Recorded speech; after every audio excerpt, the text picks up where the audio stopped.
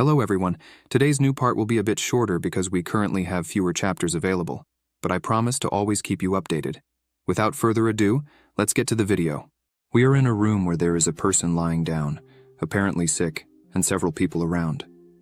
The one lying down is named Xiao. A woman is by his side, crying, for we do not see old Xiao in his better days. The fifth disciple, Shan, says that the old man is already exhausted, and asks the senior disciple Kivan what they should do. Kivan says the answer is obvious. Sivan says he will go out to look for another elder to learn from, as staying there praying for this old body would not help Kivan get any stronger. Kivan thinks that this kind of person who goes out on a simple mission and comes back crippled and wounded is a complete waste of time for them. Kivan knows that if it weren't for him exposing the martial arts of the elder, surely the old man would not die like this. The second and third disciples, Haoran and Feng, just agree with Kivan. The fourth disciple, Zheng, says that it was about time for this old man to die. Zheng had been looking forward to this for a long time. Zheng emphasizes that all those who still cherish this monk time should be treated as one. The young master would become the disciple of the second elder, who has the highest number of female disciples. The girl who was there listening to all this gets angry at everything and clenches her hand while cursing everyone there. She stands up and shouts at everyone that if it weren't for Xiao, none of them would be able to surpass the cultivation limit and become immortals. She points out that it might now be too late, and the old man may turn into a pile of bones. She screams that all there were just ungrateful animals. This leaves everyone extremely angry. Feng approaches her and slaps her face, throwing her backward. As she fell to the ground, Feng tells her to have more respect. Feng was clearly irritated by her words and asks who she thinks she is to speak to him that way. Chivan draws Feng's attention, saying, if this poor thing wants to stay with the old man, let her stay.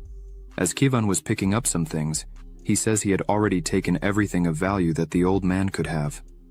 Feng, while carrying some things, smiles, saying the useless old man was a perfect match for his useless slave. The woman was still on the ground, trembling as she tried to stand up, thinking all there were nothing but traitors. She finally manages to get up from the ground and, with tears in her eyes, wonders how these traitors could do this. As she was on the ground, the elder calls her. She runs back to the bed's edge, asking if Xiao was okay. Because the ungrateful ones had already left, and she would take care of him. Xiao says that after he took her to the top of the mountain, he never asked if she wanted to become his disciple, nor did he even try to guide her cultivation. Xiao sighs and asks if she hates him. She's a bit embarrassed to answer and says she knows her roots and bones were not so good for cultivation. This woman's name is Ji. She explains that, in the beginning, Xiao saved her from a slave trader, and for that, Ji has always been deeply grateful. Since that moment, Ji never had any complaints. She emphasizes that she only hates the injustice of the heavens and the treacherous villains, for a good person never dies a good death. Xiao begins to sit up in bed and says that if he had accepted her as a disciple before. Xiao begins to cough before finishing the sentence. Zhi is worried about him. As Xiao looks at his hand, he notices there was blood on it and says, it seems he is about to die. Zhi kneels on the ground and kneels before Xiao. Zhi starts shouting, saying that if Elder Xiao does not hate her, then accept her as his disciple now. In the future, she will surely kill all those traitors who left here and avenge Elder Xiao. She makes it very clear that she will not stand up until Xiao accepts her as his disciple. This leaves Xiao somewhat impressed. Xiao turns to the front, places his hand on his chest, and says he might be on the brink of death, but he is not stupid. Then, Xiao asks Ji if he accepts this, wouldn't he just be hastening Zi's death? Ji, concerned for Xiao, asks him to stop moving around. Xiao takes a small bottle in his hand and says that this pill bottle is the last essence of condensation. Even though it's not great, it's the only thing he could offer her at the moment. Seeing this, Ji's eyes fill with tears. Ji asks Xiao to lie down and not worry so much about her, but Xiao tells Ji it's okay. He wouldn't die so quickly. After saying this, Xiao starts to cough and feels something very strong, dropping the bottle. The bottle breaks on the floor while his eyes start to close. He sees Zi saying she was wrong and didn't need to become his disciple, but he needed to wake up anyway. Xiao starts to wonder if this really is his death. He thinks Zi is crying too loudly and it's hurting his ears. Xiao thinks he's very annoyed, and the reason for this is for not having accepted Ji as his apprentice earlier. He thinks his end has really come, but suddenly, a voice says, officially launching the disciple bonus system. Xiao is a bit confused seeing this and wonders what it could be, but he receives an infinite gold pill. Just one of these pills contains the equivalent of spiritual energy of about 10,000 essence gathering pills. This pill contains so much energy that it can be used to advance a whole realm of cultivation or heal any kind of injury. Xiao takes the pill in his hand and rubs it on his face while crying, saying he's been in this world for 20 years since he crossed over, and finally, the hack has arrived. 20 years ago, I, Xiao, arrived in this world due to a car accident. I thought I was the main character of an illustrious family with exceptional talents. I even reached the foundation building stage before I was 10 years old. But after I entered the Hongmeng sect, my cultivation stagnated, and I never made any progress again. I became the laughingstock of everyone. However, the heavens have given me a second chance. Xiao asks the system what this reward he received is. The system informs that, as the name suggests, the host will receive things in return for everything given to his disciple in the name of the master. Xiao asks if this also applies to skills and knowledge that his disciples receive. The system responds that, yes, it also counts under the teachings of the host.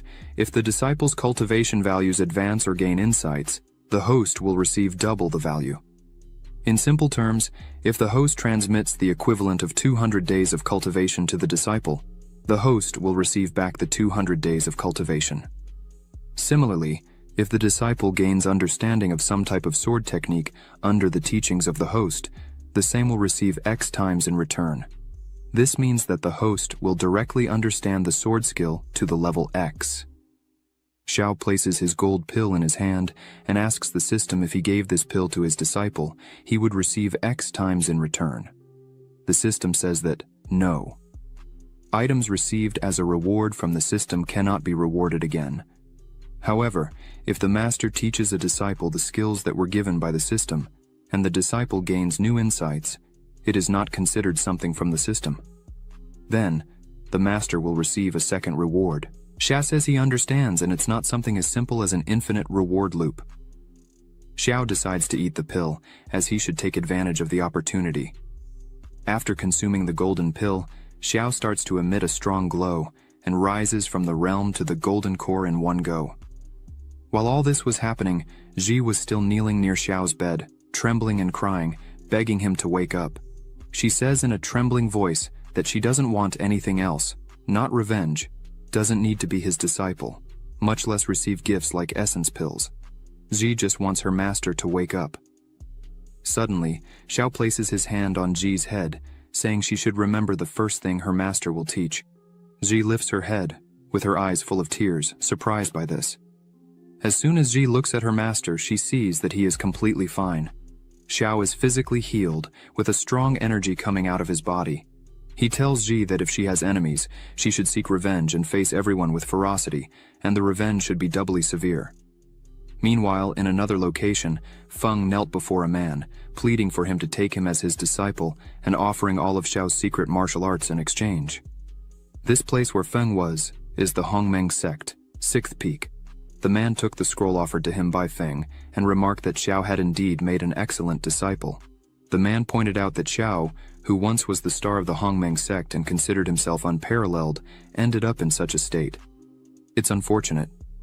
This man is the elder of the 6th peak and head of the discipline hall, Wang Na. The elder told Feng that if he truly wished to become his disciple, it could indeed be possible. But the elder showed a ruler called the Ruler of Repentance. This ruler is capable of dissecting a person's spiritual roots. The elder said that if Feng could extract Xiao's spiritual root, then he would accept Feng as his personal disciple. However, Feng should be careful when holding this ruler, as once it comes into contact with blood, it won't easily come off without a proper method. Feng held the ruler and told the elder not to worry, as he, Feng, would not let the elder down.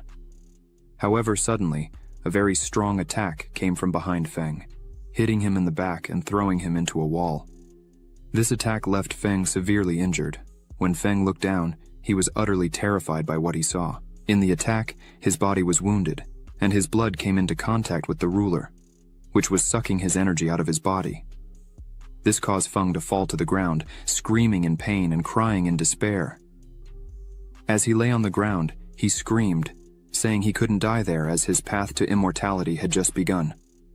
Elder Wang Na, confused by all this, asked who could have done this. Looking up, the elder saw Xiao and Ji flying. Xiao looked at Wang Na and said that if he really wanted his spiritual roots, Wang Na should come and get them himself. Wang looked up and apologized to Xiao, saying it was just a joke he was playing on Feng and nothing serious. But, while saying this, Wang was actually wondering how Xiao had such a strong aura, as Feng had said Xiao was on the verge of death. It didn't make any sense.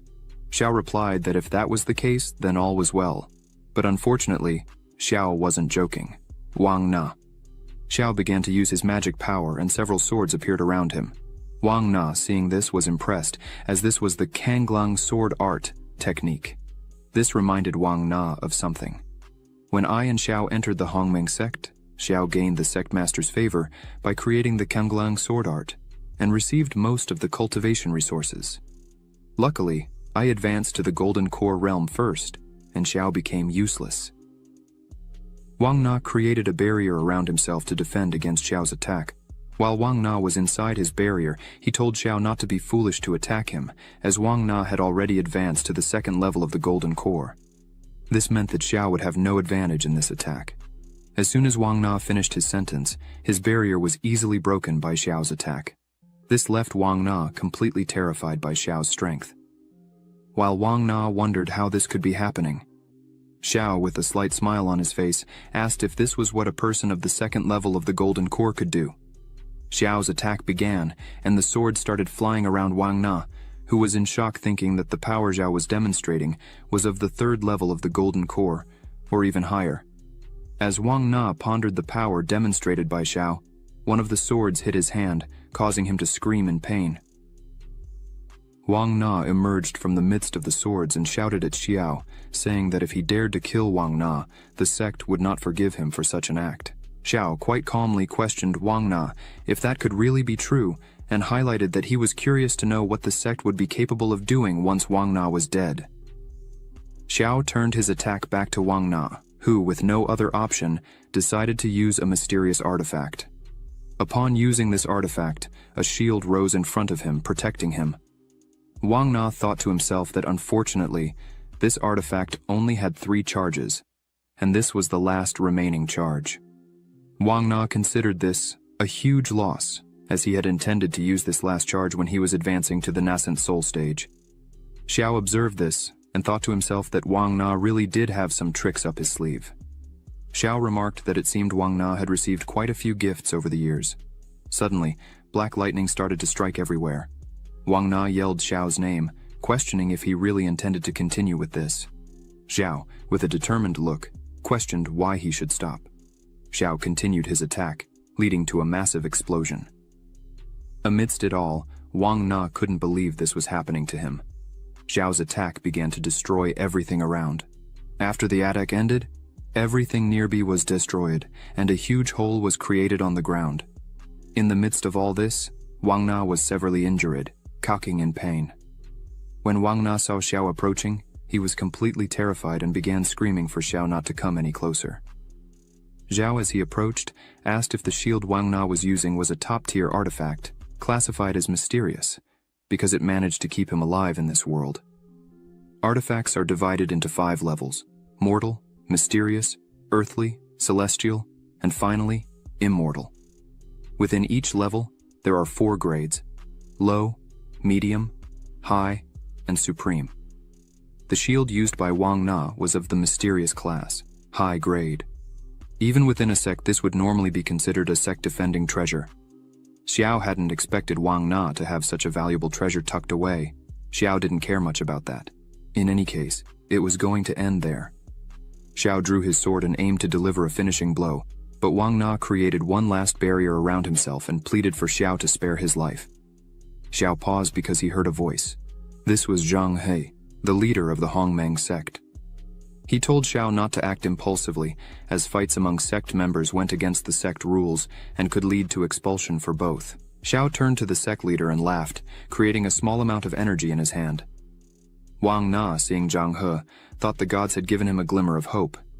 So he began to beg for help, saying Xiao was beating up everyone there. But in the blink of an eye, Zhang He used his power to strike Wang Na's face, telling him to shut up.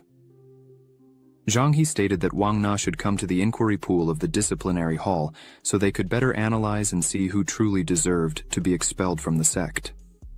Wang Na, severely beaten on the ground, said in a trembling voice that it wasn't necessary.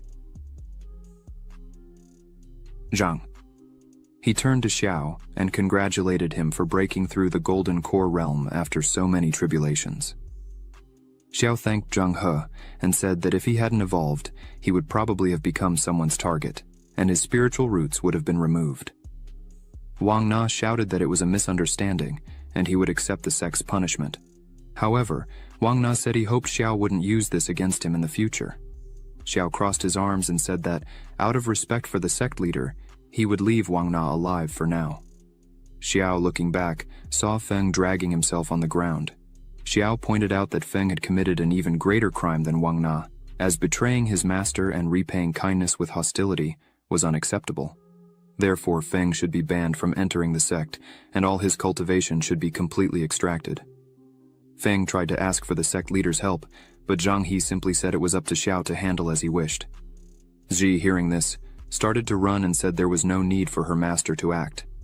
Feng, seeing this, called Ji useless and launched an attack against her. Ji stood completely still as the attack approached. Then, she began to gather magic in her hand and effortlessly defended against Feng's attack. This left Feng completely paralyzed, as Ji had been considered useless until recently. Feng asks when she had learned the Kanglang sword art. Hearing this, Xiao begins to explain that 3 days ago Zhai was sitting. The system pops up with Zhai's specifications. Name: Yan Nu, true identity, disciple, comprehension, 260, root, 15, talent, innate immortal sword. Inactive activation requires reaching the foundation establishment stage to gain recognition from the Lin family's ancestral sword embryo. Xiao thinks to himself how incredible innate immortal sword talent is. Ji asked what an innate immortal sword is.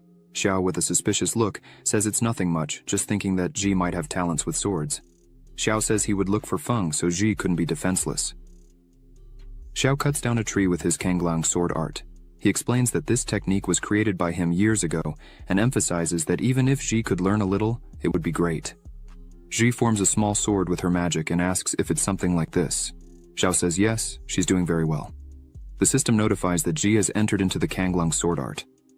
Another window opens, stating that teaching the disciple the Kanglang sword art, a mortal grade sword art, rewards tenfold. The host is rewarded with the sky-slicing technique, high-level mysterious grade. This makes Ji the real treasure there. Ji approaches Feng, preparing to step on him, and starts saying that even with all the guidance from Master Xiao, Feng still couldn't learn to use this technique. Ji stares down at Feng, who begs Ji to stop. Then, she asks who the useless one is now and steps on his chest, causing Feng to scream in pain. Ji turns to her master Xiao, saying that the spiritual root of the traitor Feng has already been destroyed, and asks Xiao to verify. Xiao, looking at her, says, "She did a great job." Zhang He says that now Xiao has explained his punishment, it's Wang Na's turn to be punished. Zhang He asks to take Wang Na away to resolve the matter. Xiao turns to leader Zhang He and asks when Xiao said everything was finished. The leader Zhang He, a bit confused, asks Xiao what he's talking about, since a while ago, Xiao said he would spare Wang Na's life. As soon as Wang Na hears this, he gets up worried, asking what more Xiao wants from him. Xiao gives a slight smile, saying he indeed intends to leave Wang Na alive, but turns with a cold look and says he won't let Wang Na go just like that. Xiao says it will all depend on Elder. Wang Na's sincerity. Wang Na starts to smile and takes out a bag, saying all his treasures are inside. Then Wang Na offers the bag to Xiao, hoping it will be enough. Xiao uses his magic to quickly grab the bag, saying Elder Wang Na is a wise and truly enlightened person. Xiao thanks Wang Na for the gift, bids him farewell, and calls his disciple Ji to leave. As the two were leaving, Ji highly praises her master Xiao, who in turn says they would rest today, as tomorrow he himself would guide Ji's cultivation. Wang Na just watches all this. Leader Zhang he bids farewell to Wang Na and asks him to take care. Wang Na, with a battered face, is extremely annoyed with everything and thinks this won't end here. The next day, at the 7th peak, Xiao was checking what was in the bag he received from Wang Na. As Xiao looks through it, he sees there were a lot of things, even elixirs good for the Golden Core realm. Even though they were not of good quality, they would still serve. Xiao picks up 2 scrolls in his hand, one of mortal grade and the other of earth grade. Xiao thinks that this medium-grade primordial technique would be perfect for Ji to establish a foundation. Xiao looks over everything there and thinks that, amidst it all, the most valuable item would be this sword called the 5-element seal, earth grade, intermediate level. Xiao thinks none of it would be useful to him, as he needed nothing there. Then, Xiao decides to give everything to Ji, because when it comes to treasures, the system's rewards will always be better. Now that Xiao had looked through almost everything, only one thing remained. A small bag filled with high-level spiritual stones. Xiao thinks Wang Na must have mined a lot in recent days to have all this. Xiao thinks now it's all his, and he's rich. So maybe he'll create a small village one of these days. Ji arrives and knocks on the door, saying Xiao had told her to come in 2 hours for training. She asks if she can come in. Xiao says yes, asks Ji to sit with him. The cultivation realms for practitioners are postnatal, innate, chi refinement, foundation establishment, golden core, nascent soul, separation realm, integration realm, Mahayana realm, transcendental realm. Each realm is divided into 10 minor realms. The postnatal realm strengthens the blood energy to temper muscles, bones, and skin, enhancing physical strength and its quality. The innate realm fills the blood and chi to form internal energy, increasing the power of martial arts and physical defense up to the transcendental realm. Should you reach it, you may ascend to immortality, but this is only a level few have reached. Xiao and Ji sit opposite each other, touching hands. Xiao says he will start by teaching the primordial technique. He asks Ji to focus on comprehending with dedication. Ji agrees, so they begin. While Ji is extremely focused, Xiao is guiding her, telling her what she should do. Xiao says to circulate the qi behind her body a few times to gain understanding. The system window pops up again with the same specifications as before. Xiao sees that Ji only has 15 spiritual roots, so Xiao asks the system what the score of an ordinary person would be. The system shows it's between 50 and 60 points. This explains why Ji easily learns techniques, but when it comes to cultivation, she has a lot of difficulty advancing. Xiao decides he himself will have to force qi for her to refine her essence and marrow. Xiao places his hand near Ji's head, and energy starts to envelop her, passing through her entire body. Ji opens her eye, and now she is at the 10th stage of the postnatal realm. Ji is very worried about Xiao and questions him, asking why he did this, as providing qi directly like this can be extremely costly. It might cause the person to lose cultivation, regress realms, and even injure the provider's body. Xiao places his hand on her head and tells her to be at ease, as her master is very well. The system pops up for Xiao, notifying that he sent 100 days of cultivation to his disciple, and thanks to this, he gained 500 days of cultivation. Xiao, seeing this, thinks he's actually much better off than before. Xiao gives a bag full of riches to Ji, saying all this was a gift from him to her, as before he didn't have much to offer, but now he can provide good things. Ji, seeing this, becomes extremely happy, as she had never received such treatment before. The system shows Xiao gave Ji a 3rd-grade Huan pill and 10 2nd-grade pills. Then, he will receive 15 times this. The system shows he received a 4th-grade Huan pill. Ji thanks her master Xiao again for having saved her life in the past and now teaching her for the future. She says she will serve him at any time he needs. The system shows again that Xiao gave 17 martial arts to Ji, then received 20 times reward for this. Xiao obtained a celestial grade, supreme-ranked 1,000-mile sword art. Xiao tells Ji not to be so modest with him, as everything that's his is also hers. Xiao asks Ji to train carefully today. After she has managed to absorb this, he will give her more than qi directly for her cultivation. Ji is surprised, as there will be next times. The system shows Xiao gave Ji the martial art 5-element seal, mid-rank earth grade, and for this, he was rewarded 20 times, receiving a gentle wandering sword, supreme rank Earth grade. Ji doesn't understand how her master can give her so much qi. So, she tells him to be more careful, as this might be charged, it doesn't seem safe. Xiao smiles, saying he is very well, and if Ji does not believe him, she just has to wait a little, as he will soon go into seclusion for 3 days. Xiao guarantees that he will rise to level 5 of the Golden Core realm. Ji gets excited and says she will protect Xiao while he is cultivating. If anyone comes close, she will take care of it. Xiao tells Ji to be careful and not to stress too much and to practice properly. Ji says it's okay and will practice right now. Xiao opens the system window to check all his rewards. Xiao takes the Huan pill in his hands and thinks he had heard about it before. This pill can only be cultivated by someone who has a nascent soul. The heavenly materials required are the rarest to find for 4th grade elixirs. Xiao thinks that even if he searched the entire Hongmeng sect, he probably wouldn't find even 5 of these pills. But that still wasn't really what Xiao was eyeing, as the reward Xiao most wanted is the 1,000-mile sword art. This art is practically the pinnacle of all fencing. If Xiao combines the 1,000-mile sword art with his new high-level Earth-grade sword, Gentle Wandering Sword, it becomes basically unbeatable. Xiao gets excited about all this and decides to test the real power this combination could have. Xiao sends a small attack at a stone and easily destroys the stone. Xiao is surprised by the 1,000-mile sword art, as this skill emphasizes the way the sword is manipulated. Xiao thinks that if he gathers more swords, or gets more valuable swords, it would be child's play to challenge stronger realms. But that would be for another time, as now Xiao will assimilate the cultivation received from the system. Xiao is quite confident this time. He believes he might reach, or even surpass the 5th stage of the Golden Core. Meanwhile, in the Wang sect market, Zhang and Li Shan were walking carefree until, out of nowhere, 2 women start commenting on Xiao, saying he recently ascended to the Golden Core, and that Xiao had a confrontation with Elder Wang at the 6th peak, and apparently Xiao defeated Wang in a humiliating way. This caught their attention. The 2 women highlighted that Xiao was willing to sacrifice his own spiritual roots to assist his disciple. The other woman says that's so perfect and envied people who had a master like that. The 2 were completely in love with Xiao.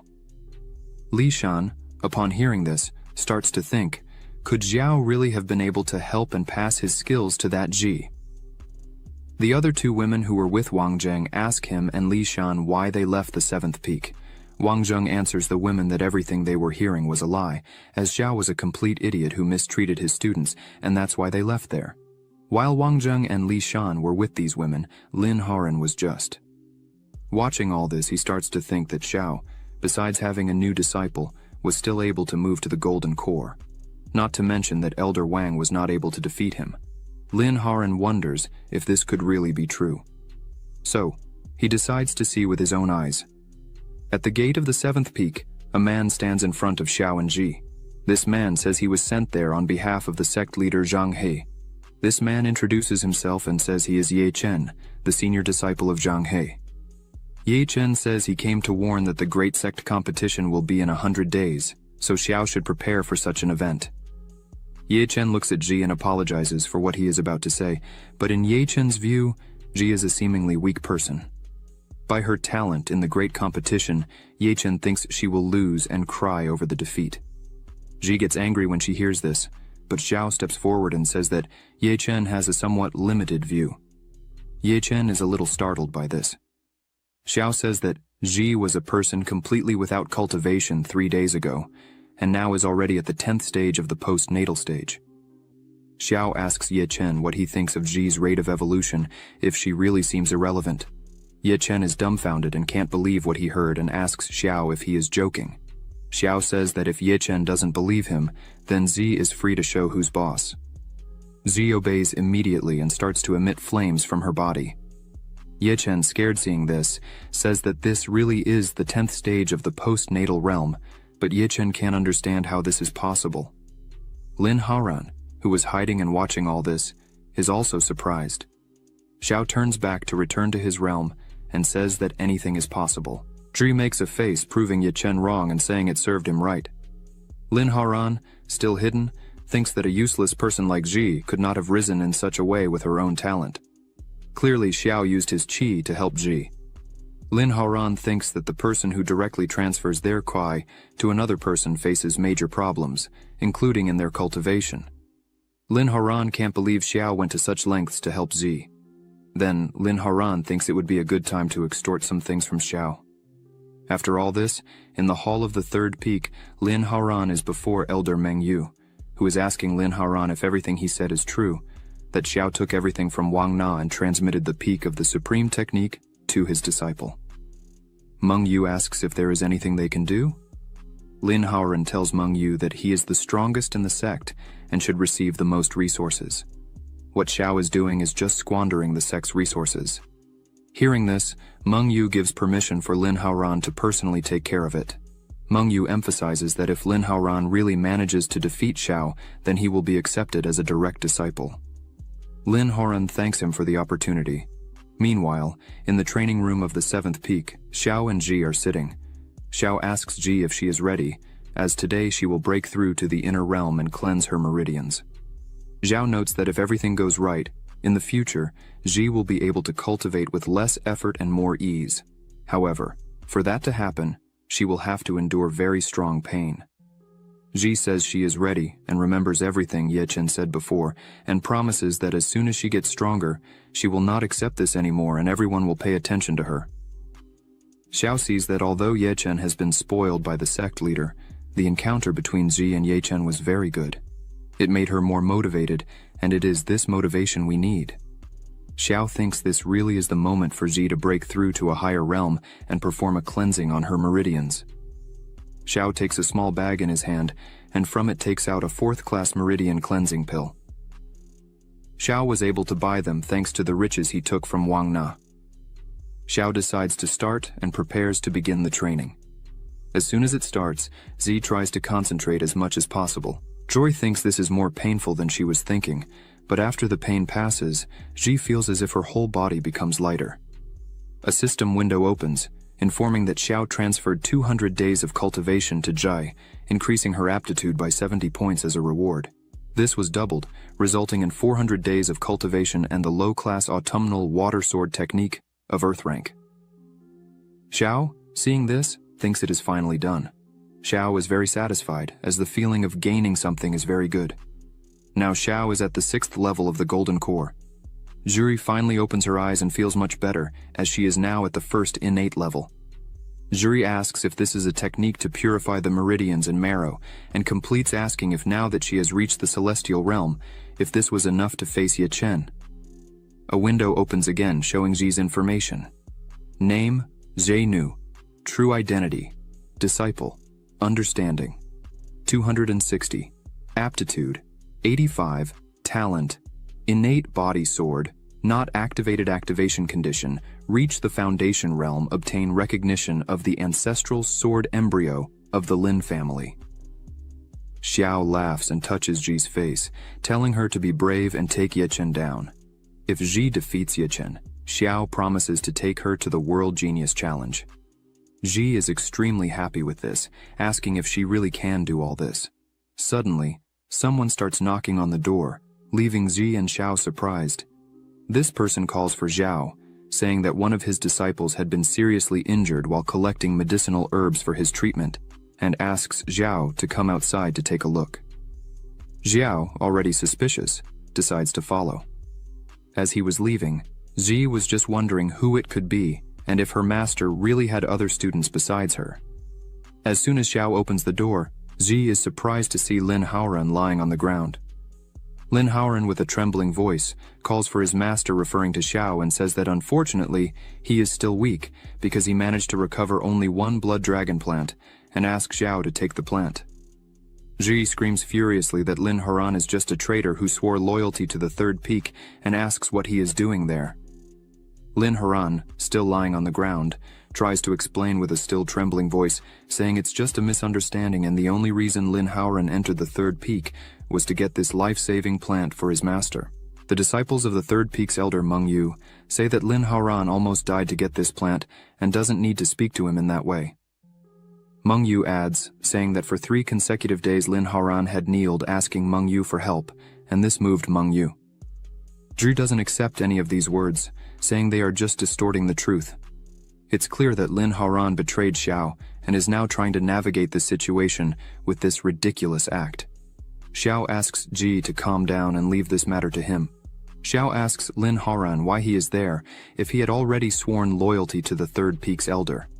Xiao smiles with a cold expression and asks if Lin Haoran really wants to return to his side. Lin Haoran kneels in front of Xiao, saying he recognizes the weight of his sins, and for having betrayed his master, he is unworthy. However, Lin Haoran begs for forgiveness and asks that Xiao accept this blood dragon herb.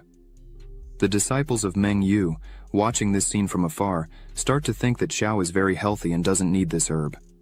Another disciple says that Lin Haoran's talent is deteriorating, and if he doesn't get a Class 4 pill, his future in cultivation will be very bleak. The two look at Xiao, saying it's good he has such a pill in reserve. Because of him, Lin Haoran was harmed. Lin Haoran looks back with a smile on his face, saying that's not true.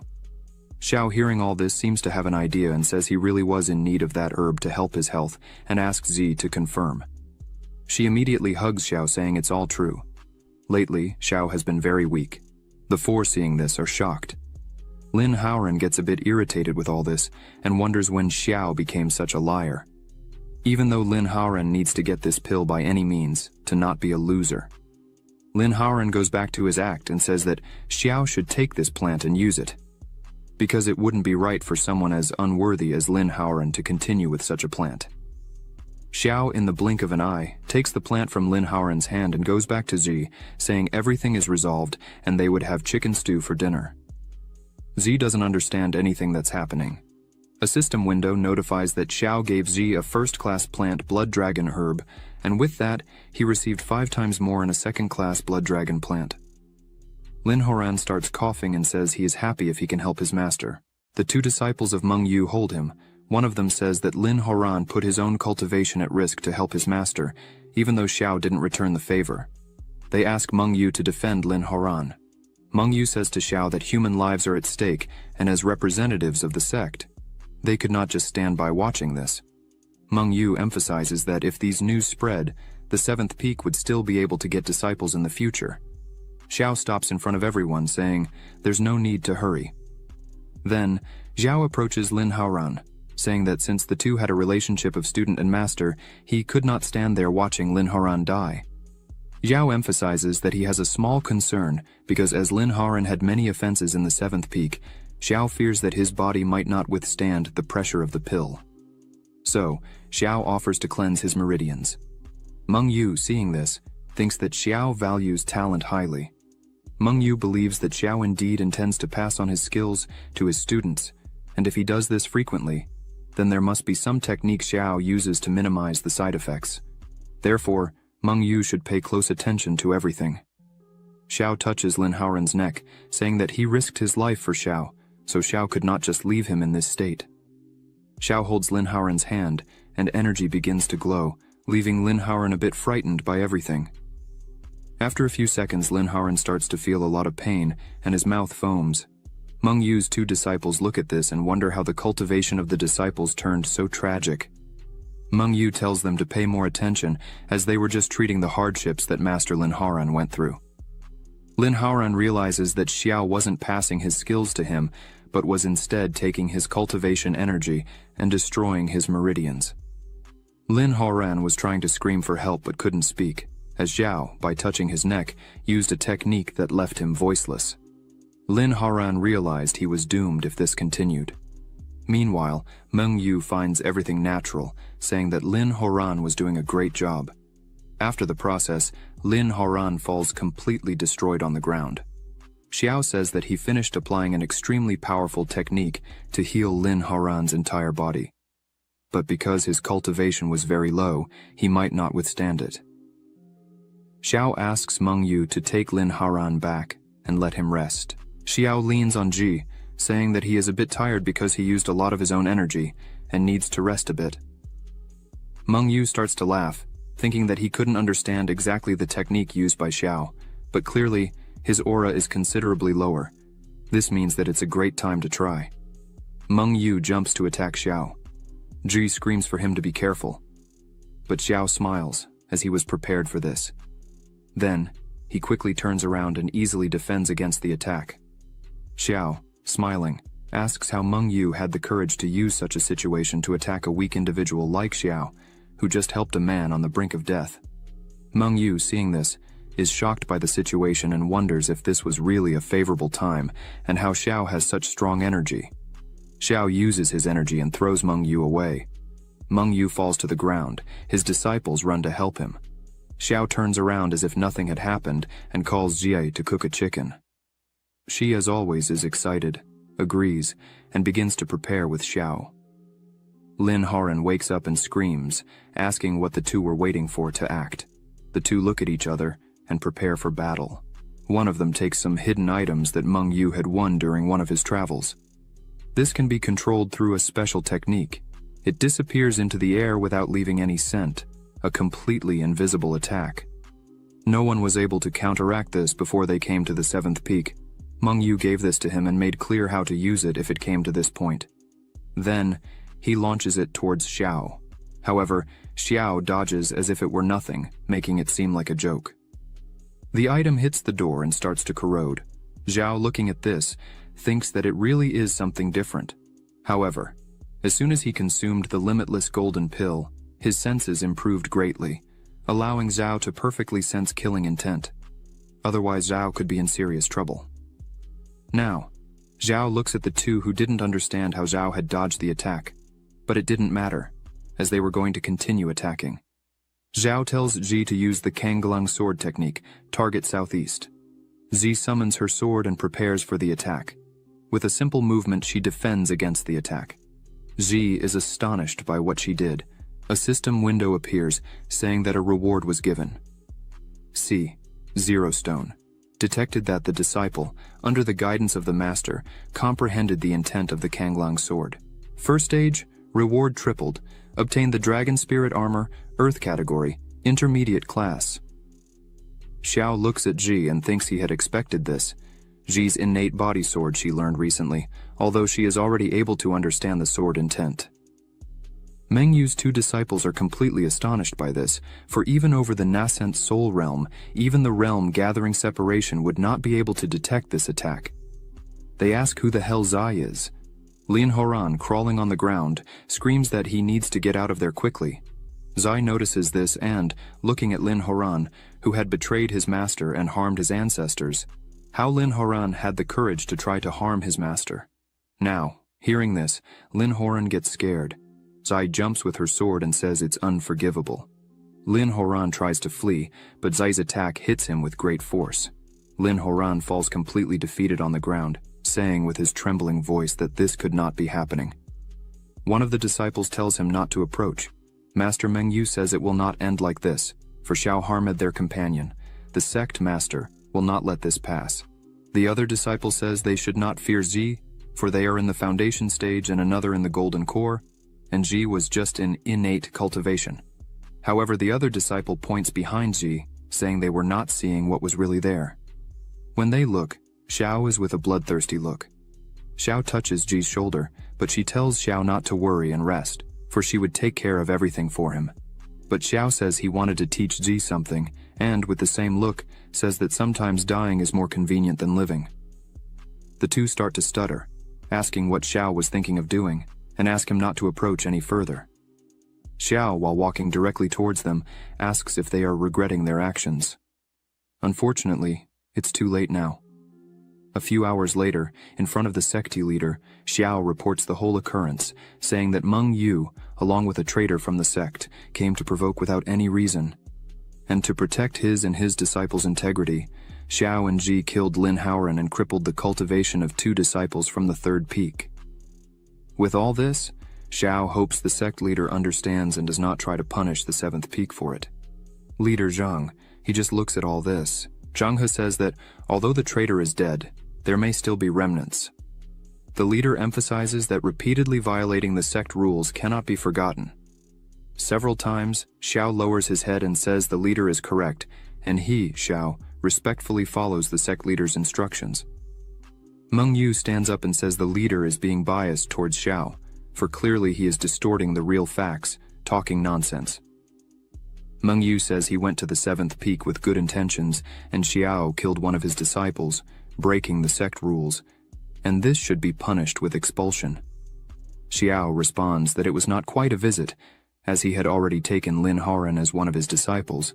Meng Yu should be responsible for Lin Haran's life and death. Xiao asks what the purpose was in taking him to the 7th peak. Xiao completes saying that visits do not need prior preparations and throws the needles used in the attack. Xiao asks Meng Yu if he thinks he can easily deceive the sect leader like this. Meng Yu, stuttering, tells Xiao not to make false claims like that. Leader Zhang. He slams his hand on his chair, showing he was annoyed with all this. He emphasizes that it really is unusual to see Meng Yu defending the sect rules like this. The leader says that since Meng Yu started all this, they should let Meng Yu set an example by voluntarily losing his cultivation according to the sect rules. Meng Yu, upon hearing this, kneels down again, begging for mercy. Zhang. He stands up and says, "That's enough. This matter would end here. As punishment for Meng Yu's behavior, he should undergo 3 months of physical penance and 1 month of reflection facing the cliff, and there will be no further discussion." Xiao thanks, saying the sect leader is very wise. The guards arrive to take Meng Yu, who is disbelieving to this point. While being taken away, Meng Yu looks at Xiao and says he would take revenge no matter the cost. While all this was happening, Ji was training seriously in the 7th Peak's training hall. Xiao opens the door and asks how Zi's comprehension was going, but as soon as he opens the door, she gets startled and quickly gets up, starting to run around Xiao, apologizing for having acted that way with the traitor. And if the sect leader had applied any punishment, she would take full responsibility. Xiao calms her down, saying that it was nonsense in her head. She wasn't at fault for anything, and she should be more at ease, for Xiao would protect her from everything and everyone. No one would be able to harm her. Xiao touches Ji on the shoulder and tells her to remember these words well. From today onwards, whether it's traitors, gods, Buddhas, emperors, or ministers, if anyone dares to offend Ji or Xiao, he himself would retaliate. All this leaves Ji with a face red from excitement. Xiao says that even if the sky falls, he will still be by Ji's side to protect her. Ji starts to cry and falls to her knees, showing gratitude. Seeing this, Xiao asks what she was doing. Xiao lifts Ji up and asks her to simply say if she wants to say something.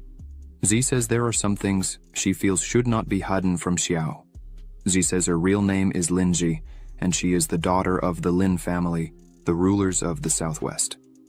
Xiao is surprised by this, as the Lin family was a recognized martial arts family in the Southwest. Xiao thinks that 10 years ago something happened, and everyone was annihilated overnight. Ji, with her eyes full of tears, begins to explain that 10 years ago, the Lin family discovered a huge spiritual stone vein on their territory, and this was a great breakthrough.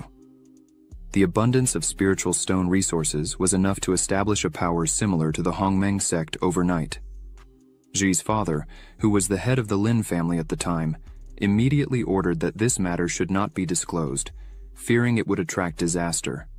However, Ji's uncle, driven by selfish motives, sold this information to the Luoyun sect because he was dissatisfied with the distribution of mineral resources by Ji's father.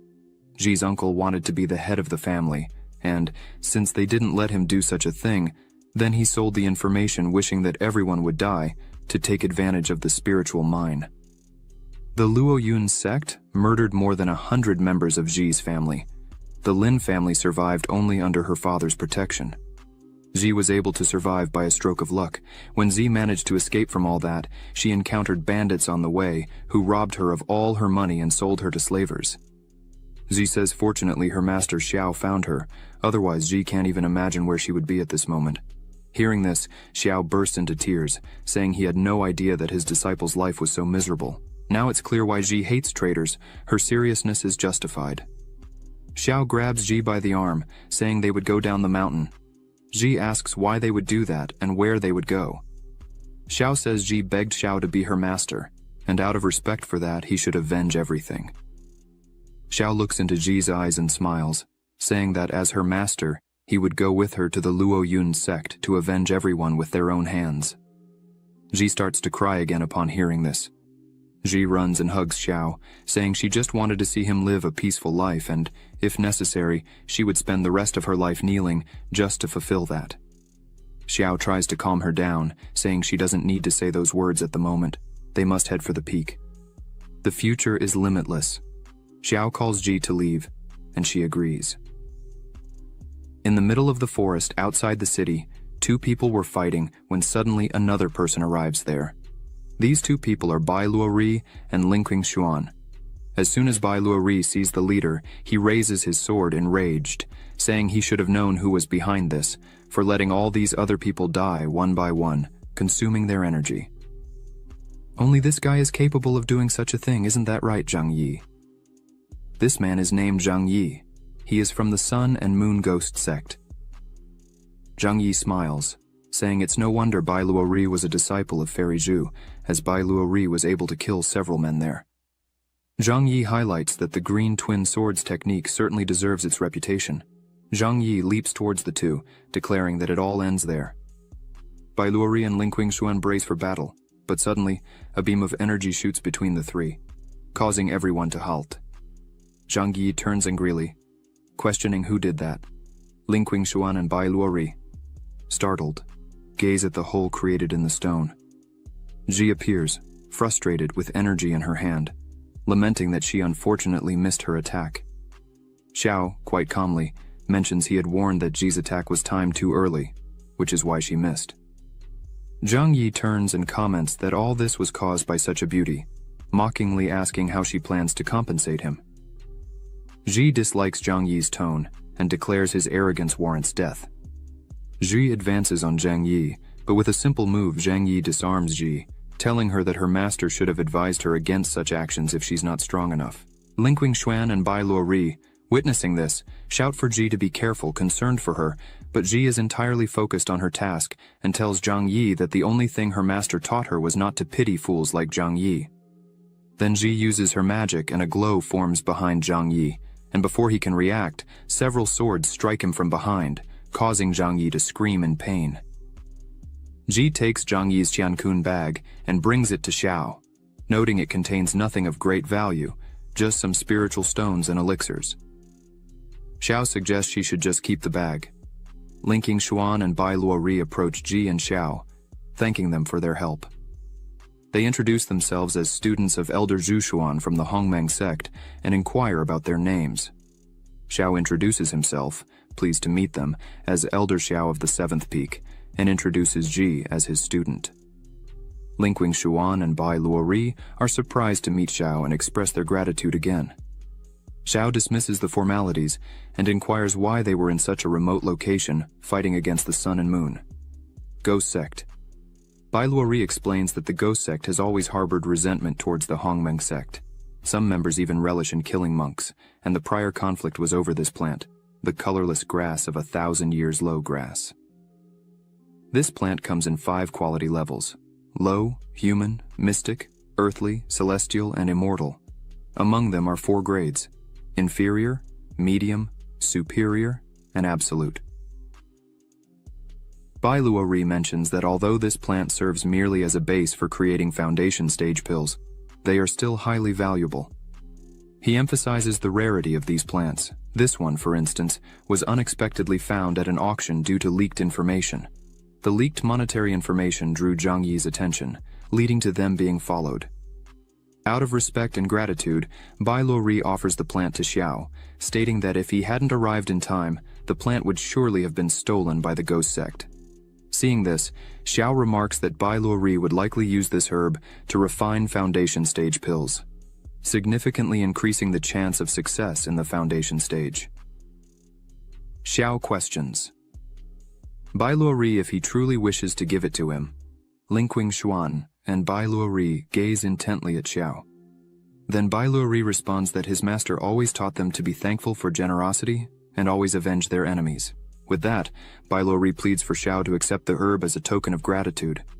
Xiao agrees to accept, but since they are esteemed students of Elder Zhu, as soon as Xiao refines the pills, he will share them. Bai Luori thanks again and attempts to hand the herb to Xiao, but Xiao looks back and suggests it's a bit early to receive such a gift and calls for everyone's attention, as he intends to teach 3 lessons to all present. Xiao advises that in the future, when they kill someone, they should focus on eradicating the root of the problem and demonstrates by launching a sword with his magic at a tree, slicing it in half. 2 people appear beside the tree that was just cut down. Bai Luori, with a frightened face, yells asking when they hid there. The woman, still crouched, says that he was acting extremely arrogant even though he is at the 1st level of the Golden Core. These 2 are called Bai Yanzi, who is at the 3rd level of the Golden Core, and Qing Yang. She is at the 4th level of the Golden Core. Bai Yanzi says he doesn't know how Xiao had the courage to kill their disciple. Fortunately, they were nearby. So unfortunately, it's time for Xiao to die. Xiao says he heard about the 2 elders of the Lunar and Solar Phantom sect a while ago, known as the Yin and Yang deities. Their soul recovery abilities are unmatched, and capturing targets is just a matter of time. It must be you 2, right? Xiu thinks that before leaving the 7th peak, he used techniques to hide his aura. Clearly, these 2 don't have that much discernment. Bai Yanzi looks at Xiao and says that even knowing their reputation, he still does not show fear. This makes Bai Yanzi even more excited for the combat. Bai Yanzi swings his chains trying to hit Xiao, but he easily dodges the first attack. Xiao looks at the trunk of the tree that the chain touched and notices something different. Bai Yanzi creates a kind of whirlwind with his chains, leaving Xiao in the middle of them. Bai Yanzi says that these chains were fused with blood and qi of thousands of people. Even a nascent soul cultivator will be turned into bones if they touch them. Xiu continues to dodge all the chain attacks and thinks that Bai Yanzi's words are very extravagant. As long as he keeps dodging, everything will be fine. But just as Xiu finishes saying these words, he feels something strange and, looking down, sees several magical skeletons coming out of the ground and holding his feet. Qing Yang, with her staff in hand, says that this staff allows her to use the souls of thousands of people as a sacrifice. Once you enter, you will never come out. Xiao, seeing this, gives a little laugh and says they still managed to coordinate attacks together. Not bad. Qing Yang screams for him to die, as now Xiao was being grabbed by several souls and chains were everywhere surrounding him. Zhi and the other 2 were completely desperate seeing this. Xiao closes his eyes, and a second later several magical swords appear around him. Xiao launches them towards the 2. Bai Yanzi becomes a bit more relaxed, saying that Xiao is merely taking form at the spiritual energy stage, and yet still wants to face the 2 magical treasures at once. Qing Yang, as soon as she sees Xiao's attack, is a bit shocked, asking them to be calm. One of the swords, as soon as it hits the chains, pierces them with extreme ease, leaving Bai Yanzi completely desperate, as he did not expect this. The sword hits Bai Yanzi, throwing him back. Qing Yang, as soon as she sees this, is completely scared by the whole situation, and thinks this is not normal. How does Xiao's sword have so much power? This is very bad. Qing Yang tries to flee. Zhi, seeing this, yells to Xiao that she is running away while Qing Yang ran desperately. She thinks those swords are not normal, because even a high-level sword being wielded by a nascent soul-stage cultivator would not be so powerful. As soon as Zhi alerts him, Xiao focuses and asks if Qing Yang really thought she was going to run away. Xiao unleashes his power towards Qing Yang, stating that she should die. Qing Yang uses the souls within her staff again, asking them to block this attack. Xiao's sword continues to advance towards the center, heading towards Qing Yang. Once this formation is broken, all the spirits will be freed. As soon as the spirits hear this, they stop and refuse to protect Qing Yang, who becomes confused and tells the spirits that Xiao is the enemy, and therefore, they should protect Qing Yang. But the spirits turn against Qing Yang and start to bite and attack her. Thus the curse is broken, and Zhao frees them to go their own ways. Linking Xuan and Bai Luori are completely amazed by Zhao's immense strength, as the 2 villagers from the Lunar and Solar Ghost sect were just killed by Elder Zhao with just 2 moves. Linking Xuan thinks that now Xiao might even be in the nascent soul realm. Zhi comes running, all happy, saying that all the treasure from the 2 who were just defeated was there with her. Xiao approaches and smiles, congratulating Zhi and saying she is getting better and better at collecting spoils. Xiao tells Zhi that there is a Qiankun bag that belongs to Zhang Yi, so Zhi could keep it. As soon as Zhi hears this, her eyes light up with happiness. Ji, very happy with this, thanks her master Xiao for the gift. Linking Xuan and Bai Luori are agape, seeing that Xiao was giving all the economy of the elders from the lunar and solar ghost sect to Ji, who was just a disciple. Ji was now boasting with 10,000 low-rank spirit stones and many elixirs. Jai asks her master Xiao how she was going to use all this by herself. Xiao says that he had already given everything to Ji, so she should save and use it very carefully. Xiao thinks it's time to see what the system gave him as a reward.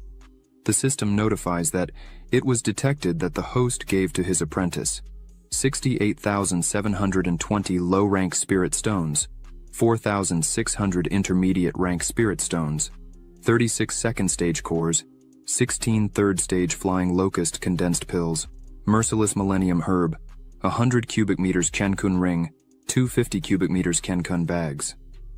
The system announces that it was calculating the rewards. After a few seconds, the system shows the rewards, which are a level 4 immortal nourishing pill, a 15,000 cubic meters Kenkun ring, 5 merciless millennium herbs, 2,000 absolute class spirit stones. Xiao is very surprised with all that he has just received. Xiao stops for a moment and smiles, as he had received 2,000 absolute class spirit stones. There are 4 classes of spiritual stones: low, intermediate, superior, and absolute. The exchange value between the higher levels is 1 to 100. This means that Xiao has 2 billion low-class spiritual stones. Xiao celebrates happily, as he just became rich overnight.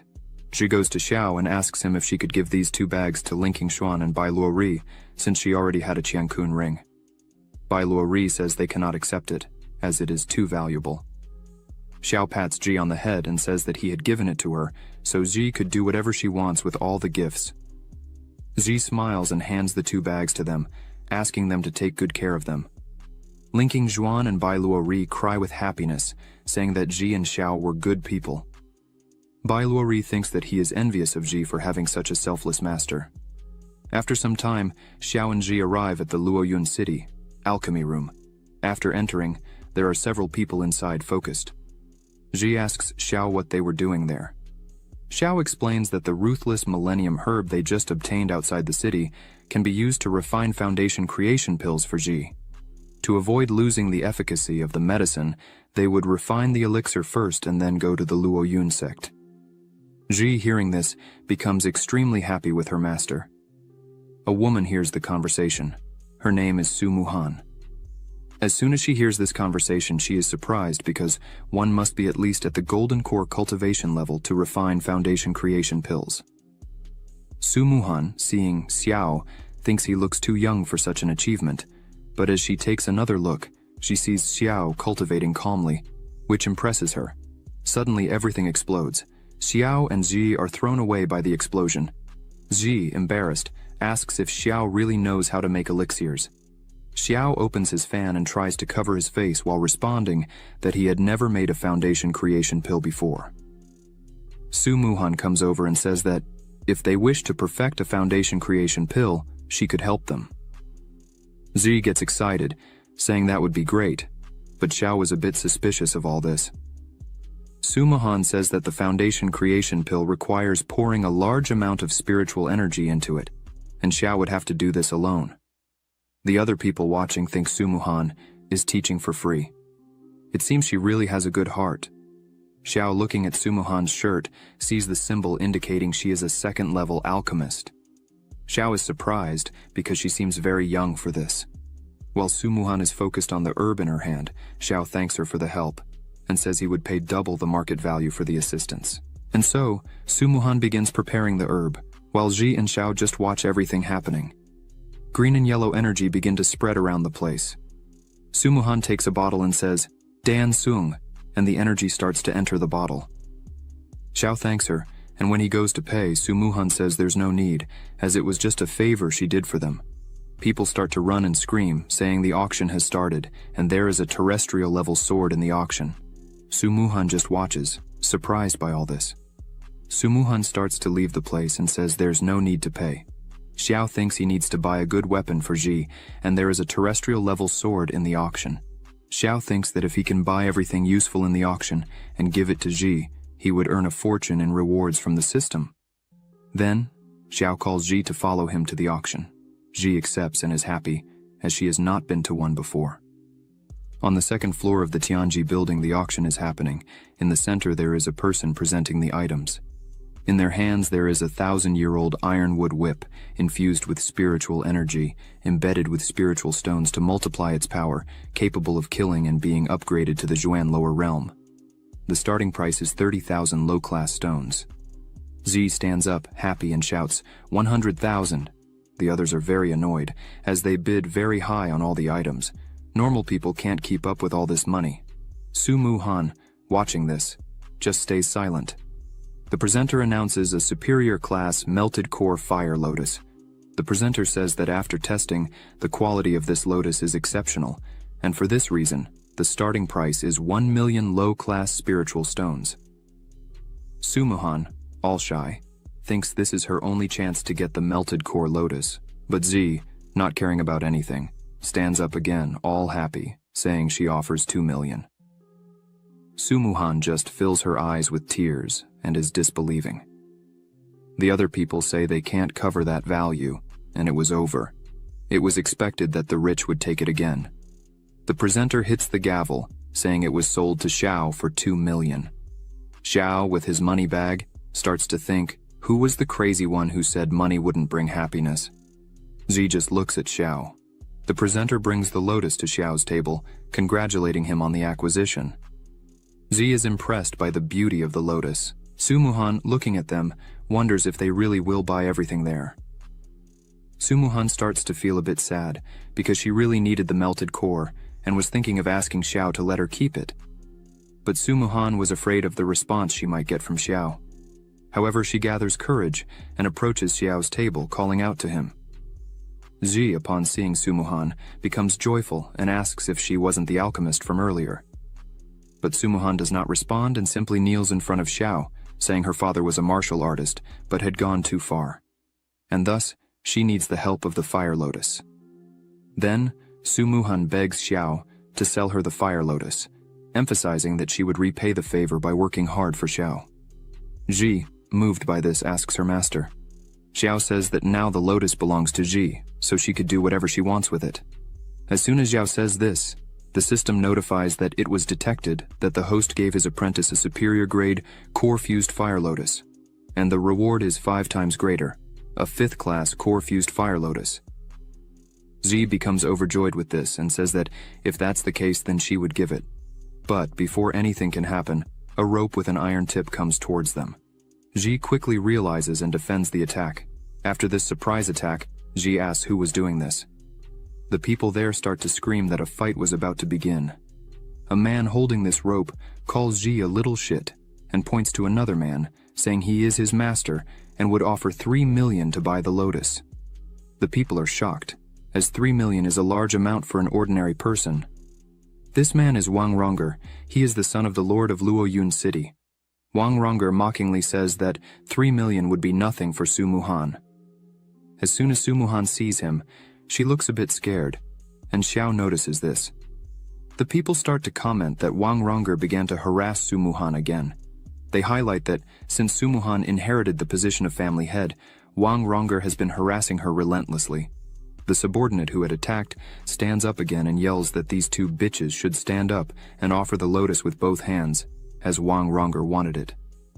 Ji puts a hand on her hip and says they would not sell, just because Wang Ronger wanted it. Su Muhan runs over and asks Ji not to be so impulsive, and pleads with Ji not to offend those people. This leaves Ji and Xiao a bit confused. Xiao says it seems like Su Muhan has some connection with that man. Su Muhan starts to explain, saying that man is the son of the lord of Luoyun City and could be considered the supreme lord there. Su Muhan says that once Wang Ronger came to her door asking for her hand in marriage, but Su Muhan did not accept. After that, Wang Ronger began to follow her everywhere, non-stop, day after day. Su Muhan apologizes and says all this trouble was caused because of her. Then she offers 50,000 spirit stones as an apology and says she is leaving. Xiao, seeing all this, thinks Su Muhan does not despair over anything, even needing medicine for her father. She did not despair when things did not go her way, not to mention she is a 2nd-level alchemist at such a young age. Xiao becomes quite excited about this situation and thinks it really would be worth teaching a woman like this. Xiao calls Su Muhan and tells her to wait a bit, as he would give her the lotus and give Wang Rongger a beating. But there was one condition.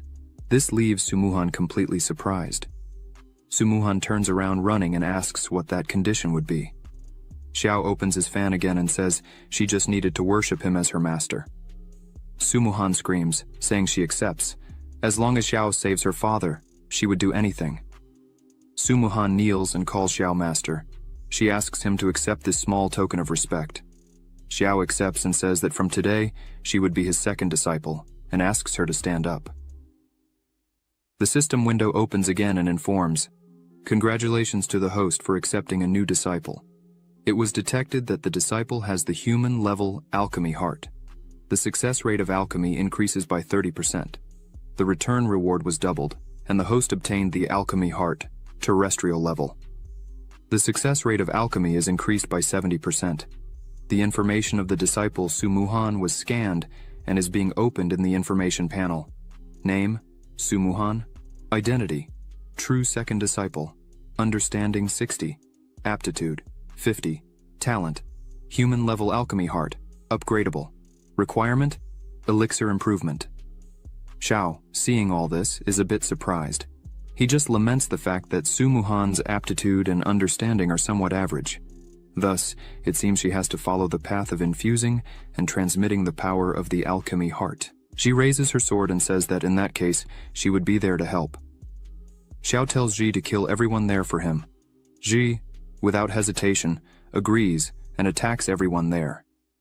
The man who had attacked before thinks Ji is just a show-off and prepares to attack again.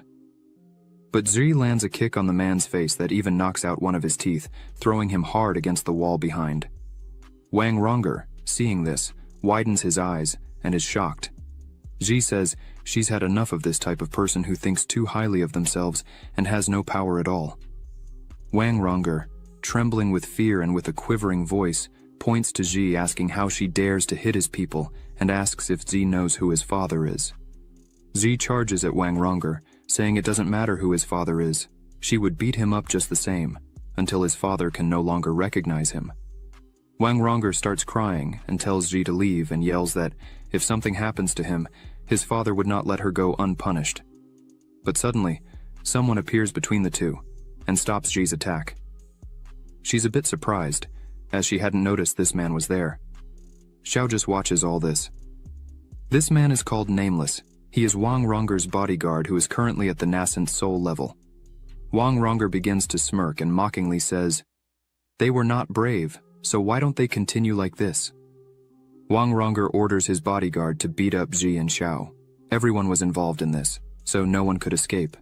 Ji just watches all this while Wang Rongger hides, like a chicken, behind his bodyguard. But his bodyguard said that the orders given to him were that he should ensure Wang Rongger's safety, but he would not interfere in his personal fights with other people. The auction presenter bangs the gavel and yells, asking what was happening there. The auction presenter says that anyone who fights inside, according to the rules, can be executed. Immediately he asks them to leave there because people who do not follow the rules of the Tianji house are not welcome there. Wang Rongger starts to withdraw, saying it would be easier for everyone this way. Before leaving, Wang Rongger tells Xiao and everyone there that it's better they control themselves in the city of Luoyun and not let him see them again. Ji was very angry, wanting to break everything, but Xiao just told her to control herself and called her to withdraw. Ji was still angry, saying that Wang Rongger was very conceited. She was not happy about it. Xiao just told her not to be so mean. The man from before asks Wang Rongger if they were really going to let them go, just like that, but Wang Rongger said it wasn't so easy to escape from him. As soon as they left there, they would catch them, as this would not break the rules of the Tianji building. Wang Rongger says they would execute Xiao and put his body at the city entrance, and with the girls, it would be a bit different. Already outside, one of Wang Rongger's subordinates was looking for Xiao but couldn't see them anywhere. Xiao was behind one of the walls and concentrates his magic and sends one of his swords to attack the three. The bodyguard sees the sword coming in time, then grabs his sword and tries to defend the attack. But Xiao's attack easily breaks the bodyguard's sword and goes directly to Wang Rongger, hitting him and throwing him to the ground. Xiao appears in front of the three. The subordinate from before yells at Xiao, asking how he dared to kill someone on the lands of the Tianji house. Xiao, very calmly, tells them not to be so foolish, as Xiao had waited for them to leave the Tianji house to kill him. Thus, he hadn't broken any of the rules there. This leaves the subordinate without answers. The bodyguard drops the rest of his sword on the ground and says that Wang Ronger was authoritarian, idiotic, and annoying, but the bodyguard was paid to protect him, and so he should be loyal to Wang Ronger.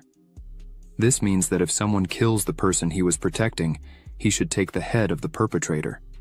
Otherwise, the Wang family would hunt him to the ends of the earth.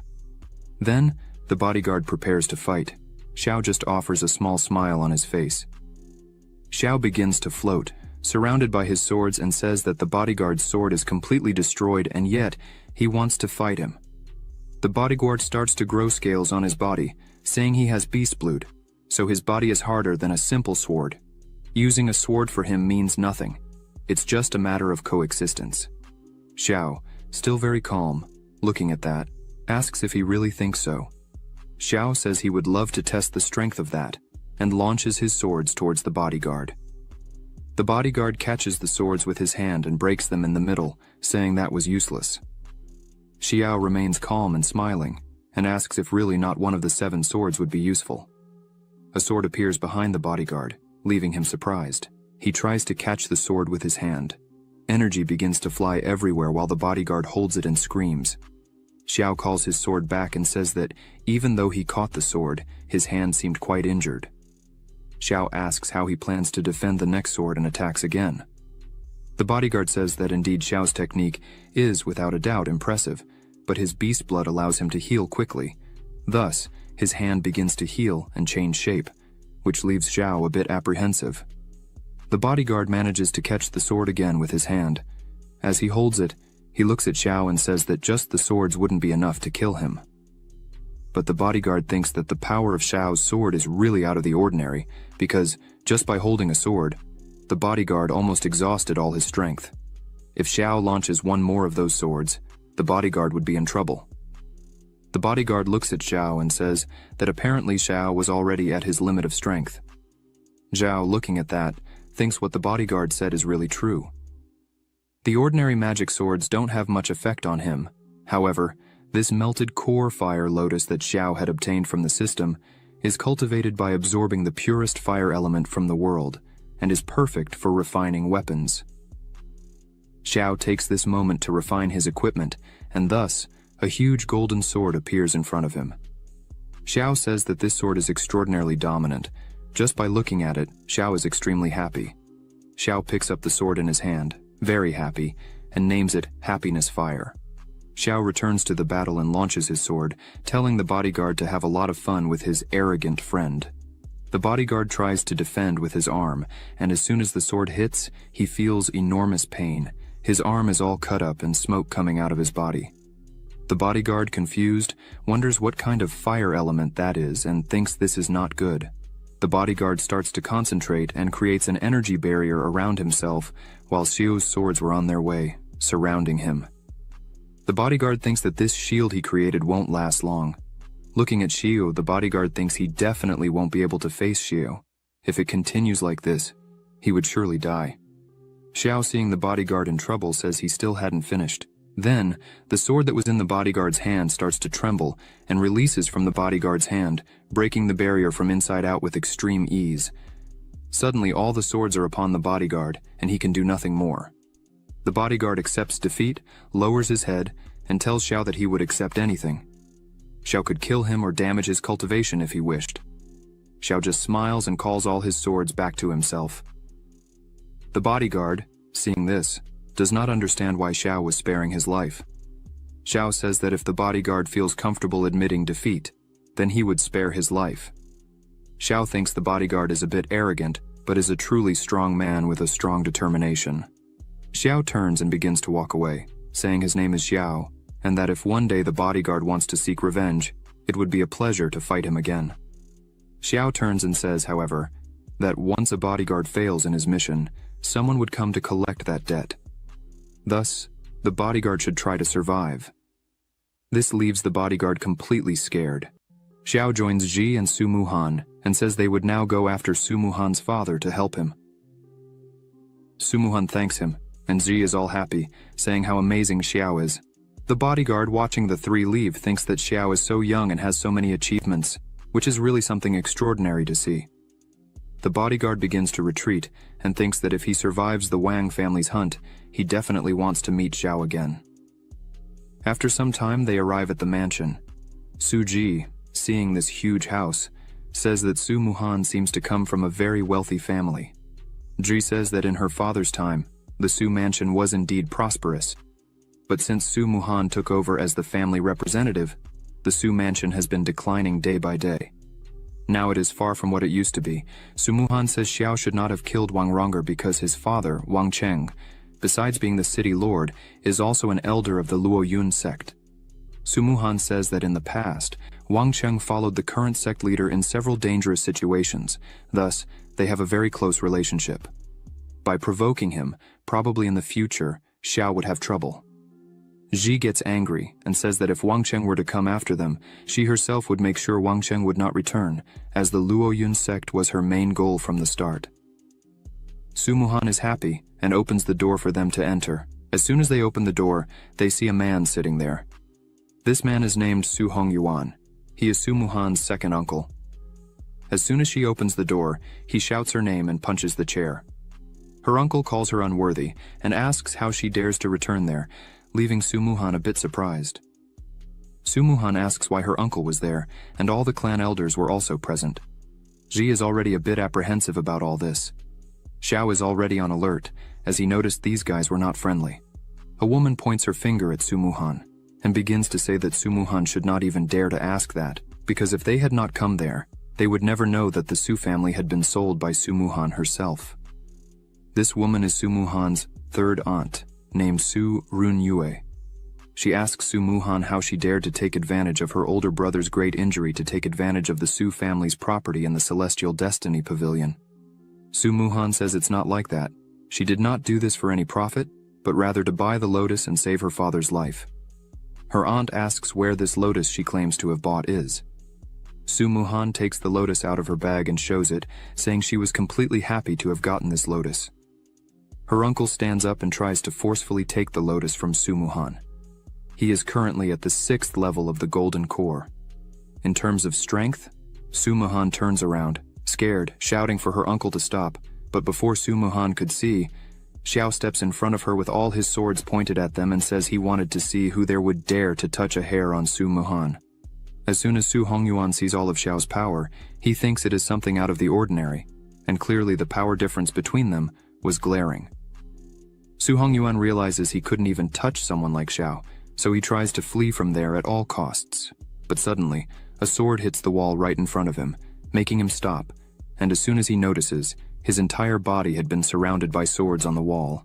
Runyue, seeing this, becomes worried and shouts, asking if Hongyuan was okay, but he just tells her to be very careful with those swords. Runyue turns and yells at Muhan, asking what this means, why Muhan was seeking foreigners to fight against their own family. Muhan starts to say something, but Zi grabs her arm and says she should not answer. Then, Xiao positions himself in front of the two. Runyue points her finger at Xiao and asks why he is acting like this and challenges him to try to hit her. Within seconds, one of Xiao's swords strikes right in front of Runyue, making her fall down scared, as she didn't even see the attack coming. Xiao points all his swords at them and says that anyone who dares to take another step, he would kill without hesitation. The other people there start to smile and say that even if Runyue and Hongyuan were wrong in being rude, they were still a family, connected by blood, so it's not right to let someone from outside treat them this way. Muhan starts to speak, but is interrupted by Runyue, who points her finger again at Muhan, calling her ungrateful, as the Su family had raised her for 20 years, and this is how she was repaying them. Muhan starts to cry and asks how they dared to accuse her like that. Muhan begins to scream that as soon as her father went mad, none of them had asked if she was okay, not even once. The only thing they did was fight among themselves and take advantage of her father's forgetfulness to steal and divide his assets. Everyone listens in silence. Muhan screams again, saying that clearly everyone there was wishing her father's death. Ji hugs Muhan, who is breaking down in tears, and says that these relatives are a bunch of garbage, worse than animals, even worse than beasts, who care not for their own family but for money and power. Xiao touches Muhan's shoulder, saying that she was already his disciple, and that today she would have her first lesson from her master. Xiao points all his swords at everyone there, who were trembling with fear. Xiao emphasizes that when you are talking to people who hurt you and only use you, you must stand up for yourself and speak out strongly what you think. Xiao looks at Muhan and asks what she wants to do with them now. Suppress all, or eliminate them? Muhan just looks at her master, saying nothing. Meanwhile, Muhan's relatives fall into despair, asking what suppression and elimination meant. Muhan, with tears in her eyes, screams that she wishes her master to suppress the entire Su family, taking away their cultivation, but still leave them alive. Xiao says that if this is her wish, then it shall be done. Xiao tells Muhan to take care of her father and leave the rest to him. Muhan kneels down and thanks her master again. Ji bends down and tells Muhan to quickly take care of her father, as the two leave. Muhan looks at Xiao with gratitude and admiration. Then, Xiao closes his fan and asks who among them would like to be the first. Xiao says he would start with Hongyuan, then sends one of his swords towards him, who starts screaming desperately. Everyone else turns around and covers their eyes to not see the scene. Xiao starts spinning his fan, and in the background is Hongyuan lying down, covered in blood. Xiao asks who he will choose now. The rest of the Su family becomes desperate and starts running and screaming. Xiao prepares his swords and watches this for a while. Soon after, he launches his swords, saying that no one would escape from him. Within seconds, the swords hit everyone at the same time. Muhan's eyes shine as she says that no one had helped her like this, without asking for something in return. Muhan turns back and runs along with Ji, saying she needs to work harder to really save her father. A few minutes later, Muhan was already inside her father's room, Ji-wan. She kneels beside her father, who was lying in bed. Muhan looks at her father and is very anxious about the situation he was in. Suddenly, Xiao and Ji enter the room. Ji says that the entire Su family had already lost their cultivation and were locked in the dungeon. Muhan turns and says she is very grateful for the help her master gave her. Zi runs and asks Muhan how her father was. Muhan answers with a very sad expression that even after he took the lotus, he had not yet awakened. Xiao just watched all this and, realizing the pain of his new disciple, asks them to let him take a look at him. Muhan looks at Xiao, then agrees and steps aside. Xiao touches Ji-wan's wrist and uses some of his mana. Xiao starts to say that, from the pulse, it does not seem that Ji-wan has gone mad. In fact, he suffered an assassination attempt by someone, causing all his veins to burst. Xiao emphasizes that thanks to the medicinal elixirs he has been taking, he does not feel pain. Xiao fears that, this time, he may not be able to hold his breath. Muhan starts to panic and asks how this could have happened, but Xiao tries to calm her down, saying that it's okay, as Ji-wan was stable at the moment. Xiao prepares and begins to release intense mana and says that all he would need to do was rebuild Ji-wan's veins. Xiao says that, due to his training in the 10,000-kilometer sword control technique, his subtle control of spiritual power improved to a superior level. Then he smiles and starts to move his hand quickly, making his mana reach Ji-wan's body. While Xiao was doing this, he says that even the delicate work of repairing tendons and veins was no longer a problem for him. After that, Ji-wan starts to cough. Muhan is happy and shouts her father's name. Ji, concerned, asks if Ji-wan had woken up well. Finally, Ji-wan opens his eyes and calls for his daughter's name. Muhan is completely shocked that her father finally had risen. She asks how he was. Ji-wan answers that he was fine, just a little dizzy, but suddenly remembers something that worries him. Then he asks Muhan where Hongyuan was and if he had done something to her. Muhan says that she was fine and nothing had happened to her. However, Muhan becomes a bit curious and asks her father why he had mentioned the name of Hongyuan. Then, Ji-wan begins to explain that in recent years, he dedicated himself to improving the formula of the restorative elixir and finally had made some breakthroughs. But a few days before the incident, Ji-wan realized that he would need more cultivation to continue with the improvements, so he asked for the help of Hongyuan. But, while Ji-wan was distracted, Hongyuan tried to assassinate him from behind with a surprise attack. Ji-wan emphasizes that he never treated Hongyuan badly, neither in the past nor in the present, yet he hates him deeply. Ji-wan believes that this hatred comes from the fact that their father had chosen Ji-wan as the head of the family. Muhan lowers her head and listens attentively to every word of her father. After he finishes talking, Muhan slams the bed with hatred and says that it really was her uncle Hongyuan. Meanwhile, Xiao thought that the restorative elixir that Ji-wan had previously mentioned would probably be a third-level elixir, so it would be a good way to improve Muhan's alchemy heart. Xiao asks if Jiwan could give the recipe he had mentioned before. Jiwan turns to Xiao and asks who he was. Muhan stands up and introduces Xiao, saying that he is Elder Xiao from the Hongmeng sect and her new master. Muhan emphasizes that it was thanks to Xiao that she was able to wake him up. Jiwan and Xiao shake hands. Jiwan thanks Xiao for saving both Muhan and himself. Jiwan says he is very happy to know that his daughter is having such an opportunity. Jiwan stands up and taps on a wall twice, and a drawer comes out with the recipe inside. Muhan is impressed and asks when her father had installed this in his room. Jiwan smiles and says that it is quite old, as he used to use it to keep loans. Jiwan turns to Xiao and says that this is the recipe of his life and his family, but since Xiao had saved him and Muhan, then Xiao could have it if he wants. Xiao accepts the formula and upon reading, asks if Jiwan really had not been able to finish it. Jiwan lowers his head and says that unfortunately, no, he was very close to achieving it. But the wretch of his brother Hongyuan interrupted him. Xiao says it doesn't matter, because there is no serious problem with the formula, as they only needed to add a bit of yellow field herb. At that moment, it clicks in Muhan's head. She thinks that's really what was missing, the yellow field herb. How had she not thought of this before? The system opens and informs that, under the host's guidance, the disciple successfully understood the improved formula of the second level, advanced recovery pill, and her talent, alchemy heart, was elevated to the mysterious level. After elevating the reward tenfold, the host's talent, alchemy heart, was elevated to the celestial level. At the celestial level, the success rate of the pills was increased by 99%, and the formula's compression increased by 30%. Xiao looks at this and thinks that the formula's compression index was increased by 30%, and that is the reason why Xiao started to have new ideas about many of the formulas he had obtained in the past. Jiwan takes Muhan's hand and says he can't even imagine what she went through having to take on everything alone for so long. Muhan says that it was what she was supposed to do, but unfortunately, she was not a good daughter to earn money. So, to maintain her father's medicine, she had to mortgage the family pharmacy, and thanks to this, it's possible that the Su family may not survive.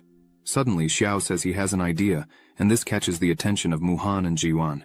Xiao throws a bag of money to them, saying that he could also recover the entire elixir store. Xiao says his plan is to recruit some alchemy apprentices, and that they would sign a lifelong contract with all of them so they would make pills and elixirs. However, there would be a condition that they do not reveal the formula. Jiwan, Muhan, and Ji just look at Xiao completely lost. Xiao continues to explain that if the apprentice refuses, then they would sign a non-competition agreement, and with that, they could not make the formula Xiao gave to them. Otherwise, Xiao would have to adopt a mean doctor stance and settle it another way. Xiao looks with a cold gaze and thinks that soon everyone would know how powerful they were. Xiao turns and says they can't waste more time. Then, he asks Muhan to make some pills and elixirs. Meanwhile, he and Zi would take care of Hongyuan. Zi smiles and says goodbye to Muhan. Jiwan, seeing this, asks his daughter if her master is a respectable person. Muhan replies that yes, he is. In the dungeon, Hongyuan was chained and trembling with fear, asking what they were going to do. Xiao just smiles and tells Ji to hurry up, as if she can't control the key of her sword. They won't get out of there. Zi concentrates a lot, and swords start to form one by one, until she reaches 10,000 swords. This is called Wanli sword. Around Zi there were many swords, all pointed at Hongyuan, who was lying on the ground, trembling with fear of all this.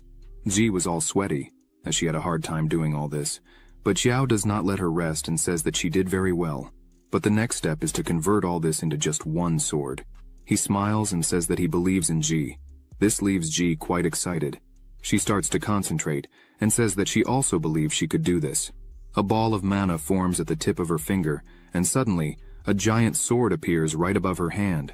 Zi turns to Xiao, smiling, and says that she finally did it. Xiao smiles back and says that just with that, they were already enough to deal with the Luo Yun sect. While they were talking, Hongyuan was dying of fear, leaning against the wall, looking at all this. Hongyuan starts to scream as the great sword was about to hit him. Hongyuan begs them to stop, shouting no. Xiao, sitting in a chair, asks Hongyuan if he had thought the same way when he tried to kill Jiwan. Did he ever think this day would come? Xiao looks at Ji and asks her to finish.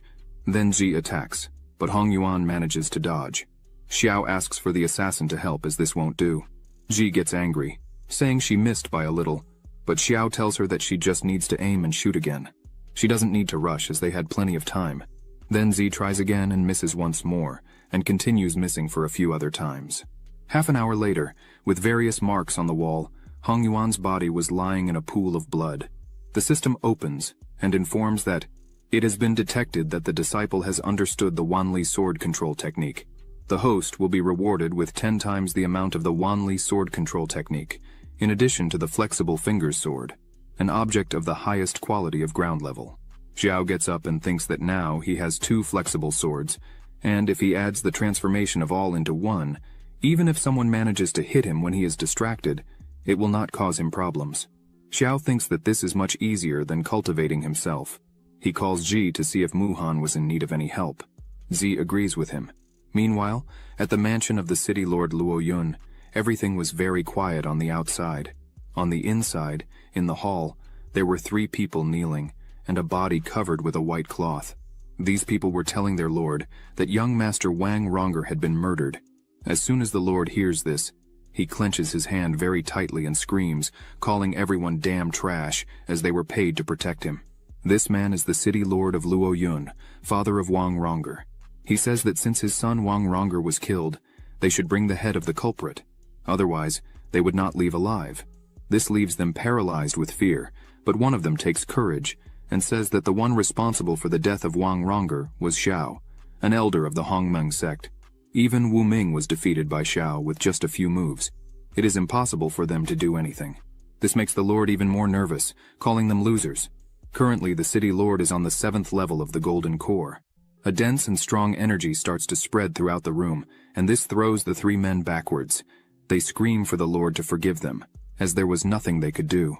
The lord begins to think that he himself had verified the strength of Wu Ming, the personal bodyguard of his son. He thinks that if it is really true that this man named Xiao defeated Wu Ming with just a few moves easily, then definitely, the strength of this man is not something that the lord could compete with. The lord begins to walk and kicks one of the men who were there, telling them to get out of there. He thinks that the only way to avenge his son, Wang Ronger, is to ask for help from the Luo Yun sect. He starts to leave and says he would go to the Luo Yun sect and asks the men there to send invitations to all the nobles of the city, even to the Su family. The lord is completely irritated, saying he would avenge his son's death. Then, he promises that he would cut Xiao into pieces. Meanwhile, at the house of the Su family, the invitation arrives, saying that the Su family is cordially invited to a banquet at the Wang family's house this evening to rectify the situation of the family.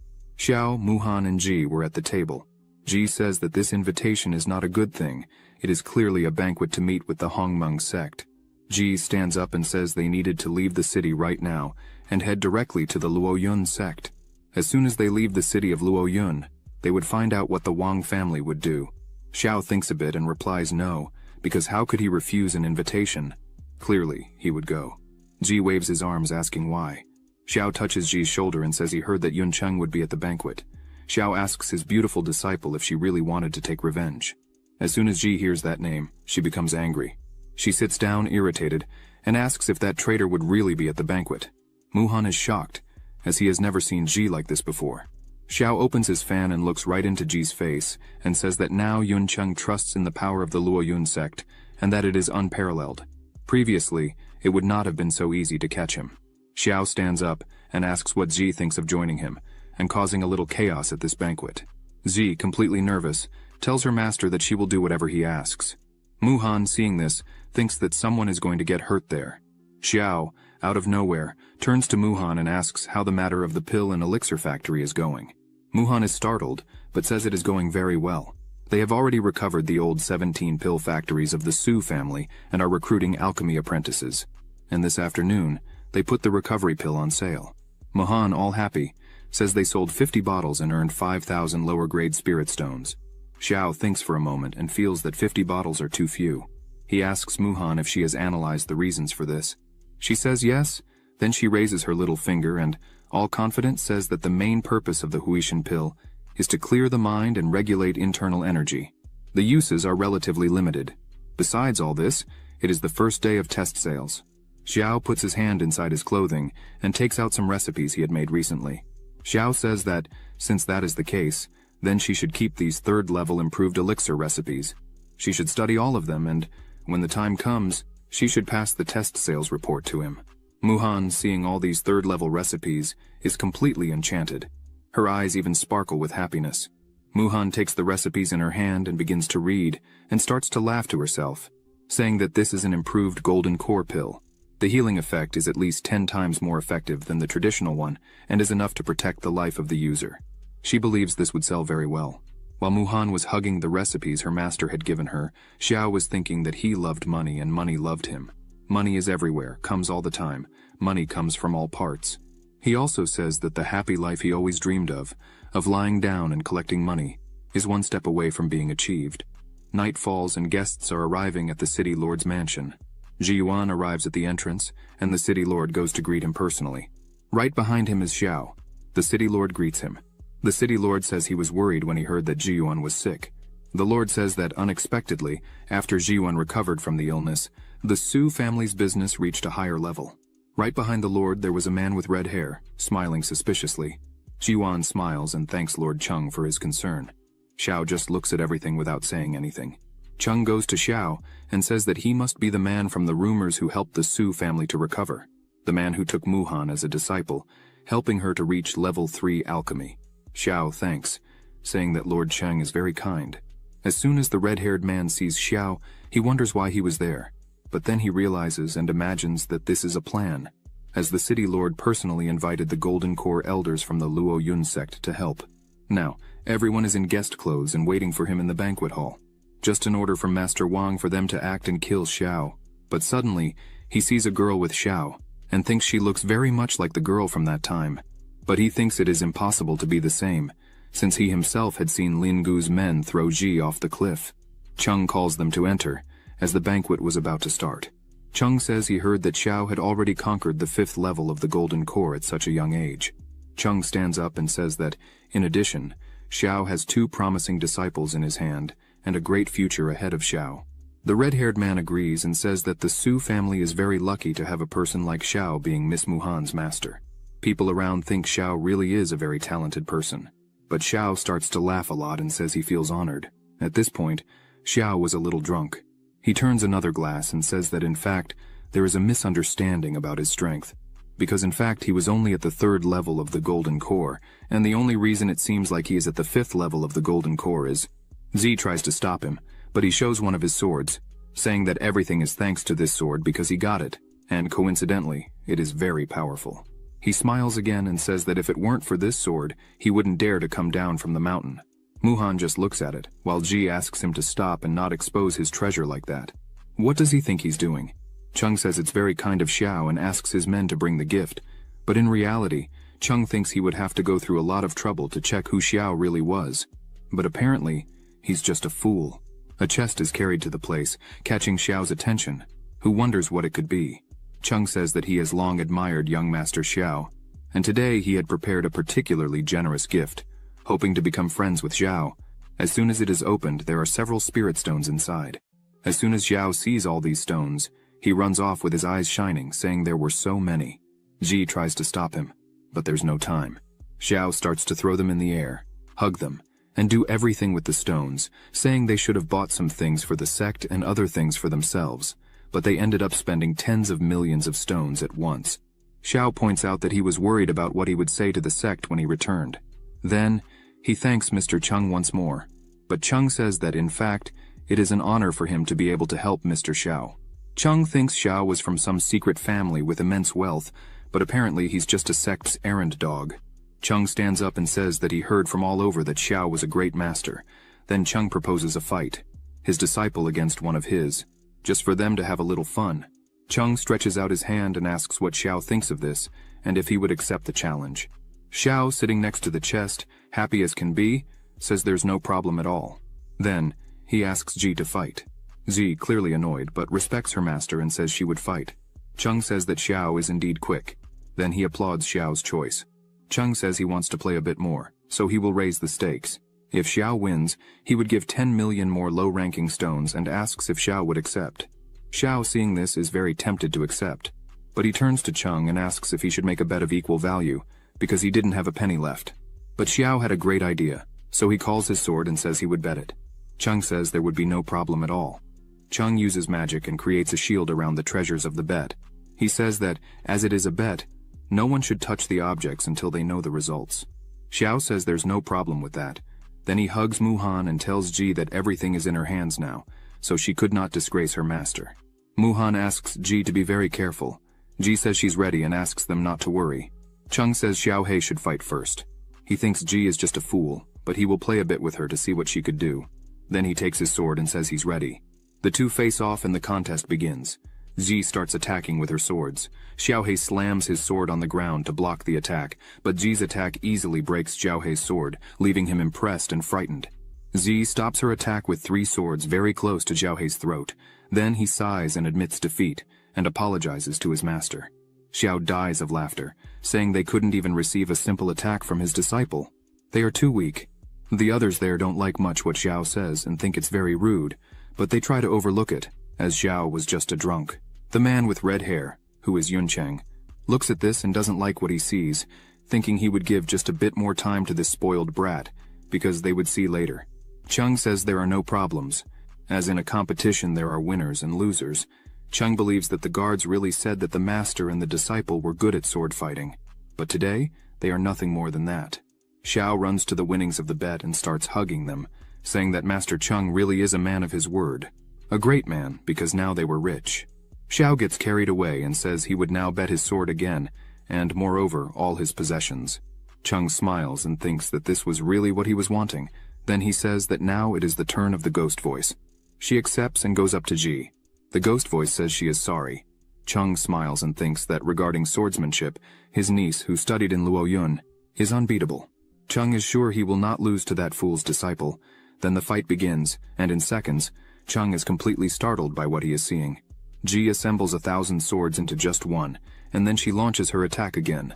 The ghost voice has no reaction against this, as she has never fought against such a force. She wonders how 1,000 swords became one.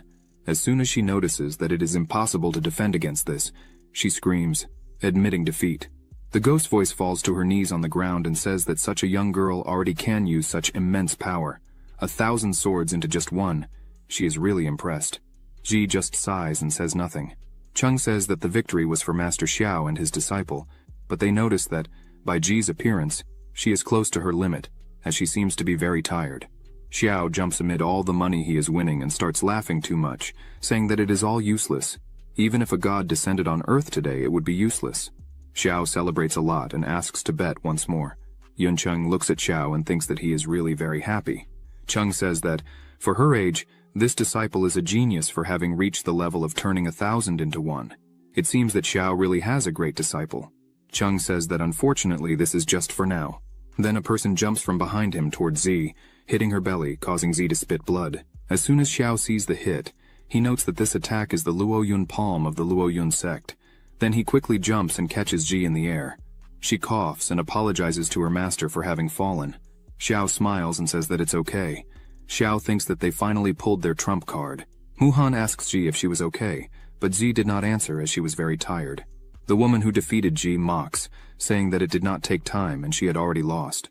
This woman is called Liang. She is an elder of the Luoyun sect. Xiao hands over everything he had, almost crying, while Ji was completely upset back there, being comforted by Muhan. Xiao says he could not go back like this, as he had lost everything he had. How would he explain all this to the sect when he returned? Then he points to Chung and asks him to compete with him once more. Chung says he would accept to compete again. However, there was a small problem. Xiao had nothing more to bet, so how would they bet again? Xiao looks coldly and says he would simply bet his life. Some people think this is complete madness, but Yuncheng gets excited as soon as he hears this. Chung just tells Xiao not to expect to stay sober to try not to pay the debt. Chung is thinking that he would love to see what Xiao would manage to do without that sword. Xiao begins to release his power and tells Chung not to worry, as he would not back down from his bet. A huge sword appears behind him. Xiao says that unfortunately he would not lose. A hand begins to form, holding a huge sword. Xiao emphasizes that, as soon as he wins, Mr. Chung, besides returning all his fortune, will also have to pay with his life. Liang is astonished at what she is seeing right in front of her, is 1,000,000 swords condensed into one. Xiao begins his attack. Liang prepares to try to defend, but her sword is broken like a tree branch. The sword cuts Liang. She screams, How can there be such extraordinary power in your hands? While bleeding, Liang does not accept, because her sword was given to her by her master. This sword was strong enough to withstand the entire force of a cultivator in the nascent soul realm.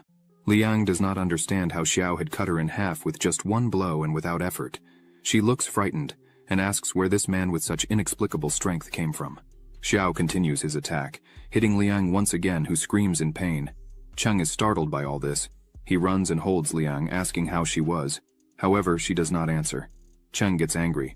Xiao says that apparently Cheng is also a disciple of the Luoyun sect. Xiao forms his sword again, and tells Cheng that to learn the Luoyun palm of the Luoyun sect, one must have a high status. Cheng just listens to all this. Then Xiao smiles, and says that it would not be unfair to kill Cheng there now. After Cheng saw Liang being humiliated by Xiao, he looked at the other fighters and shouted, asking what they were waiting for to attack. Everyone began to surround Xiao, saying that it was finally their turn to fight. Muhan held Ji and stayed close to her father, just watching the fight. Ziwan was impressed by the number of people ready to defeat Xiao. Meanwhile, in the middle of the hall, Xiao still stood still as everyone advanced towards him. Xiao began to laugh loudly and clap, saying that all the fighters were in the realm of the Golden Core. Finally, Master Cheng had prepared for today. Suddenly, Xiao became serious and stared at everyone, saying that unfortunately, today he could only kill 30 Golden Core cultivators by himself. He stepped on the ground, and a magical circle appeared, and his swords rose. Cheng, seeing Xiao's stance, said that in addition to being an idiot, he was a complete arrogant. There is no one who defeats 30 Golden Core people at once. Cheng said he still had a little help, the shadow of the Luoyun sword, which he had asked the sect leader before leaving the mountain. He began to invoke it. As soon as Ji saw the sword's shadow, she felt something very strong.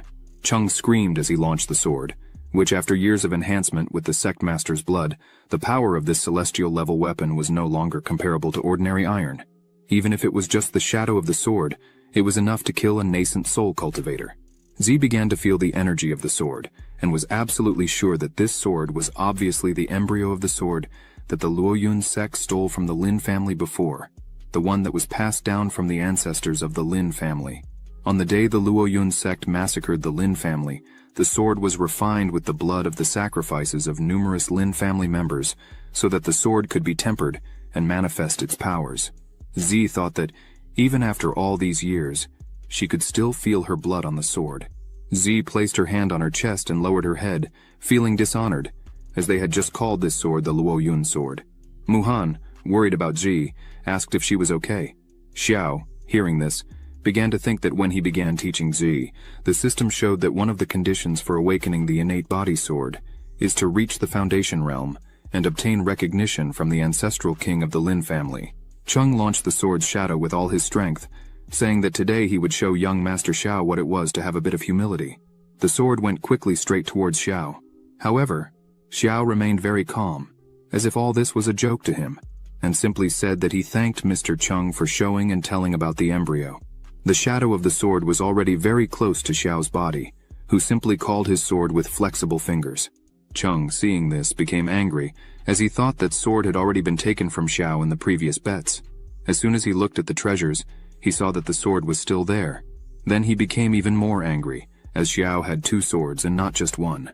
Xiao positioned his sword while thinking that the shadow of the Luoyun sword was so powerful that it was worthy of being a divine weapon of celestial level, even though the flexible fingers sword was just a first-grade terrestrial level sword. The existence of the sword domain is to make the sword stronger in the hand of anyone. Even the best of swords turns into nothing. Xiao yelled and told everyone to experience the true power of the sword domain. Xiao threw his sword forward against the shadow of the sword, and the two collided in the air. But with some ease, the flexible fingers sword began to penetrate the energy of the shadow of the sword, causing a huge explosion. Suddenly, Xiao's sword emerged from the middle of the smoke without a scratch. He opened his fan, and mockingly asked if this was really all they could offer, as it was becoming boring. He had not yet felt a speck of fun. All the cultivators were fallen at his feet, leaving only Cheng holding Liang in his arms. Cheng looks back and wonders how a monster of this level could exist. He needs to escape as fast as possible from there. However, Xiao notices that Cheng wants to run away. He turns around and launches several of his swords, asking if Cheng really thinks he could escape. Cheng turns back, begging for his life, but it is too late. Xiao finishes off Chung without a second thought, and blood spreads everywhere. Yun Chung starts to get up, trembling from the ground, and as soon as he looks to the side he sees that Chung is dead. This scares him. Suddenly, Xiao and Ji stop right in front of him. Yun Chung falls seated out of fear upon seeing them there. He starts to scream for them not to come any closer and begs for his life. Xiao steps on Yun Chung's leg, causing him immense pain. Xiao says that, much as he would like, it would not be him who would kill him. Ji approaches, conjuring her strength in her sword, and calls Yun Chung uncle, asking if he remembers her. With a trembling and scared voice, he asks if she really is Lin Ji. He cannot accept it and starts screaming that this could not be possible. Without any regret, and with just one strike, Ji cuts Yun Chung in half, saying that his answer was correct, and as a reward, he would receive death. After all this, Xiao calls Ji and strokes her head, saying that she did very well, but that next time she should not use the sword so brutally. Thus, when taking care of an enemy, one must not let them not feel much pain. So next time, she should try with a blunt blade. This will surely bring greater pain and cause a slow and painful death. Ji is happy and thanks him, saying that she understood and learned something new. Muhan's father is surprised by this teaching from Xiao and says that her master is really a sincere man, right? Muhan agrees with her father. Xiao calls Muhan and tells her that Mr. Chung has lost all his fortune to him, so she should take care of everything. Meanwhile, he would take Ji to visit the Luoyun sect. Muhan says that's fine. They could go ahead and leave the rest with her.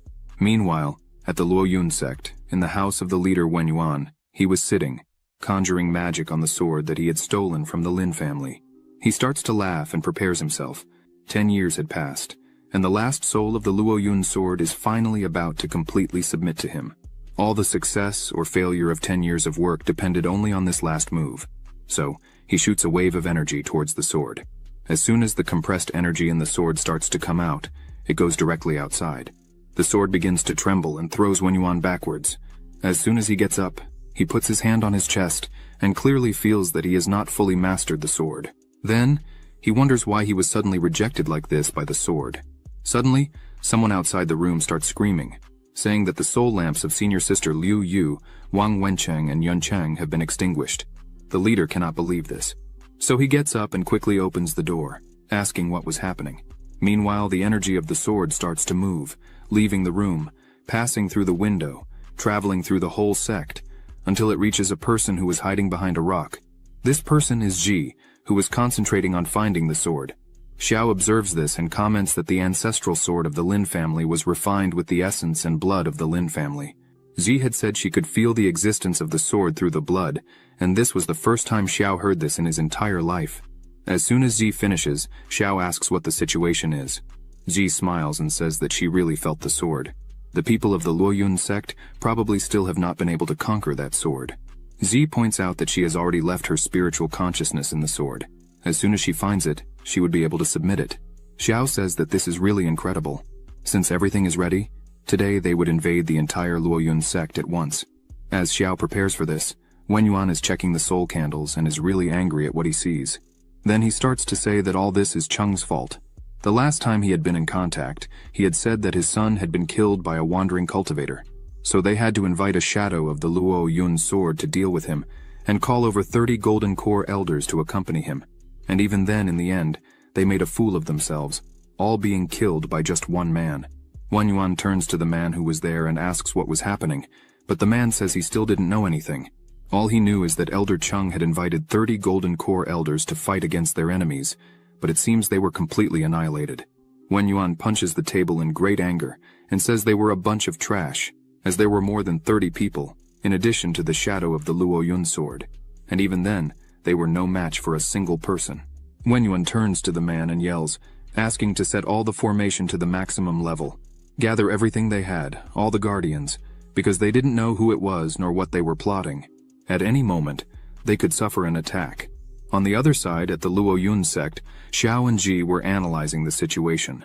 Xiao notices that the level of the defensive formation of the mountains was very high. Ji takes her sword and asks if they could break everything. Xiao says yes, they could break the barrier with some ease. However, that would be something very noisy and conspicuous. Xiao points out that until they locate the Lin family's sword, it's easier to go unnoticed. He says he has an idea. Then he explains the whole plan to Ji, who is surprised by the idea. Then they start to put the plan into action. Wen Yuan and other men meet Ji and Xiao. Ji starts to cry and say that this is not good. Elder Yuncheng and Elder Lin have been murdered. Wen Yuan asks Xiao and Ji who they were. Xiao, with all his clothes dirty, says that Ji is the illegitimate daughter of Master Yuncheng and he is her personal bodyguard. Xiao starts to explain that on the night Yuncheng did not return home, he decided to ask some people, and discovered that Yuncheng had been murdered by a mysterious man at the Wang family's house. Wen Yuan, suspicious, releases a small amount of energy that cuts Ji's arm, drawing a bit of her blood. He passes this blood on a destiny letter of Yuncheng. This will reveal if the blood from her origin is the same. As soon as the result comes out, it shows that she really had a connection with Yuncheng. Wen Yuan calms down a bit, but does not lower his guard. He asks them why they were there on the mountain. Xiao bows down and reverences Wen Yuan, saying that they had learned that there was a mysterious man who faced 30 Golden Core elders and massacred all, including the city lord's mansion. They feared that it was a personal enemy of Yuncheng, and therefore they climbed the mountain to seek protection from the Luo Yun sect.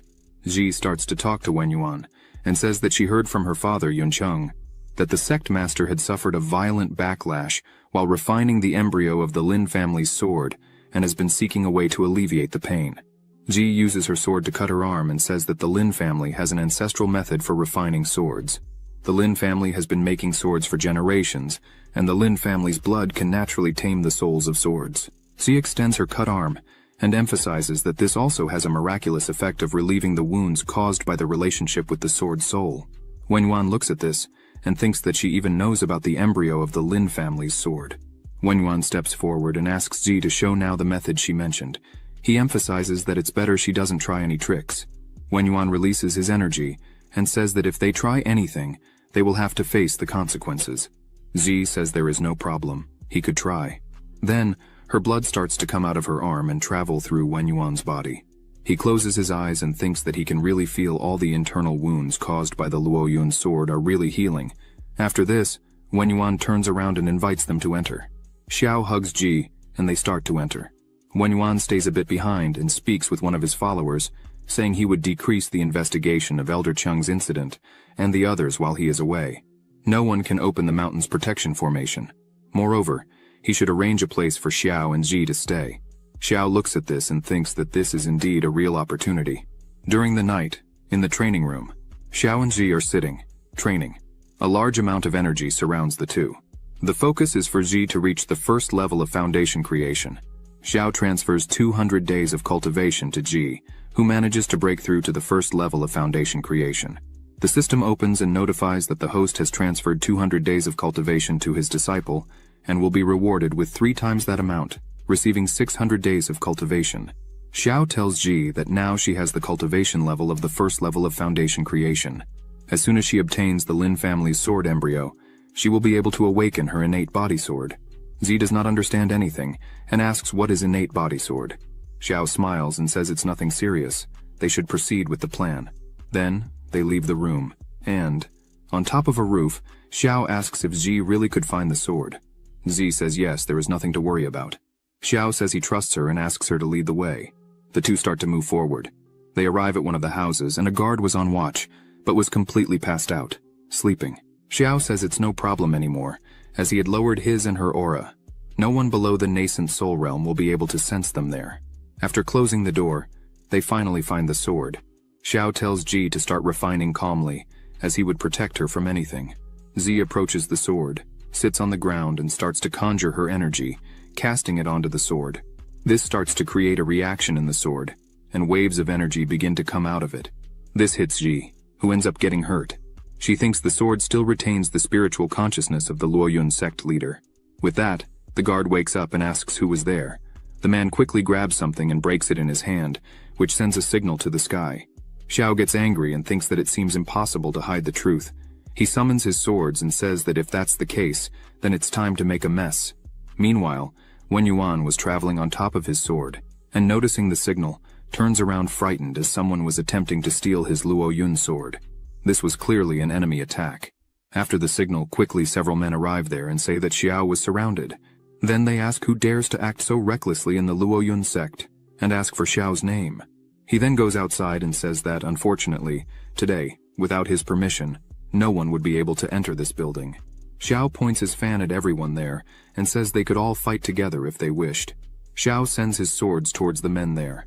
The men start to create magical circles and ask how Xiao can be so arrogant in front of everyone there. The Golden Core practitioners, although only skilled in sword abilities, quickly see Xiao's attacks begin to destroy ancestral weapons with just one hit and hit them one after another.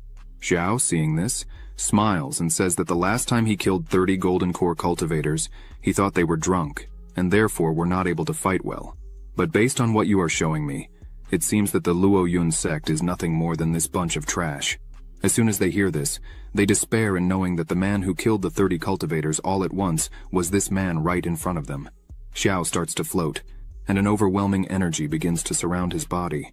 Xiao says he would not change his name or his surname. Xiao looks straight into the eyes of everyone there and says his name is Xiao Xuan, from the Nanli sect. After this night, if anyone alive from the Luo Yun sect still has the courage to face me, remember this name and look for it.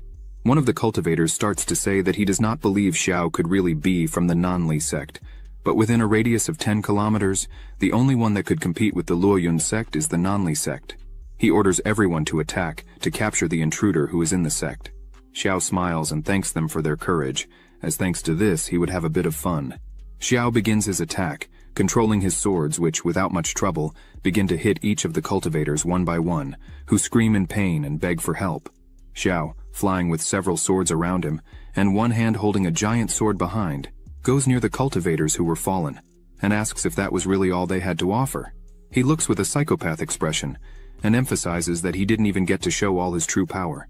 The leader of the cultivators, lying on the ground, raises his head and points his finger at Xiao, saying that soon the leader of the Luo Yun sect would arrive and would cut Xiao into pieces.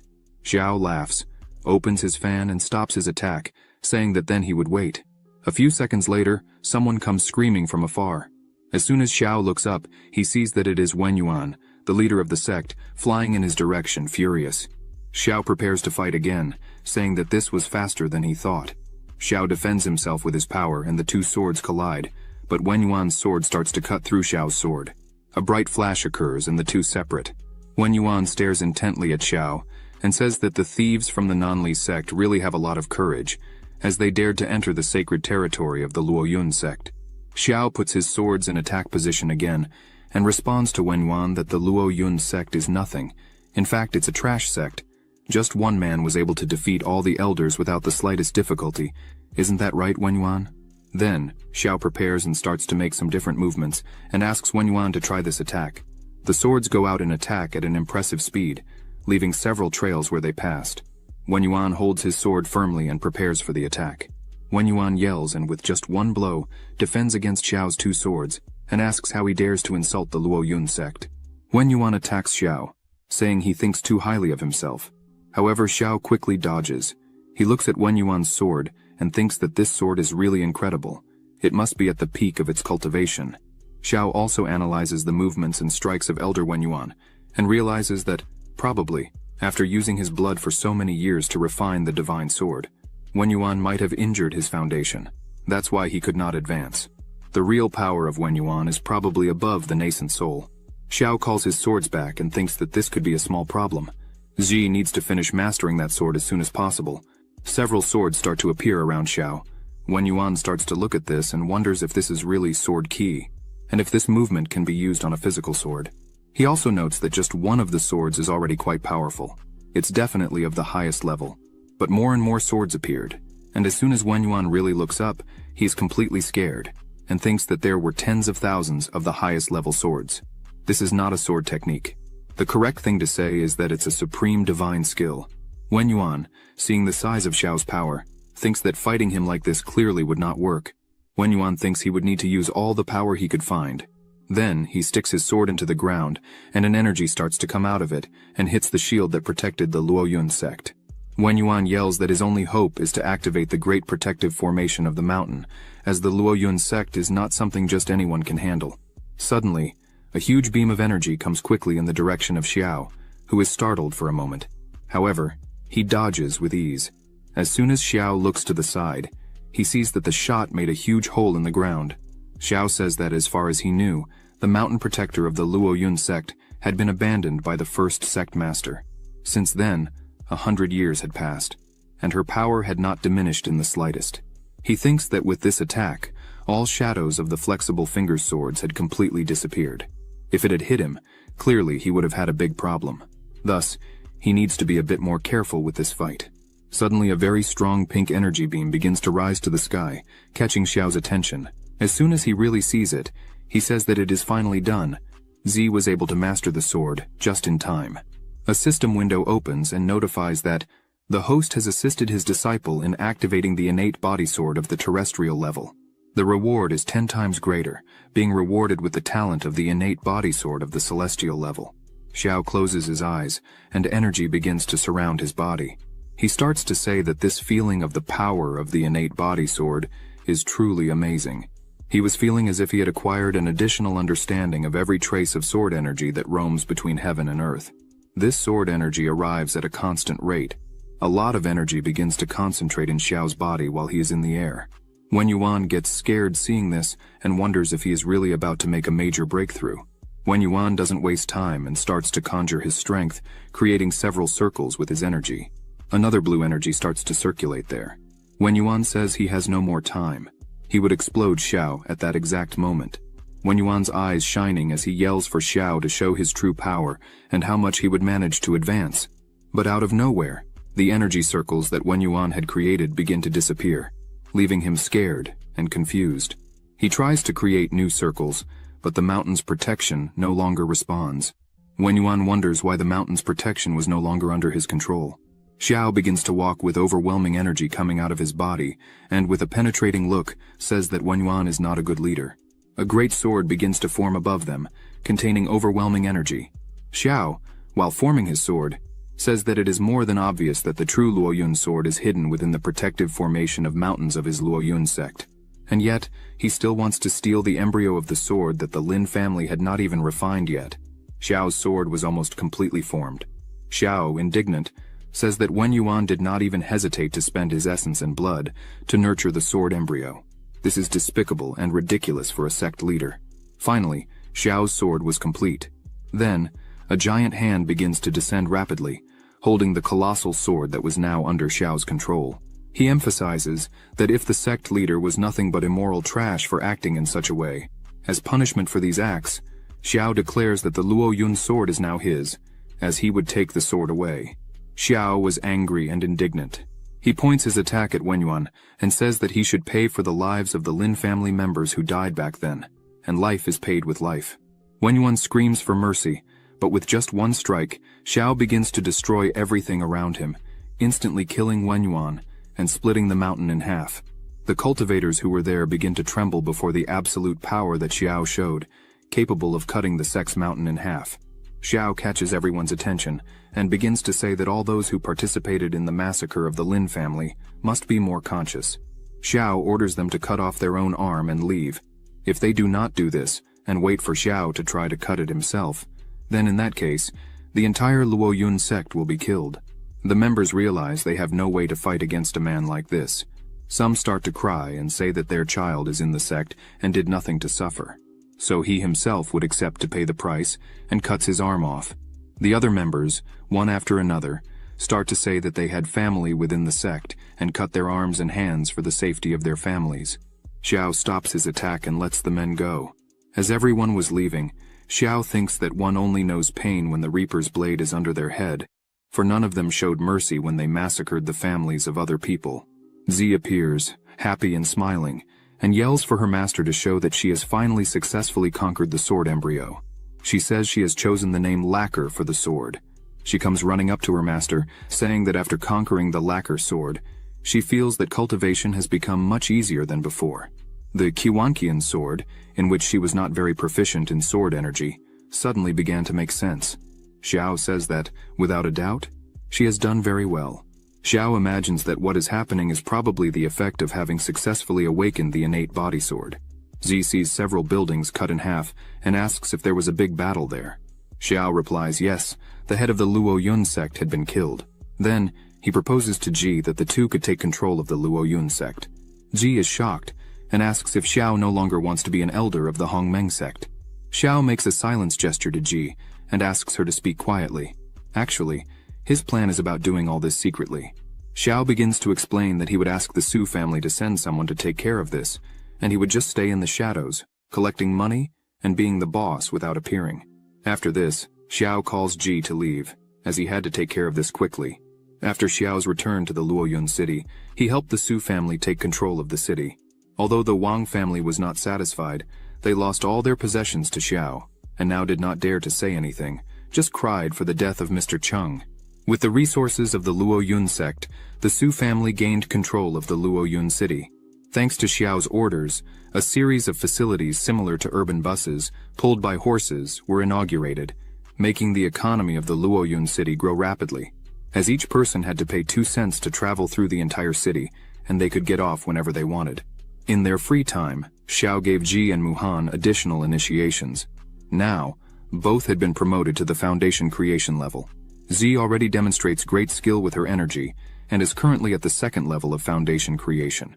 Muhan responded quickly to Xiao's teachings, and also shows great control of her energy, currently at the 1st level of foundation creation. After all this, Xiao also took some time to rest a bit. Ji kept him company while Muhan went through the pharmacy reports, saying that since the Golden Core elixir was put on sale, it received a lot of attention from cultivators. Every time they are put on the shelves, they sell out the same day, and this brings a very good estimate. Muhan says that according to the calculations, they are thinking of a daily sales flow of 10,000 bottles in the future. Muhan's eyes shine with happiness, as she says that the daily earnings just from the Golden Core elixirs could reach 1 million low-grade spirit stones, not to mention the benefits of other projects boosted by the Golden Core elixir. Xiao picks some grapes, lies back down while Ji massages his shoulders, and thinks that finally, they have arrived. Clearly they were rich and he was at the peak of his career, so he could lay back a bit and enjoy this moment. Someone yells Xiao's name. A person all in black was approaching quickly. As soon as Xiao sees who it is, he smiles and asks how he had free time to come over today, calling him nephew. Xiao asks how the sect master was doing and invites Ye to eat some fruits. Ye says he is not hungry and that the sect master had sent a message.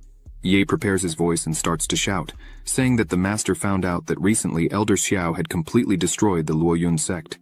By any chance was he thinking of taking another job? Xiao even spits out the water he was drinking, cleans himself up and says that, as always, the sect master was well informed. But Xiao asks Ye to go back and tell the master that Xiao's loyalty to the Hongmeng sect was as clear as the sun and the moon, and that the Luoyun sect is just a place to make some extra income. Ye thanks and says he would send the message, but there was one more thing. In 3 days, there would be the sect competition. Ye emphasizes that if Xiao really is loyal and plans to continue in the sect, he should return in time. Xiao crosses his legs and tells him not to worry as he would be present. She stands up, stretches his body and says it's better for them to hurry up and pack and get ready for the competition. Muhan and Ji agree with him. Ji turns to Muhan and tells her that there are some people she should be cautious of as soon as they return to the sect. Just thinking about it, Muhan already feels a headache, but she asks who these people would be. Ji, with an expression of anger and hatred, begins to explain that initially, these people were disciples of Master Xiao, but they betrayed him and tried to kill him. Ji says he would explain everything properly. Muhan is a bit surprised and says she would listen carefully. Meanwhile, at the Hongmeng sect, on the 6th peak, Wang Na and his 2 disciples were talking.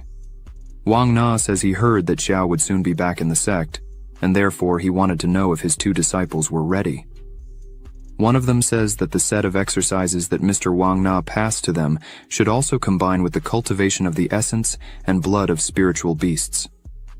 He points out that he was feeling that these exercises are very similar to a demonic cultivation method. At that moment, Wang Na attacks his disciple with just his energy, throwing him away, saying that he was nothing but an ungrateful boy, as he knew nothing of the Hongmeng sect's techniques, and yet dared to question his master's teachings. The man stands up and kneels, apologizing, but in reality he was thinking that he didn't want to practice something as diabolical as this. Wang Na asks his other disciple, named Qiu Huan. He responds that he followed his master Wang Na's instructions to the letter and managed to advance to the 3rd level. But now, his cultivation was refined, and this allowed him to reach the 5th level of foundation creation. Wang Na smiles a lot, and says that this result is excellent, as if Chu Huan could cultivate up to the 3rd level of the foundation. It wouldn't be a problem for him to become the leader among the younger generation of the Hongmeng sect. Wang Na stops smiling and stares at his disciples, saying that nothing else matters in the great sect competition. The only important thing is the prize of the violet key. This is a supreme treasure. There is a legend that, in the past, there was an immortal in the Hongmeng sect, and this violet aura is the great treasure that the immortal left after his death. Thanks to this, every 5 years, the Hongmeng sect holds a great competition, and the winner of each round receives a certain amount of Hongmeng's violet key. Wang Na begins to release a great energy around him and tells his disciples that they cannot lose a single round, as in each round they would win a bit of the violet ki, and the grand winner would receive the purest and first-class violet tu ki. And so, losing is unacceptable. If they lose, that's how it will end. Wang Na slams his hand very hard on the table, causing small cracks and breaking it, which scares his disciples. Chu Huan thinks that if he knew the 6th peak was so evil, he would have stayed in the 7th peak and lived happily. Wang Na stands up and tells the two to go rest. As soon as they leave, a person who was hiding, watching everything, says that even the disciples were already suspecting. He turns and says that Wang Na would need to speed up the process. Wang Na turns to him and says he didn't open the protective formation of the mountain for him to come there just to mock the situation. Wang Na asks how the preparations of this mysterious man's men are going. The man asks Wang Na not to worry about that, as he himself guarantees that he will make the entire Hongmeng sect know the meaning of the word fear. Then, the man begins to smile with completely strange eyes and a murderous face. A few days later, in the Hongmeng sect square, people were already arriving. A person asks Elder Wang why he was there. He replies that his grandson had obtained his spiritual root, and so he wanted to take him there to see the world. Some people commented on how beautiful and well-made the Russian square was, while others noted that this time there were several spectators from other sects. One person was eager to know which peak would be the winner. His friend says that probably the 1st peak, as they had been winning for a long time. The elder of the 1st peak is called Feng. He is currently at the 4th level of the Golden Core, and his disciples are geniuses. They have successfully reached the foundation. They are indeed very talented. Another man laughs and comments that they had forgotten one thing. The elder of the 2nd peak, Zuxuan, she has also recently reached the 4th level of the Golden Core. And under her, there are disciples as important as the green and purple swords. Her strength should not be underestimated in any way. Not to mention there is also Zhang He, leader of the Hongmeng sect and leader of the main peak. The two friends start to comment that apparently there were only 6 elders there. Where could Xiao, the elder of the 7th peak, be? One of the guys says he probably didn't want to embarrass himself and therefore did not come, since his disciple depends on him to start her cultivation. She is nothing but a losing trash. Suddenly, a person in the center of the arena catches everyone's attention, saying he would explain the rules for the 1st round of the competition. The competition will take the form of a round battle. In each fight, 2 of the 8 peaks will be drawn to face each other. Whoever loses a single time will be recorded as a loser and fall. The 2 peaks selected in the draw, the losers will go back to the queue and wait until the next time, while the winner goes straight to the next match. The winner remains in the field and continues. If they win a total of 3 matches, they advance. If they lose a total of 3 matches, they will be eliminated. Subsequently, the distribution of cultivation resources within the sect will be determined based on the ranking of this competition, and the winner will also be rewarded with a high-level magical weapon, the Ruyi Qingfeng sword. The 1st round of the competition, the 6th peak against the 7th peak. Then, disciple Wang Zheng enters the arena, which surprises many people and makes them wonder if he wasn't from the 7th peak and why he was representing the 6th peak in this competition. A person shouts and says that Wang Zheng had betrayed his master a long time ago and now joined the 6th peak. Now, they would have something good to see. Zhang. He asks his disciple Chen if Xiao had not yet arrived. Chen replies that he still hadn't seen him anywhere. This makes Zhang He a little nervous. People laughed, saying that there was no one living on the 7th peak, so they would win by whoa. They continue mocking that, on the 7th peak, only Xiao would be able to fight against a disciple of the 6th peak. The judge raises his hand and starts to say that since there is no one to represent the seventh peak, this battle is— but suddenly a glow in the sky appears, shouting for them to wait. It was Xiao saying he was late because he had slept too much. Wang Zheng seeing this gets annoyed because Xiao was still with the trash Ji by his side and even accepted another trash as a disciple. Wang Zheng starts to smile and thinks that this will be perfect, as he was lucky to get a weak opponent. He just wanted to see the faces of the others when he stepped on Xiao's disciple. Quickly, Xiao says that Muhan should fight, as this is the perfect moment for what they had trained. Muhan promptly says she would accept. Ji calls Muhan and says she still doesn't know Wang Zheng, but it was he who betrayed Master Xiao and tried to kill him. Ji says that Muhan should not have mercy on a person like that. Muhan looks at Wang Zheng and thinks that she only found out what had happened to Xiao through Ji. She didn't expect that, as soon as she arrived there in the sect, she would face the traitor right away. Muhan starts to release energy and thinks that, if that's the case, she must give her best and not embarrass her master. The judge introduces Muhan, saying that she was currently at the foundation level, Zhang. He is surprised by this, as Muhan is quite young for such an achievement. It seems that Xiao has found a talented new disciple. Meanwhile, in the center of the arena, Wang Zheng starts to mock Muhan, saying that clearly she hasn't learned anything from Xiao. Then, out of pity, he would let her attack first. Muhan gets angry and says that there is no place for traitors on the seventh peak. Muhan shouts that Wang Zheng is nothing but a scoundrel who deceives his own master and destroys his ancestors. Such trash is not worthy of calling Xiao master. Wang Zheng gets angry at these words and grabs his sword, saying that as can be seen, Muhan doesn't know what's best for her. Then, he asks her not to cry after he finishes this, and points his sword at Muhan and tries to hit her, saying that she should be careful because Xiao himself had praised his spring rain sword skills. However, as soon as he looks, Muhan is staring at his face while holding his blow with just 2 fingers. Wang Zheng doesn't understand how she can do such a thing. Muhan starts to exert her fingers, saying that it is indeed a beautiful technique.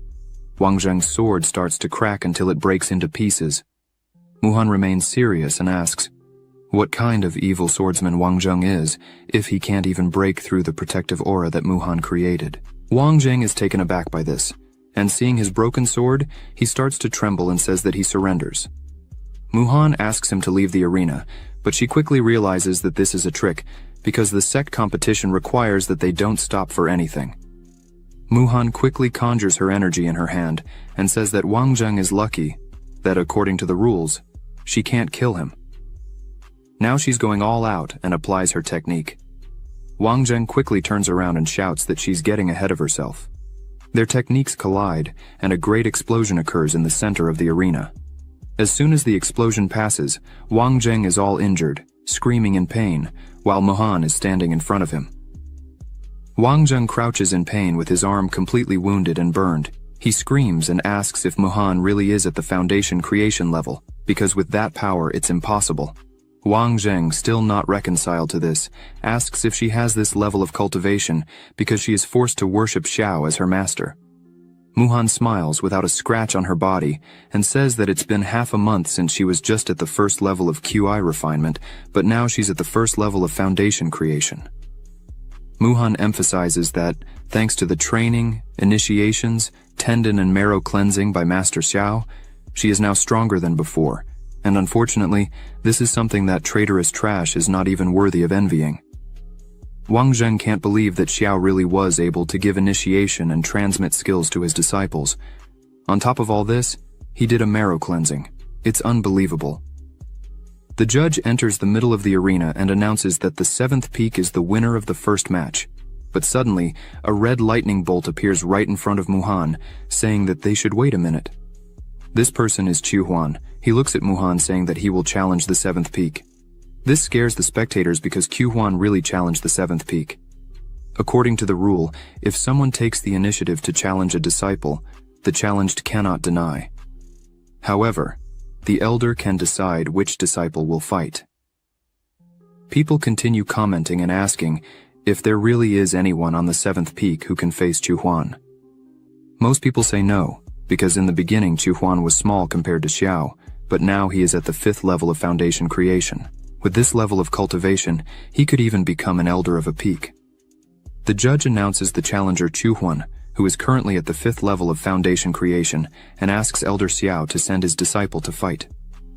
Xiao simply says the name Ji, and she quickly appears in the arena. She shouts that she is ready. Xiao smiles and asks her to be a bit careful while fighting. Chuhuan looks with a very arrogant gaze and asks if slaves were qualified to step into the arena. So she really should be careful while fighting. Xiao smiles and says he meant for Chuhuan to be careful. Quickly, one of Ji's swords was just inches from Chuhuan's face, who is startled by the situation but manages to dodge quickly. However, the sword still manages to wound his face. Xiao starts laughing in the arena and says that Ji should smash everything. She looks at him and says she would follow his orders. Chuhuan, annoyed by all this disrespect, wields his sword and says they don't know what they're talking about. A phoenix appears around him, and flames envelop him, but Ji doesn't move an inch. Wang Na asks if Chuhuan is using the Faiyan sword technique, which was created by Xiao to adapt to his sword skill. Meng Yu replies yes. As soon as Chuhuan defeats his disciple with the sword he himself taught, the expression on Xiao's face will definitely be beautiful to see. Ji, seeing all this show, just laughs and launches one of her swords.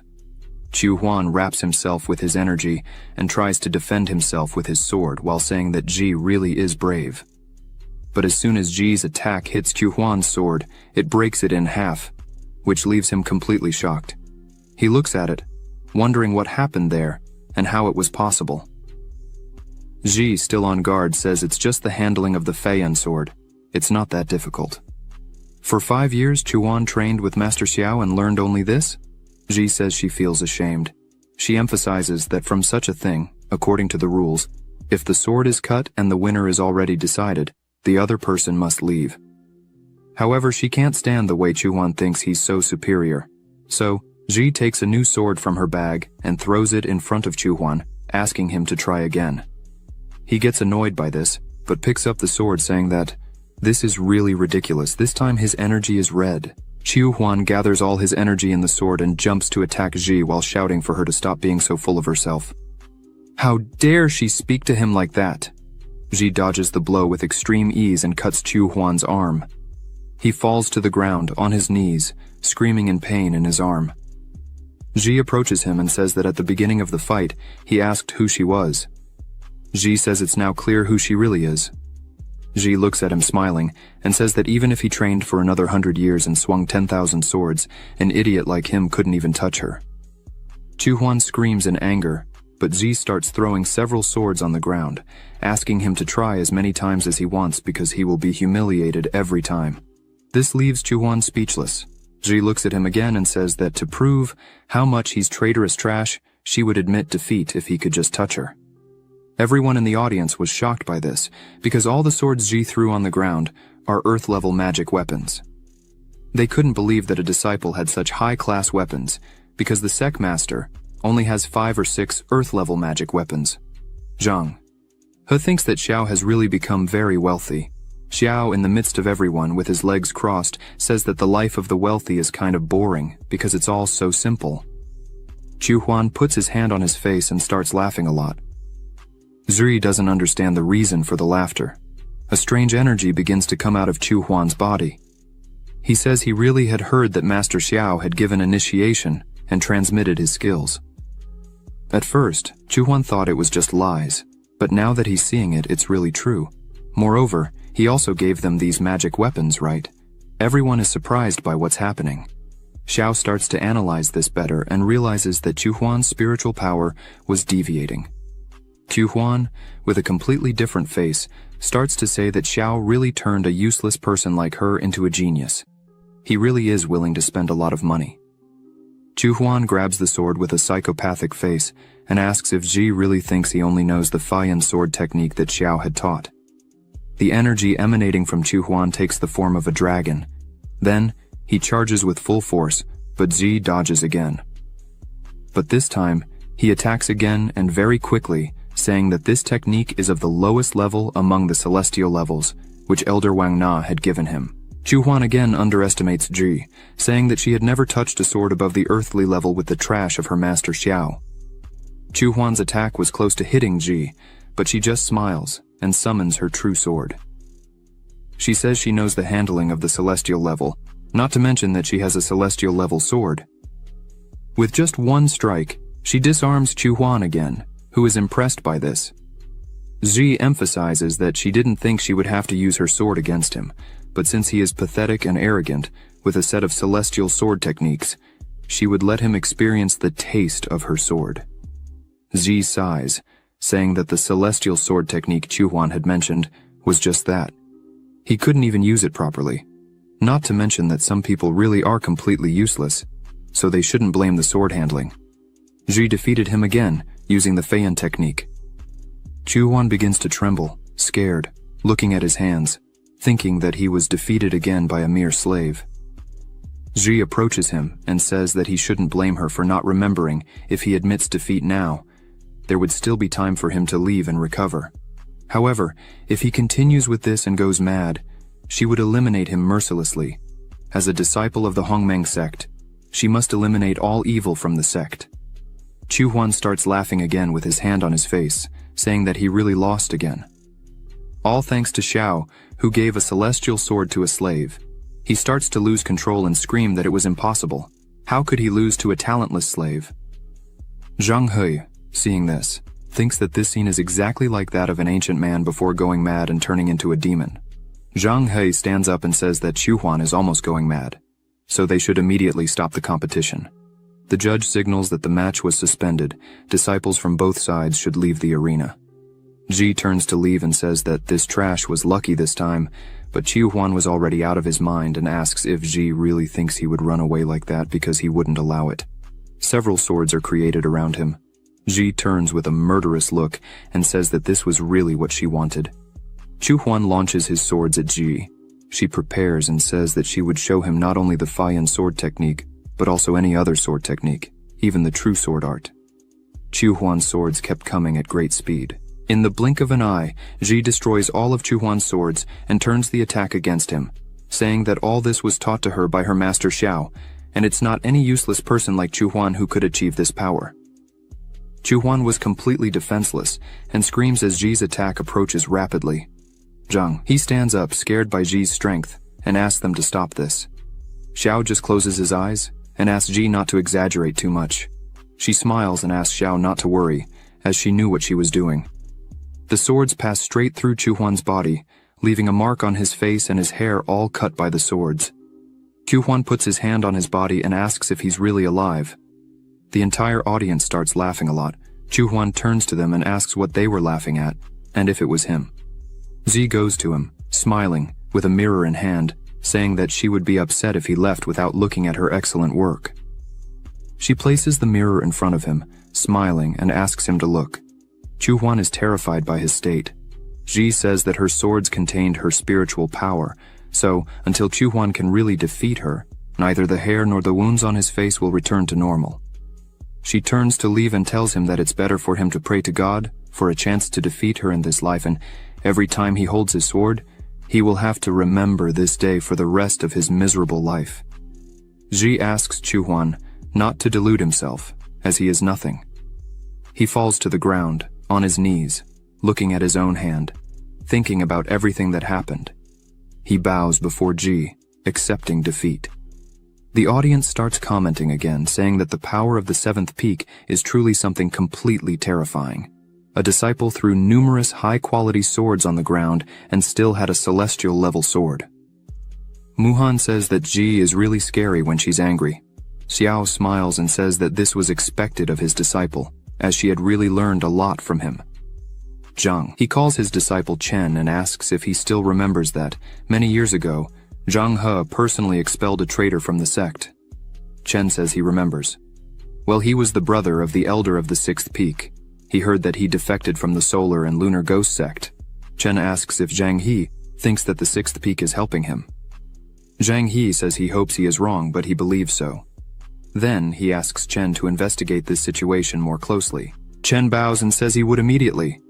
The judge signals again and says that the new matchup drawn is the seventh peak against the main peak. Zhang, he is scared by this. Chen asks his master what he should do now. Zhang he closes his eyes and asks Chen to fight against Ji. At the level she is now, she is probably stronger than many elders of the sect. It will be a great lesson for Chen, a fight against her. Then, he agrees to this and goes straight to the arena. The judge signals for them to start the fight. Ji looks at him with her hand on her waist and says she didn't imagine she would meet him so soon in the first round. Chen starts his sword and says that no matter how strong Ji was, now she should just fight with everything she has. Ji puts her hand on her mouth with a scary smile and asks if he was really sure about that. She starts laughing a lot, then opens her arsenal again and throws numerous magical weapons into the arena. She thanks him for taking good care of her, so she would take good care of him. Chen is scared by all these magical weapons. The spectators can't believe this. Ji climbs on the cannon, crosses her arms, and around her there are 2 shields, several swords. Ji looks at Chen, eager to fight, and calls him to the fight. Chen looks at this with just 1 sword he received as a gift, and that is still of low class. That's all he had. Chen throws his sword on the ground, saying that this crap is no match against all these magical weapons. Chen shouts for Zhang He to stop Ji, as she was already going too far. Zhang He, sweating coldly, says that by the rules, they don't prohibit the use of magical weapons in competitions. After all, a swordsman needs a sword for a competition. However, this was too much. Ji gets angry, as she could only use 1 at a time, but she agrees and stores everything again and asks Chen to attack her at once. Chen smiles and thanks her for that, then goes all out. While he was in the air, he thinks that if there is really only 1 sword, then he is not afraid, not even of a celestial weapon. Chen thinks he will finish this quickly, as he still needs to complete a mission. Ji smiles and says she would fulfill Chen's request. She creates a shield around her that blocks Chen's attack. She emphasizes that this shield is capable of withstanding the full force of a level 10 innate, so it would be perfect against Chen. He asks Ji to use all her ability and continues attacking her non-stop. Ji asks if he really could withstand it, because he wasn't even able to break through a simple shield like this. So, probably, Chen wouldn't even be able to touch her in this fight, right? This makes Chen furious. Thinking that a man can't say no, Chen shouts that what he showed is not the full strength of a level 10 innate. Right now, she would see his real strength. And he strikes her with all his force and really manages to break through the barrier. Muhan shouts for Ji to be careful, but as soon as he breaks through the barrier, a shield appears right in front of him, making him hit his head on the shield. Chen, with a bump on his head, says it's really surprising and asks if she has more. He jumps again to attack her, shouting that it won't be just 2 maximum strength blows. He destroys the first shield, and another appears. Then he uses 3 strikes, but another shield appears. Then, he uses 4 strikes. Ji remains calm and beautiful on the other side, not moving. After a while, several shields were cut on the ground. Chen was exhausted, but there were still 3 shields in front of Ji, who was sitting in a chair, relaxing, with sunglasses on, having a drink. Chen starts to tremble as he was completely exhausted and shouts that he cannot lose. But then he faints on the ground. The judge announces that the first round is over and the first place in this round is the 7th peak. Ji quickly moves around the arena, thanking everyone. The others in the audience couldn't believe that Chen was defeated just with Ji's defense. Another man says that he lasted a long time because he was able to destroy dozens of shields. Ji runs to Xiao, who says that she is very intelligent and full of tricks, so he is very happy to see this. Ji high-fives him, happily. A person looks at them, thinking that such a fighting style is scary. The 7th peak really has overwhelming power, they're just very noisy. Xiao asks Ji if she has always been dissatisfied with Chen, and that's why she wanted to defeat him head-on. Ji sighs and says that in the past, Chen was a much better cultivator than her, and therefore he was her rival. However, now, he is just at the 10th level of the innate, while she is at the 2nd level of foundation creation, so it is not necessary to use her true abilities against him. Muhan looks at her and says that now everyone is saying that Zhai is a bully. Soi's not at all happy about this, but she crosses her legs and raises her head, saying that, in short, she is no longer the Lin Ji of the past. With all the teachings she has been receiving from her master Xiao, Her real goal is to challenge the true genius of sword handling. Xiao smiles, happily. Hearing this, Xiao says that Ji is truly worthy of being his disciple, but now they need to go back and rest well, as tomorrow they will have the second round. Wang Na, after seeing everything that happened there, is annoyed because he did not expect Ji to be so powerful. A woman named Ying says that this is truly an incredible competition. The man next to her, named Wei Ju, says that this little Hongmeng sect is certainly an extraordinary foundation, but it is no more than the Qin dynasty.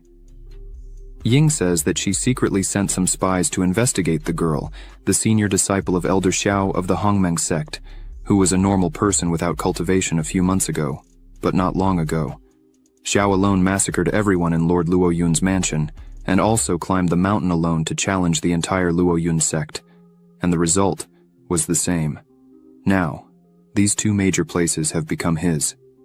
Ying emphasizes that, based on Xiao's deeds and the current situation, he is an extremely dangerous and powerful person within the Hongmeng sect, as well as being able to connect strongly with a person. Ying asks if this is not the kind of talent they were looking for. Weiju asks Ying if she was wanting to recruit Xiao.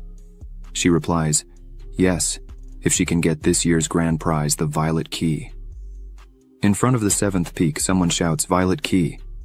This person is Muhan, who was asking what the Hongmeng Violet Key would be. Xiao explains that it is a specialty of the Hongmeng sect. It is distributed every year, according to the ranking of the grand competition. They say that people who practice with the Hongmeng Violet Key for a long time are blessed by luck. Xiao says that if they win this year's competition, they will get the first-class Violet Key. When they get the first-class Violet Key, the entire peak will experience an extraordinary change. Muhan is impressed because the Hongmeng sect was not so famous and has such an incredible treasure as this. Xiao agrees with her and says that he was also surprised when he first heard about it. However, it seems that in the past the Hongmeng sect was a great sect. He smiles and says that they will test the effect of the Hongmeng Violet Key, then they continue to walk through the 7th peak. Zhu comments that the aura in the air of that place is much better, which allows them to achieve twice the results with just half the effort. Muhan approaches a golden tree and realizes that this is a necessary material to refine the infinite golden elixir, the infinite seed. She wonders why there are so many there. Looking closer, she notices that this year, the Violet Key of Hongmeng seems to be particularly stronger. Walking a bit further, Muhan notices that there are also several molten fire lotuses. Ji points out that with these molten fire lotuses, they could forge spiritual swords just like their master Xiao's. Upon hearing this, Xiao turns around smiling and says that they could try.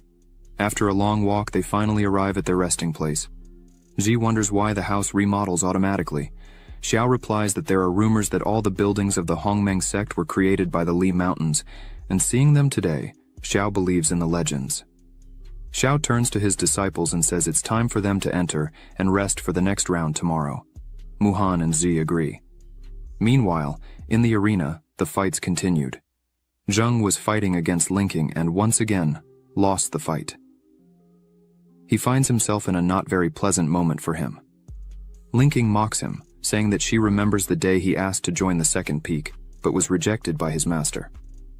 She points out that apparently she does not see that Zheng has no intention of practicing sword handling, probably should not be there to study with her master on this subject. She asks if Zheng thinks that's why there are more people on the 2nd peak. She comes very close to him, who is kneeling on the ground and looks intently at Zheng, saying that, unfortunately for him, even if there were thousands of disciples on the 2nd peak, none of them would be interested in a man-trash with no value or reputation like Zheng. He lowers his head, clearly uncomfortable with these words, but Linking does not stop talking and says, she heard that Elder Xiao had customized sword techniques for his disciples, and that is the real reason why she is excited to see them. As Zheng continues to kneel in front of her, she points out that, from what she has seen, no matter who creates or how good the technique is, if the person using it is not good enough, it still doesn't work. This fight was a waste of time. It would be much more pleasant if it were with Ji. This makes Zheng completely angry. He begins to tremble and clench his hand on the ground, but to no avail. The judge gives the signal and announces the end of the fight. Now the sixth peak was disqualified for having accumulated 3 defeats. Seeing this, Wang Na becomes completely angry, saying that his 2 disciples are nothing but filthy trash.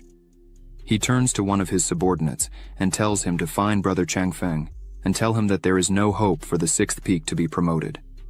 Wang Na points out that they all must prepare to attack the mountain to steal the violet key of Hongmeng as soon as the winner of the competition is announced. On the 2nd day of competition, Ji was in the arena ready to fight in the 2nd round. Bai, who was her opponent, says he wanted to learn the sword handling that Ji used, but he was concerned about the magical weapons that Ji had. So he prepares to fight and asks if she intended to use the magical weapons against him. Ji smiles and says she still didn't know. The fight begins and Bai comes at her with everything. Ji remains calm and prepares, because since she was able to recover the lacquer sword, she had a completely different feeling about fencing.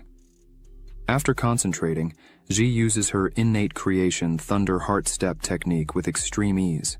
Ji disarms her opponent as if it were nothing. With this Thunder Heart ability, Ji can identify all the weak points of her opponent at any moment during the fight. Bai is completely lost, as he almost didn't see Ji's movement. After that, he thanks her and says that the sword handling that Ji is using is really relentless, it is on a different level, and that's why he accepts defeat. The judge announces the end of the fight and says that the 2nd peak has been defeated, and the last winner is the 7th peak. The women in the audience begin to comment about Elder Xiao, saying that it is really amazing that, even after years in complete silence, he returns to the top in this way. The other one is enchanted by Xiao's beauty and wonders what kind of woman will win Elder Xiao's kindness. Meanwhile, Ji returns to her master's side. Xiao says that her fight was really beautiful to watch and the sword strike was excellent. Ji smiles, happy for the recognition she has been receiving from her master. Suddenly, a woman approaches them and calls Xiao. This woman is Zhuxuan. The 3 are surprised by this beautiful woman. Zhuxuan says that it has been a long time since they last saw each other. She points out that, apparently, Xiao is much better than before. He keeps looking at her and says that she also seems very well, as her aura is much stronger than before. It seems that she has gained a lot in her travels through life. Xiao begins to remember that when he entered the Hongmeng sect with Zhuxuan, his cultivation was something surprising, and Zhuxuan always tried to compete with him, and this bothered Xiao for always being in this situation where Zhuxuan created a rivalry in almost everything. But the future was harsh, as there came a day when Xiao could no longer evolve, his cultivation stagnated, and everyone began to underestimate him, except for Zhuxuan. She was the only person who, even with all this happening, continued to treat Xiao exactly the same as before. Zhuxuan was always tough on Xiao, saying that he couldn't just give up on everything. If he didn't want to go through this, he should train with her. And that's why Xiao is grateful to this day. He thanks Zhuxuan for everything she did and for taking care of him. Xiao says that he recently accepted 2 beautiful disciples and feels very excited when happy events like these occur. He asks how long Zhuxuan plans to stay there this time. Zhuxuan replies that this time she plans to stay for a few more days. She calls her 2 disciples and says they wanted to thank Xiao for saving them the time in the forest. Xiao smiles and asks if she isn't being too polite. Zhuxuan approaches Xiao and smiles. She says that this year he had won the prize, and with this first-class Hongmeng Violet Key, he will be able to advance his cultivation a lot. Xiao replies that Zhuxuan is also not bad at all, as she managed to go far in the tournament, finishing in 2nd place. As they continued the conversation, Wang Na just looked from afar, angry and dissatisfied with the outcome of this story. Around him, there were several men ready to fight. Wang Na says it's almost time. He gives the command for everyone to exterminate the Hongmeng sect. Then, several points of the sect that were peaceful began to receive attacks, and the whole confusion began. The guards didn't understand how they got there without anyone noticing. Their leader screamed at the others to steal the violet key in the main square of the sect. Changfeng, the elder of the lunar and solar ghost sect, screamed at the sect leader. His current power is at the 1st level of the nascent soul. Changfeng screamed, calling Zhang He an old thief. Behind him there was an army. Zhang He, looking at all this, says that Changfeng really is a despicable person, as he had deserted to follow the lunar and solar ghost sect, and now dared to come back to cause trouble. Changfeng smiles and says that now he is at the nascent soul level, while Zhang He still remained at the golden core. Changfeng orders Zhang He to kneel and beg for mercy and apologize for everything he did. Then, tie up Zhuxuan and hand her over to him. Changfeng starts to laugh and says that if all this is done, maybe he will leave and let the sect live for a while longer. Zhang He begins to release his power and says that the Hongmeng sect is not a place where he can enter like this and leave when he wants. He begins to conjure the protection formation of the mountain that he had prepared a long time ago for this moment. The energy around the sect begins to move, and this means that it is fully active. Suddenly, the protection begins to attack the invaders, hitting several at once. Changfeng says he had indeed heard stories that there was once a man who reached the immortal level in the Hongmeng sect, and that the power of the mountain protection formation was astonishing. Changfeng emphasizes that today, he can see it with his own eyes and confirm that it is indeed true. Suddenly, he begins to smile and says that, unfortunately, it would end there. The mountain protection begins to break. Zhang, he cannot believe what he is seeing. Everywhere, the protection is beginning to collapse. The sect members start to get scared as they look up and realize that the protection formation has been breached. They wonder what is happening there. Zhang, he turns around in fright as he knows this is not good. Upon further analysis, Zhang He realizes that demonic energy has invaded the first peak, and the main point of the mountain protection formation is focused on the first peak, which has now been corroded by the demonic energy. Zhang He starts to get really worried, as each of their moves was clearly well planned. The lunar and solar ghost sect had thought very well about what they were going to do. Zhang He takes action and mounts his bird, telling all his elders that he would return to the first peak and try to restructure the mountain's protection. Then, he would leave the invaders there for them. Zhuxuan and Xiao, side by side, say that he could go without worry, as they would take care of everything. Zhuxuan smiles, and says that this reminds her a lot of 10 years ago. Xiao smiles and asks if she was referring to the time when she wanted to go down the mountain to see a play, the one that trapped the master at home with him, and soon was chased all over the mountain by the master's spiritual sword. Zhuxuan turns around and says that his skill is still as good as ever. She starts to strike several men at once and says she would go ahead. Zhuxuan looks at the invaders and says that if they had the courage to invade the Hongmeng sect, then they also had the courage to face death. She starts to conjure her energy, and again strikes several men at once. Xiao prepares his swords and says that Zhuxuan's green and purple swords did very well, so he couldn't fall behind. He begins to attack, causing a lot of damage to all those close to him, defeating numerous men at once. Bai and Linking get excited and say they would join in the fun too. The two start to fight together, and, combining their attacks and defenses, manage to cause some kills as well. Muhan also prepares for the fight. Z is not left behind either, but she comments that the fighting style of the second peak is the practice of dual swords, and only when the green and purple swords are used together do they show their true strength, and therefore she wants to fight against the two together when she has an opportunity. Muhan tells Z not to worry, that she would provide support and clear the way, so that she can fight more easily. Z advances fearlessly and says she would trust her life to Muhan. Z starts her attack and, with monstrous strength, throws several enemies away with just one blow. Muhan takes one of her medicines. With this, she will be able to control more magical weapons at once. Muhan concentrates, and several weapons start to appear simultaneously. Bai and Linking are impressed with the amount of high-level magical weapons that Muhan is controlling. Linking says that, apparently the seventh peak did not use all its strength during the competition, and yet it was an overwhelming victory against the other participants.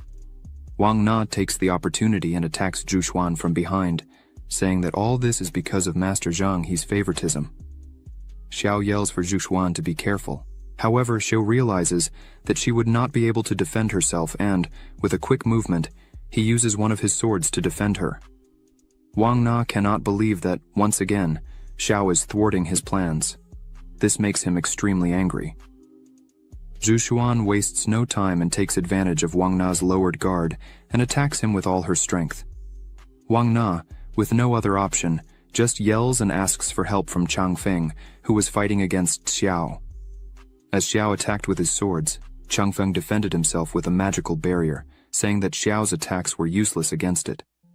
Changfeng realizes that he would not have help from anyone at that moment, so he begins to conjure a large amount of energy and summons a large flag. This flag is called the Soul Summoning Banner.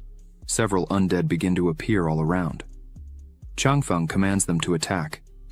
Zhu Xuan, seeing all this, tells Xiao that after Changfeng betrayed the Hongmeng sect, he had lost his way and turned into a monster. At that moment, Changfeng was out of his mind, laughing like a madman amidst his undead soldiers. Changfeng screams that they were neither humans nor ghosts, and that this was really cruel. Changfeng yells, furious with anger, saying that years ago he was willing to do anything for Zhu Xuan, but she treated him like nothing, and this made everyone ridicule him. He continues saying that all this was her fault. If it weren't for her disapproval, he wouldn't have risked going through this. In the end, his spiritual power went out of control, and he lost his cultivation completely, and that's why he can only practice the path of demons. Changfeng gathers all the soldiers, and yells once more that if it weren't for her, he wouldn't be in this state. Zhu Xuan continues fighting fearlessly. She looks at Xiao and says that all the skeletons were close to the peak of the golden core, so he should be careful. But Zhao was not so worried about that. One of the skeletons approached.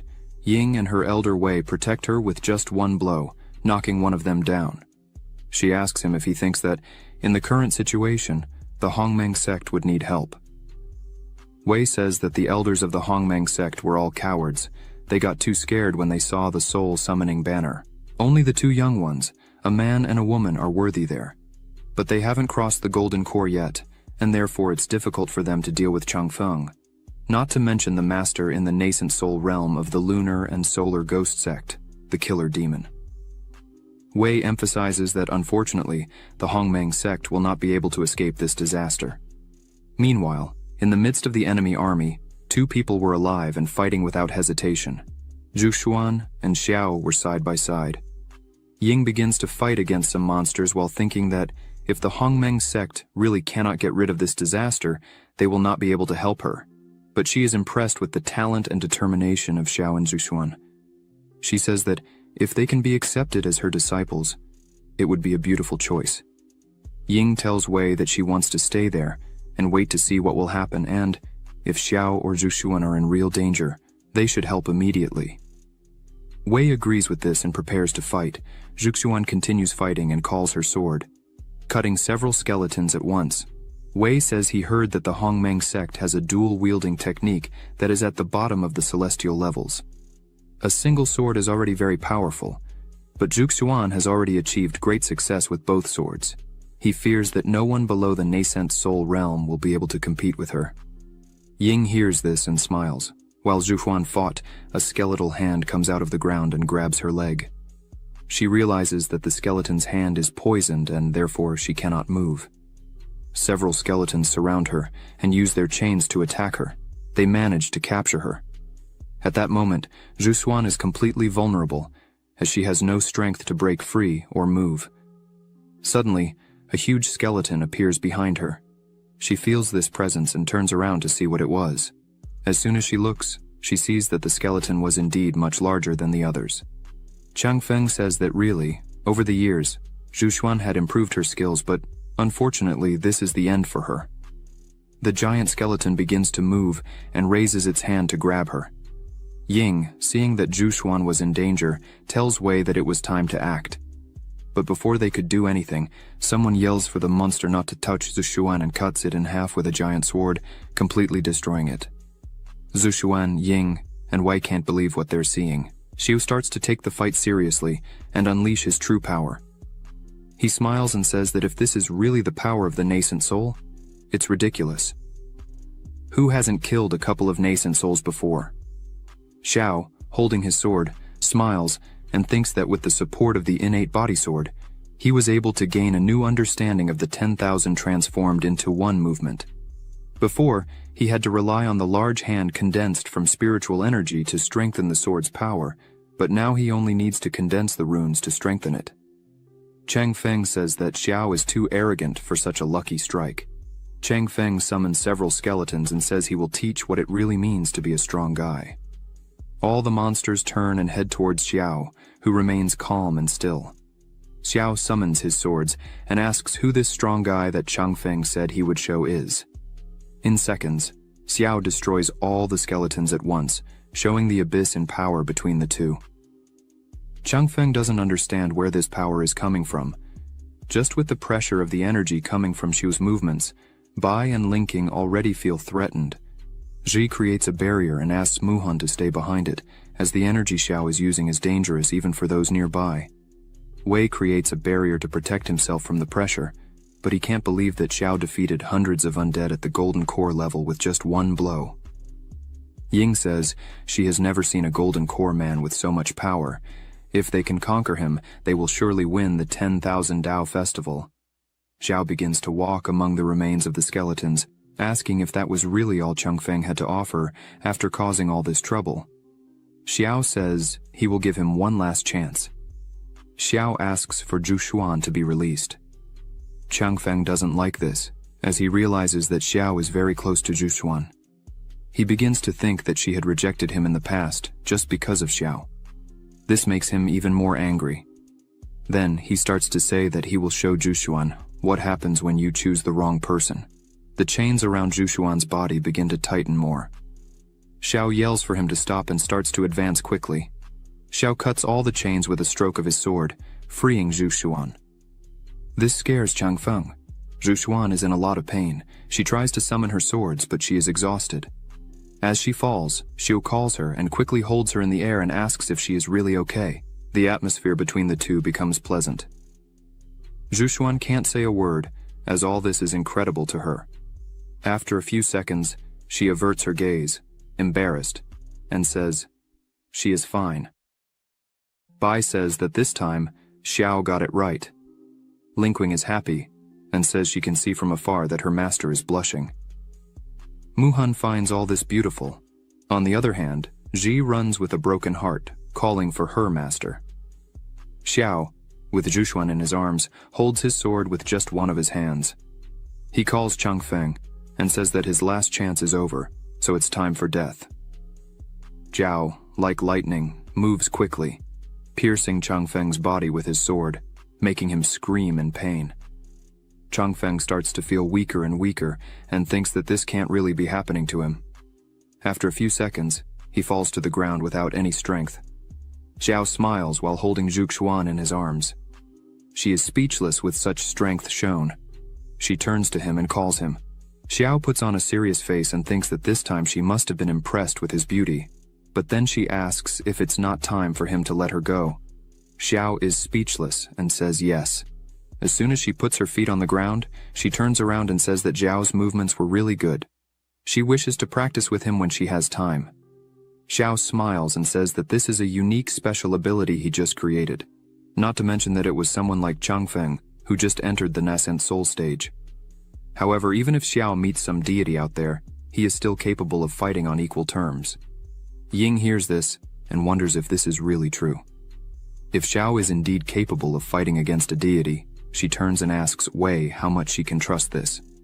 Wei defeats the last monster in front of him and says that the movement Xiao just used should be the 1,000-to-1 transformation of the current sword cultivator. However, from the way he used his spiritual energy to the sword itself, Wei says he was not able to see through it. Ying is impressed by this, as even Wei was not able to see. Wei says that at the moment he is at the peak of the nascent soul, but to be honest, Wei says that if he faced Xiao at this moment, he fears he would not be able to win. Ying is completely surprised by these words, and starts to imagine Zhao's face while thinking that there is such great talent in their country. The invaders, noticing that Xiao killed their leader in seconds, begin to wonder what they should do now. But now it's too late. Xiao starts to walk towards them with a terrifying aura, asking if they really wanted to run away, if they thought they could enter the Hongmeng sect, do all this and leave like that. The men start to tremble in front of Xiao. They fall to their knees on the ground, throwing away their weapons, saying that they were deceived by their elders. Everyone there was begging for forgiveness and mercy. Xiao stops in front of everyone, along with Zhu Xuan. The invaders gather in front of them and ask for forgiveness. But before Xiao could say anything, a big explosion happens. Ji and Muhan are startled by the noise, Zhuxuan realizes that it came from the first peak. She screams that Master Zhang he was in danger, so she should do something, but Xiao yells at her to calm down. She didn't need to run there because they were already there. A person with demonic energy approaches quickly. 2 people arrive there.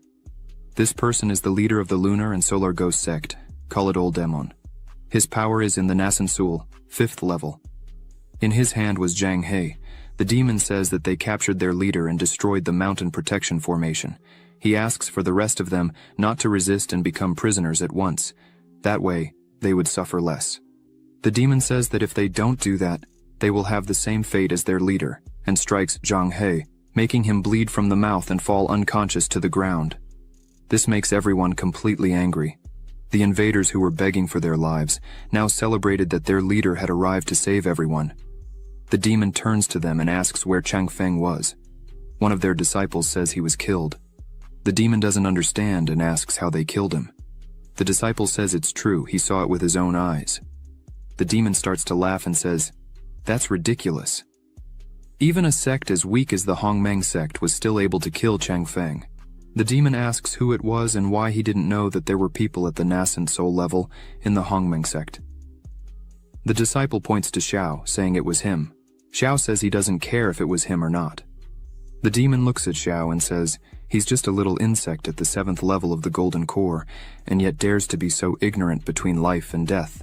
The demon says that if it was really Xiao who killed Chang Feng, he would kneel and lick his feet. Xiao smiles and says he can kneel then. The demon asks what kind of dirty tricks they used to do such a thing. In seconds, Xiao lunges at the demon, hitting him, throwing him several meters back. Xiao says that if he spoke, the demon probably wouldn't believe it, so he prefers to show how he killed Chang Feng. The demon lying on the ground says that if that's the case, then it's fine. He gets up, takes his sword, and says he would kill Zhao at that very moment. A huge energy accumulates in the sword and he releases it towards Zhao. The two clash their swords. The pressure caused by this throws the people who were nearby far away. Zhuxuan creates a barrier and asks everyone to stay behind it. The invaders are injured just by the pressure of the blows exchanged by the demon and Xiao. From a distance, Ji and Muhan watch. Ji begins to analyze that it seems Xiao can clearly see his movements. The Luoyun sword that Xiao had picked up is a low-class spiritual sword of the celestial level that, if performed with the 10,000 kilometers technique, should be able to reach the power of a mid-class celestial level. Ji realizes that the demon's sword is superior to that, possibly being of the highest class. As the two fought, Ji fears, because now it can really be dangerous. The demon tries to hit Xiao, but he dodges and jumps back and asks for Zhuxuan's swords on loan. Xiao uses his power and calls them immediately. He also uses his flexible swords. Ji is impressed seeing that her master is using the 7-star exorcist sword formation technique. At that moment, Xiao was surrounded by a dense and constant aura. His swords were ready and positioned. Xiao looks at the demon and says that no matter what kind of deity he believes himself to be, the outcome is already decided. He would die today. Ji can't contain her joy, as the 7-star exorcist sword formation is a high-class sword formation of the celestial level. When the 7 swords are completed, its power can come close to the immortal level. Ji, without thinking twice, throws her sword to Xiao, saying that if he needs it, he can use it. Ying is impressed by this, as she had seen this sword formation only in ancient books, but never imagined she would see its true form personally. She takes her sword and throws it to Xiao, saying that if he's going to form the 7-star exorcist sword formation, he can also use her sword, the highest quality terrestrial level dragon sword. Ying thinks this is a great opportunity to gain Xiao's trust. Now everything was ready. Xiao had the best swords in his possession.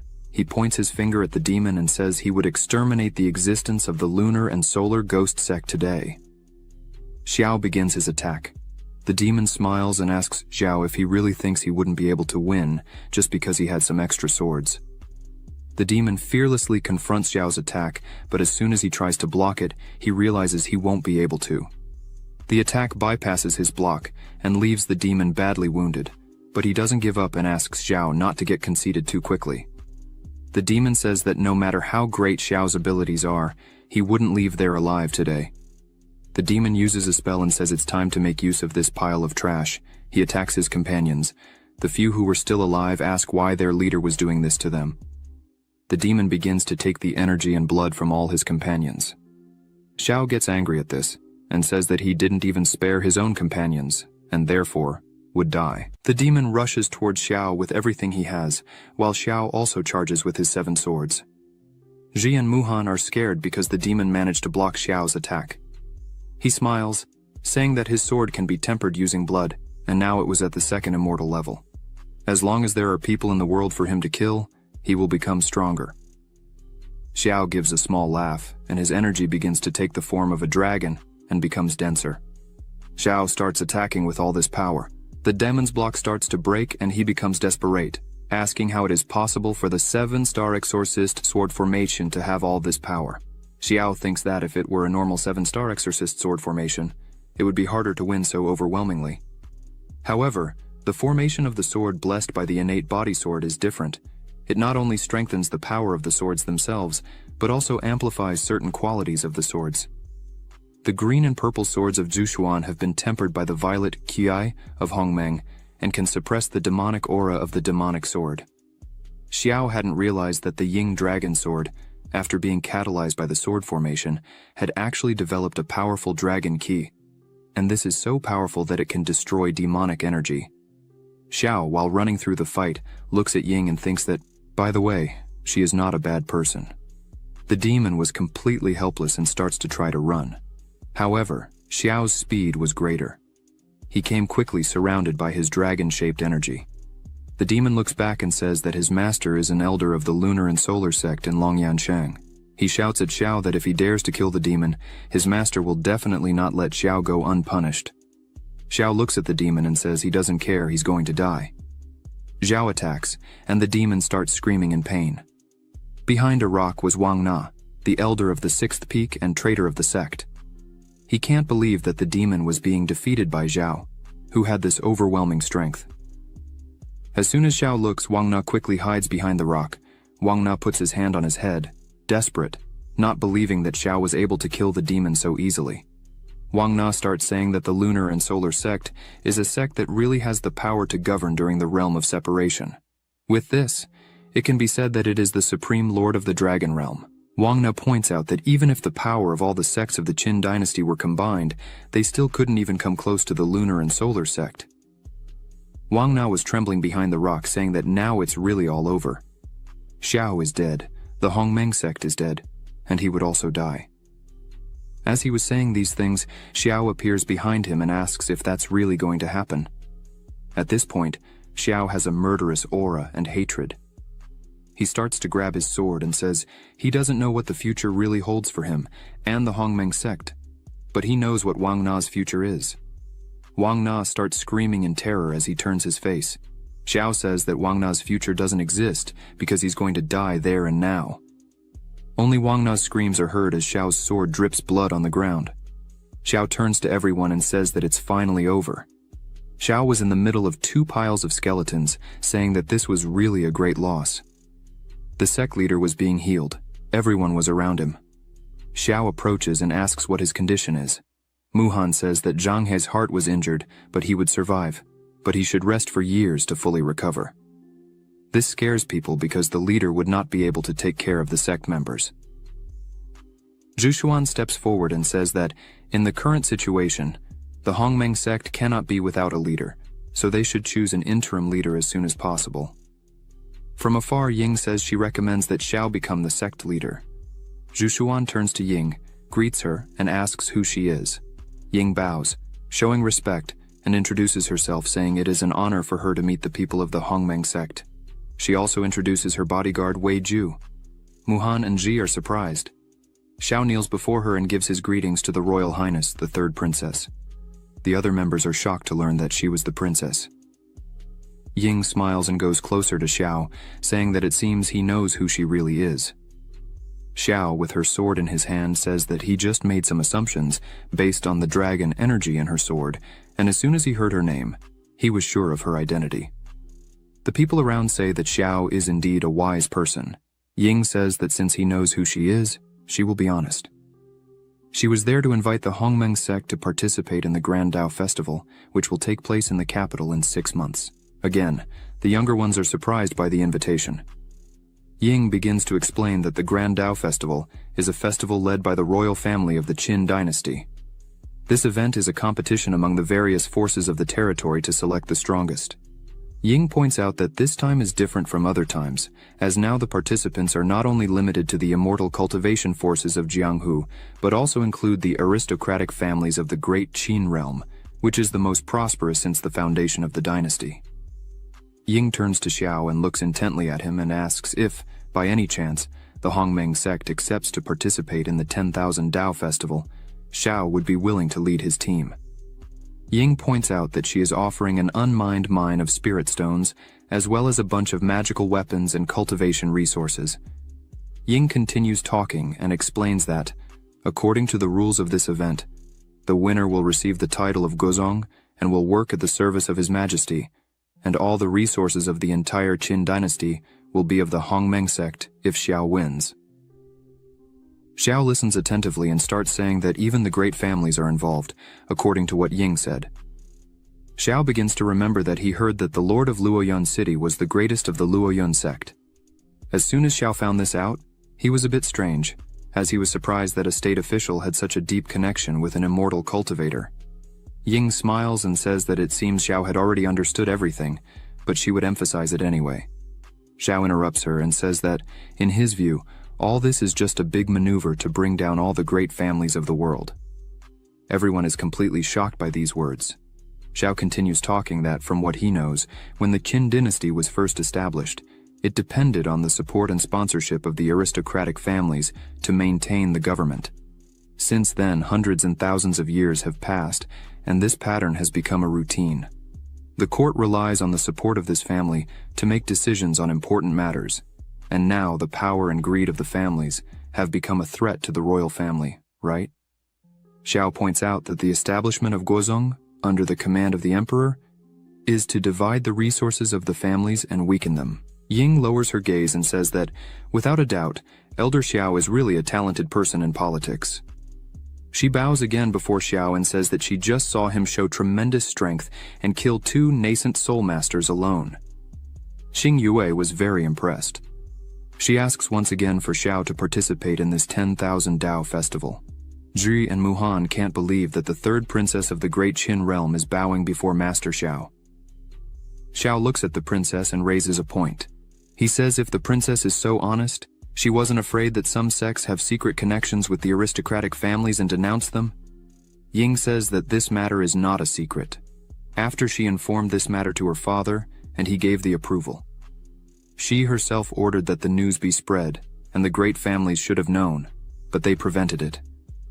Ying thinks they also want to take advantage of this opportunity to submit the royal family and make their power even greater.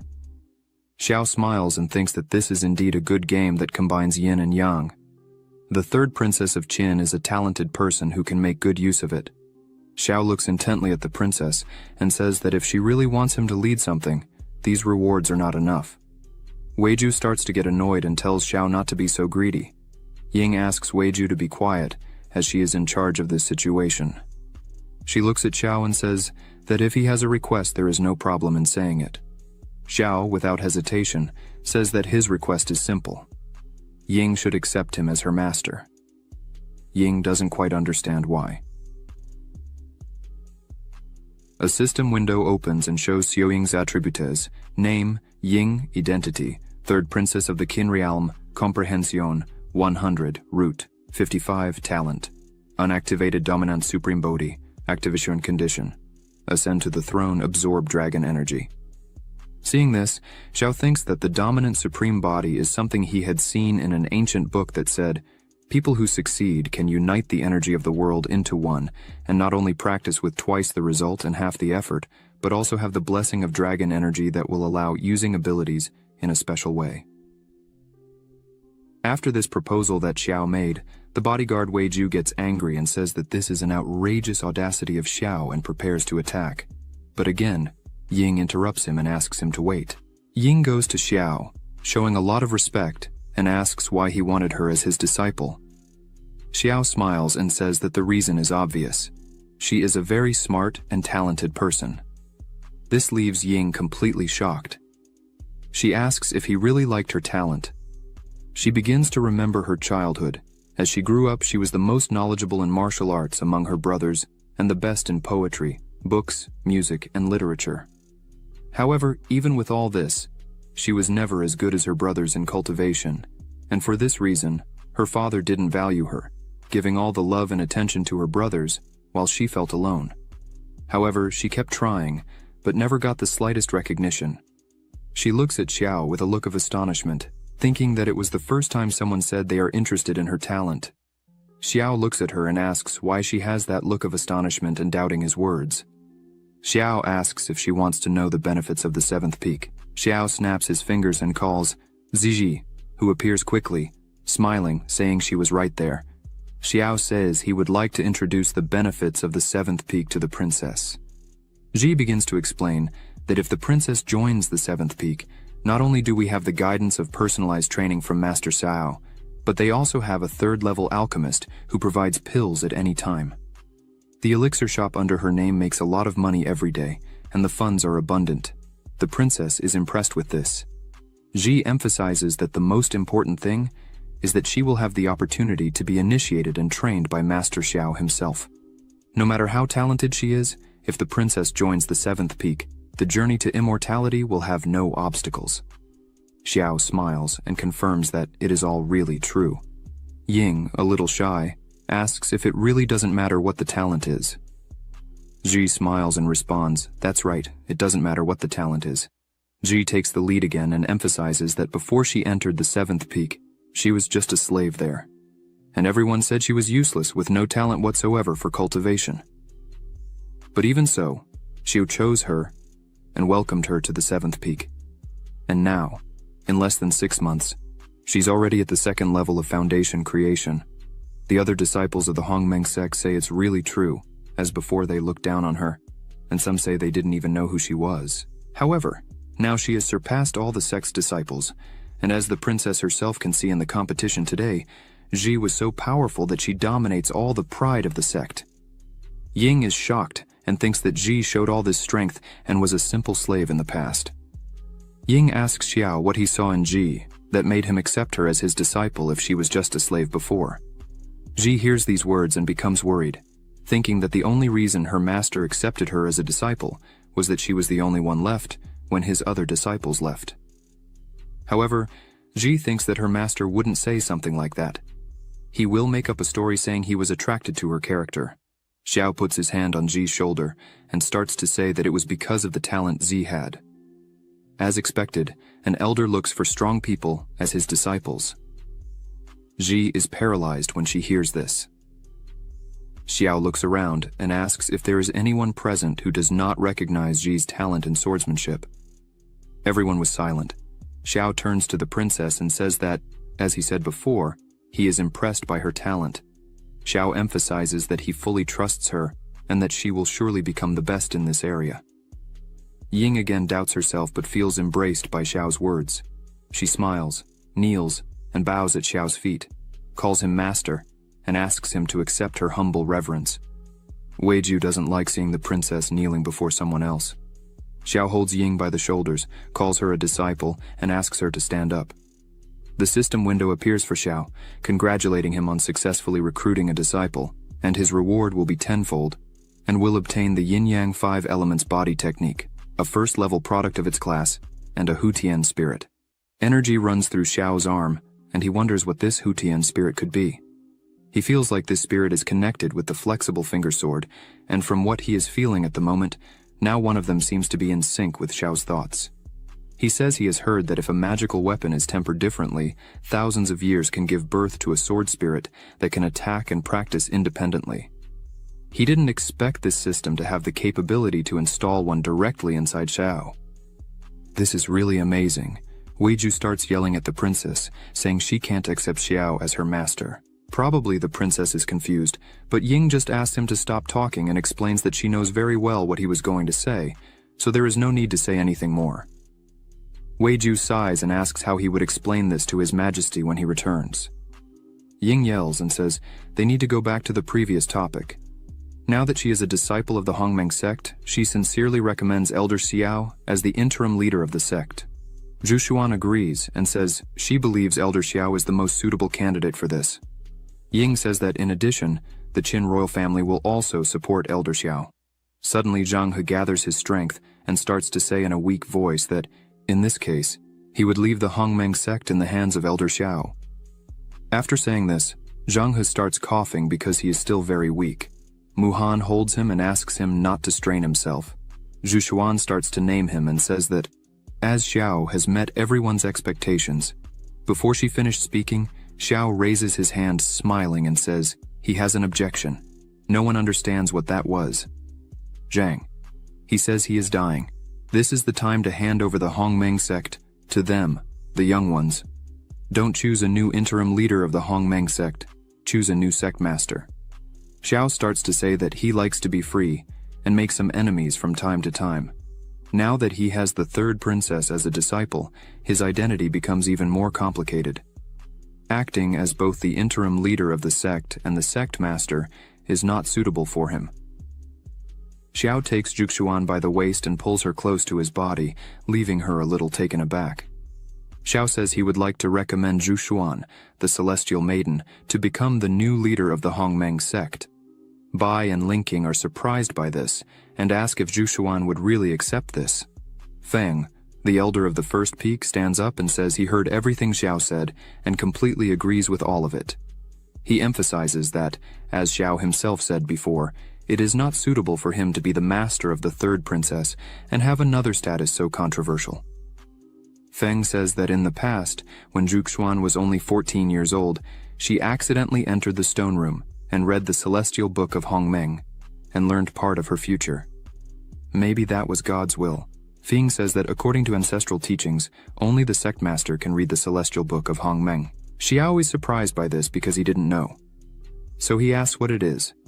Zhu just looks at it and sighs a little and starts to say that Elder Feng's words reminded her. The celestial book of Hongmeng records the future of the Hongmeng sect. Since they can't decide who will replace Zhang He, let the celestial book of Hongmeng decide. She calls Xiao to follow her, but Ying goes to him and says that she and Weiju need to visit other immortal sects, and, for this reason, she needs to leave now. Zhao asks her to wait. He says she just became his disciple and, unfortunately, they didn't have time to prepare her for the learning ceremony. Zhao takes one of his swords and asks Ying to take the sword with her and use it to defend herself. Ying takes the sword and asks why a flexible finger sword. Xiu smiles and says that this sword has a spirit, so it doesn't need to be controlled with sword techniques. It can fight on its own. Ying is impressed that such a small sword is so powerful. Xiao turns and says that the sword is not that strong. Weiju sighs again with jealousy and says that the princess already has him for protection. Why would she need another sword? Xiao hears this and says from afar that this weapon is capable of killing someone in the nascent soul in seconds. Weiju becomes worried and asks if that is true because he is currently in the nascent soul. Ying just laughs at this situation. After some time, Zhu and Zhao start to enter a cave. Zhao asks Zhu why she brought him there and if it was for him to read the celestial book. Zhu places her hand on the door and a great energy starts to come out of there. She starts to say that not long ago, Xiao was gravely injured and near death. But since then, he has made great progress. Not only did he cross the golden core, but he also gained 2 talented disciples. She turns with a more serious face and asks what really happened. Xiao smiles and says it was nothing much. In the past, he just gained an infinite gold pill.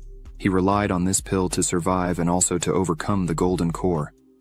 Zhao, deep down, wonders if Zhu is testing him in some way. Zhao starts to suspect that Zhu thinks he was dominated by something. Zhu turns to the front and asks if that was really all. The doors open, the two enter, and in the middle of the hall there is a strong energy. In the center of this energy there was an item. Xiao asks what it was. Zhu replies that this is the celestial book of the Hongmeng sect. She says that this book was inherited from the first generation of the sect master of Hongmeng, and only the person who can succeed the master can awaken it. Zhu emphasizes that, after awakening it, the person who did it can see the fate of the Hongmeng sect for the next 100 years. Xiao just looks at it as she approaches the object. Xiao starts to put his hand together with Zhu hand. He wonders how something so strange can exist. Zhu Xuan says that just by inserting spiritual energy into it, the celestial book of Hongmeng will emit its own judgment. Zhao starts to use his power. Zhu Xuan emphasizes that if the person is qualified to lead the Hongmeng sect, the celestial book of Hongmeng will respond. A few seconds pass, and energy starts to come toward Zhao, and the book floats close to his hand. Zhu Xuan looks at it and smiles. She is happy and says that surely Xiao is the person who should take over the Hongmeng sect. Suddenly the book falls back, and they are surprised. Xiao turns smiling and says he had warned that this job is not suitable for him. The celestial book of Hongmeng itself understood that. Zhu Xuan just looks at him after that. Zhu Xuan puts her hand out to test again. As she did this, she thought that according to what she knew about the celestial book, if the person is really not qualified to lead the Hongmeng sect, the celestial book of Hongmeng would not even move. This makes her think and wonder if the celestial book was taking her desires into account. Suddenly, the book begins to glow in a slightly different way, and simply flies away. Xiao begins to smile when he sees this. Zhu Xuan is amazed, and wonders if the celestial book of Hongmeng really recognized her as the sect master. She just wanted to see the future of the sect. She reaches out and the celestial book comes to her hand. Xiao is happy about this and bows, showing respect. He congratulates Zhu Xuan, saying that she had been recognized by the celestial book. Zhu Xuan takes the book in her hand and thinks that in the past, when she had gone there, the book simply showed her a part of the future and did not cross the barrier directly. She wonders what she should really do now, because as soon as she got the celestial book of Hongmeng, she would become the leader of the sect. Zhu Xuan looks at the book in her hand and says it's better for her to look first at what was recorded in the celestial book of Hongmeng. Quickly, she begins to release the magic within the book, causing intense energy. The energy begins to organize and takes the shape of a book, and in it was written, "There, the nobles have been watching the skies and predicting the fate of future generations, and finally calculated that when the Hongmeng sect obtains the status of national sect of the Great Qin dynasty, it will be the day of ascension to power of the Hongmeng sect. At that moment, all the luck will be attracted to stimulate the noble sect." Xiao is impressed, as even the matter of the national sect was calculated. Xiao thinks that the celestial book is really too amazing. However, suddenly, Zhu Xuan calls him, saying that the text was changing. This time the book showed that Xiao Xuan, year 1165 of the Qin calendar, joined us on the second peak. This man is the most gifted and talented disciple among all generations of the sect. He was 19 years old when he crossed the realm of foundation creation and became an elder of the seventh peak. He was 20 years old when he remained at the 10th level of foundation creation. He was 25 years old when he was attacked by a group of mercenaries and ended up seriously injured. Xiao looks at this with a fixed gaze and a serious face. He thinks it's a very clear record of the first part of his life, but there's no tracking behind that injury. He wonders if it's because he awakened the system. Zhao starts to think better and realizes that, in fact, it's a very strange world, and that must be why the sect master is so friendly with him. The Hongmeng sect is not as simple as it seems. Zhu Xuan turns to Xiao, who was distracted thinking. She thinks that the celestial book of Hongmeng did not recognize Xiao as its master, but wrote his destiny clearly. She thinks, could it be because his future is much better than that of the Hongmeng sect, and is destined to never get stuck in the Hongmeng sect? Xiao looks at Zhu Xuan and asks her if she suspects that he had distanced himself from her, as she had been staring at him for 15 minutes. She just thought it was amazing to look at him. Suddenly, Xiao approaches her and says he remembers the day she took him down the mountain to watch a play, but the sect master found them. Xiao says he remembers it like it was yesterday. Zhu Xuan didn't think twice about throwing all the blame on him. With that, the sect master made him kneel in the ancestral hall for several days. He continues to stare at her and says that on another occasion she blew up the sect master's alchemy furnace and ran to Zhao's room to hide, but he was taking a bath and she ended up seeing everything. This leaves Zhu Xuan embarrassed. Zhao continues speaking and says that besides that, Zhu Xuan interrupts him at once, saying that it's all right. She understands that he is like her and he doesn't need to continue saying anything. Xiao smiles and says that actually he knew she was joking with him, and he just wanted to play a little back. Nothing more. She prepares to speak. Zhu Xuan starts to say that probably Xiao still didn't know, but if the Hongmeng sect has a surge of good luck, the qi of Hongmeng Violet will be distributed according to the status of each one in the sect. But as the Celestial Book wants her to take over the Hongmeng sect as a leader, she could choose an interim vice leader. She says it would be very good to have Xiao with her to help. Xiao hears this and is speechless, as he was moved. He thinks that Zhuxuan always thinks of him first, so he should also do something for her. Xiao looks at her and asks if she had a pair of yin-yang fish jade pendants. She begins to concentrate and catalyze her energy in her hand. She replies that she had all that. The technique that Zhuxuan practices is the combination of the two swords, which requires yin and yang qi, and this pair of jade pendants is exactly what she uses to help practice. Zhuxuan warns that the pendant was broken when she found it, so the effect is not very good. Xiao extends his hand and asks her to give one of them to him. Xiao promises that he had a way to make sure he would return a complete pair to her in the future. Zhuxuan hands the scroll to him and says that he is the interim vice master of the Hongmeng sect, and therefore he had the right to learn this technique. Xiao is happy, as this was a very good boost for the system. The night had already arrived and everyone was inside their houses. The system starts to notify. The host gave his disciple the dual-wield combining snow ability, low-class celestial level, and the reward is 1,000 times greater. Obtained limited-time skill fusion for 1 day.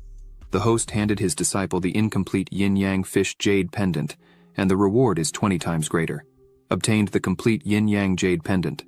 Meanwhile, Z was holding the scroll in her hands, with her eyes shining with happiness, and thanking her master Xiao for this. Xiao tells her to practice immediately, and emphasizes that she should share this with Muhan. Z stands up excitedly and raises the scroll, shouting that she would do it right now. As soon as Z leaves, Xiao opens his system again and checks the reward he had won. Obtained skill fusion, limited time for 1 day. He can't understand exactly what this fusion would be. The system shows another information window. Skill fusion can merge all skills of the same nature practiced by the host. After the fusion, the new skills will have all the characteristics of the fused skills, and the level and power will also be greatly improved. After reading this, Xiao smiles and says it's very interesting, and decides to test it immediately. He starts to gather energy in his fingers. The system notifies that the host used skill fusion. It was detected that the host cultivated 57 sword arts, including 32 mortal level arts, 20 mysterious level arts, 1 terrestrial level art, 1 celestial level art, and 1 divine soul art, 9 refinements of the divine mind, which can be fused. Xiao is thoughtful when he sees 9 refinements of the divine mind. He remembers his training with Z, and thinks that, by the way, he obtained this technique when he was teaching Z to practice when he was in Luoyun City. The system warns again that skill fusion was successful and is manifesting. Xiao sits down and begins to concentrate as much as possible, several rays joining at one point on his forehead. Suddenly, Yao screams extremely loudly. A few days later, on the 7th peak, a strong storm cloud was above the 7th peak. A strong wind also accompanies this. Some people were passing by and begin to comment that this storm cloud over the 7th peak has lasted almost a month. They heard that it was caused by the seclusion of Elder Xiao. A young man says that's exactly it. He heard that Elder Xiao has been in seclusion for a month. Before entering seclusion, Xiao was able to kill a nascent soul person in a second. That's why he's making such a big fuss this time. The young man says no one knows the real strength Xiao will have when he comes out of seclusion. The woman walking with him says that under the leadership of Elder Xiao, the Hongmeng sect will definitely be elevated to the sky in this grand event. She was eagerly waiting for it. Another guy takes the opportunity to speak softly that he heard that the current sect leader and Elder Xiao have been childhood sweethearts, and last time they worked together to destroy the lunar and solar ghost sect. This leaves the other two astonished. The man emphasizes that, in his view, the two were perfect for each other. The three continue to walk while still talking about it, laughing and saying they don't know if they were really together, but a person was standing behind the three. This person is Meyer. She's a disciple of Zhuxuan and a newly appointed elder. She gets nervous and catches the three while shouting, calling them brats. As she shouted at them, she said they only know how to talk and complain. If they had done half the hard work of the sect leader, they would already be the best. She shouts, saying they should go back immediately to training. The three are frightened and scream as soon as they see Meyer. 2 people were looking at the 4, Meyer running after her 3 disciples. One of the men asks who that intriguing woman is. The other replies that she is the new elder of the 2nd peak. The last second elder did not ascend to lead the sect. It is said that that woman was traveling abroad after the Foundation creation, but she returned for good as soon as she found out that the sect was in trouble. Meyer was shouting at a man in a bar when she found out that the lunar and solar sect attacked the Hongmeng sect. The man says he didn't expect her to already be at the 7th level of the Golden Core if it weren't for the power ascension of Elder Xiao. Nowadays she would be the first genius of the Hongmeng sect. But Meyer notices the two men there talking. She comes quickly to them and shouts, saying that the two have been there for years, but have made no progress in their cultivation. She sends them off there and tells them to run to cultivate, or she would tear them apart. The two men are astonished by this and scream that they would go right now. The two run away screaming that Meyer is very scary. She stays behind looking at them running, saying that they only know how to talk and never train. She says that the master and Xiao are childhood friends, but Xiao can't train as fast as the master. Meyer says that her master is the most beautiful in the sect, while Xiao is just a vulgar pervert. She says she doesn't know how her master can be interested in someone who hasn't improved for more than 10 years. Suddenly, Zhuxuan arrives behind Meyer and asks why she was bullying her sect brothers right after returning. Zhuxuan says that now she has succeeded as the main elder, so why can't she control her temper? Meyer comes running to her master and says that it was all just to protect her because those disciples were not cultivating properly and were talking about Zhuxuan and Elder Xiao behind their backs. Zhuxuan asks what they were saying about her and Xiao behind their backs. Meyer starts to say that everyone was saying that Zhuxuan and Elder Xiao were childhood sweethearts and were made for each other. This leaves Zhuxuan completely embarrassed. Her face turns red and her eyes widen. Meyer gets worried and shouts asking her master why she was turning red. Meyer starts to realize and continues shouting asking if Zhuxuan really liked Xiao. Meyer's world starts to fall apart with this. Zhuxuan just turns away full of shame and asks Meyer to stop talking nonsense. While the two were there talking, a strong and huge lightning bolt falls, hitting the 7th peak. This leaves the two not understanding what was happening. The flash of lightning is so strong that it begins to illuminate the entire sect. People are frightened by this and wonder what it could be. A person shouts that just looking at this scene, it seems to be something like the heavenly tribulation recorded in ancient books. Meanwhile, at the 7th peak, Muhan and Z were at the entrance of the 7th peak looking at this. Muhan says that this power is very great. She asks if it could be a heavenly tribulation. Z asks if the heavenly tribulation only appears when a great realm is broken, or when some strange treasure is born. Suddenly Z stops and thinks that her master Xiao might be about to enter the nascent soul realm. That energy was still flowing and continued intense. Z says that in her entire life, she had never seen anyone go through the heavenly tribulation with so much power. Muhan smiles and asks if they should look for a place to hide for a while. Suddenly, Xiao appears in the midst of all this energy and tells his two disciples not to be afraid, as he had his own way to deal with this tribulation. They scream, asking if he had really finished his seclusion. Xiao smiles and thinks that the skill fusion was a great success, but unexpectedly caused a tribulation. The system notifies that the successful skill fusion created a new celestial level skill. The skill has no name yet. Please set a name. Xiao continues flying through all the energy, saying that this time he really won the lottery. He raises his hand and lightning begins to appear beside it. He says that in this case, he would call his new skill Jianlai. Clouds gather around him and lightning begins to fall. All the swords that were in the Hongmeng sect begin to come out of their owners and head for the sky. The sect brothers can't understand what was happening, as their swords were not obeying their true owners.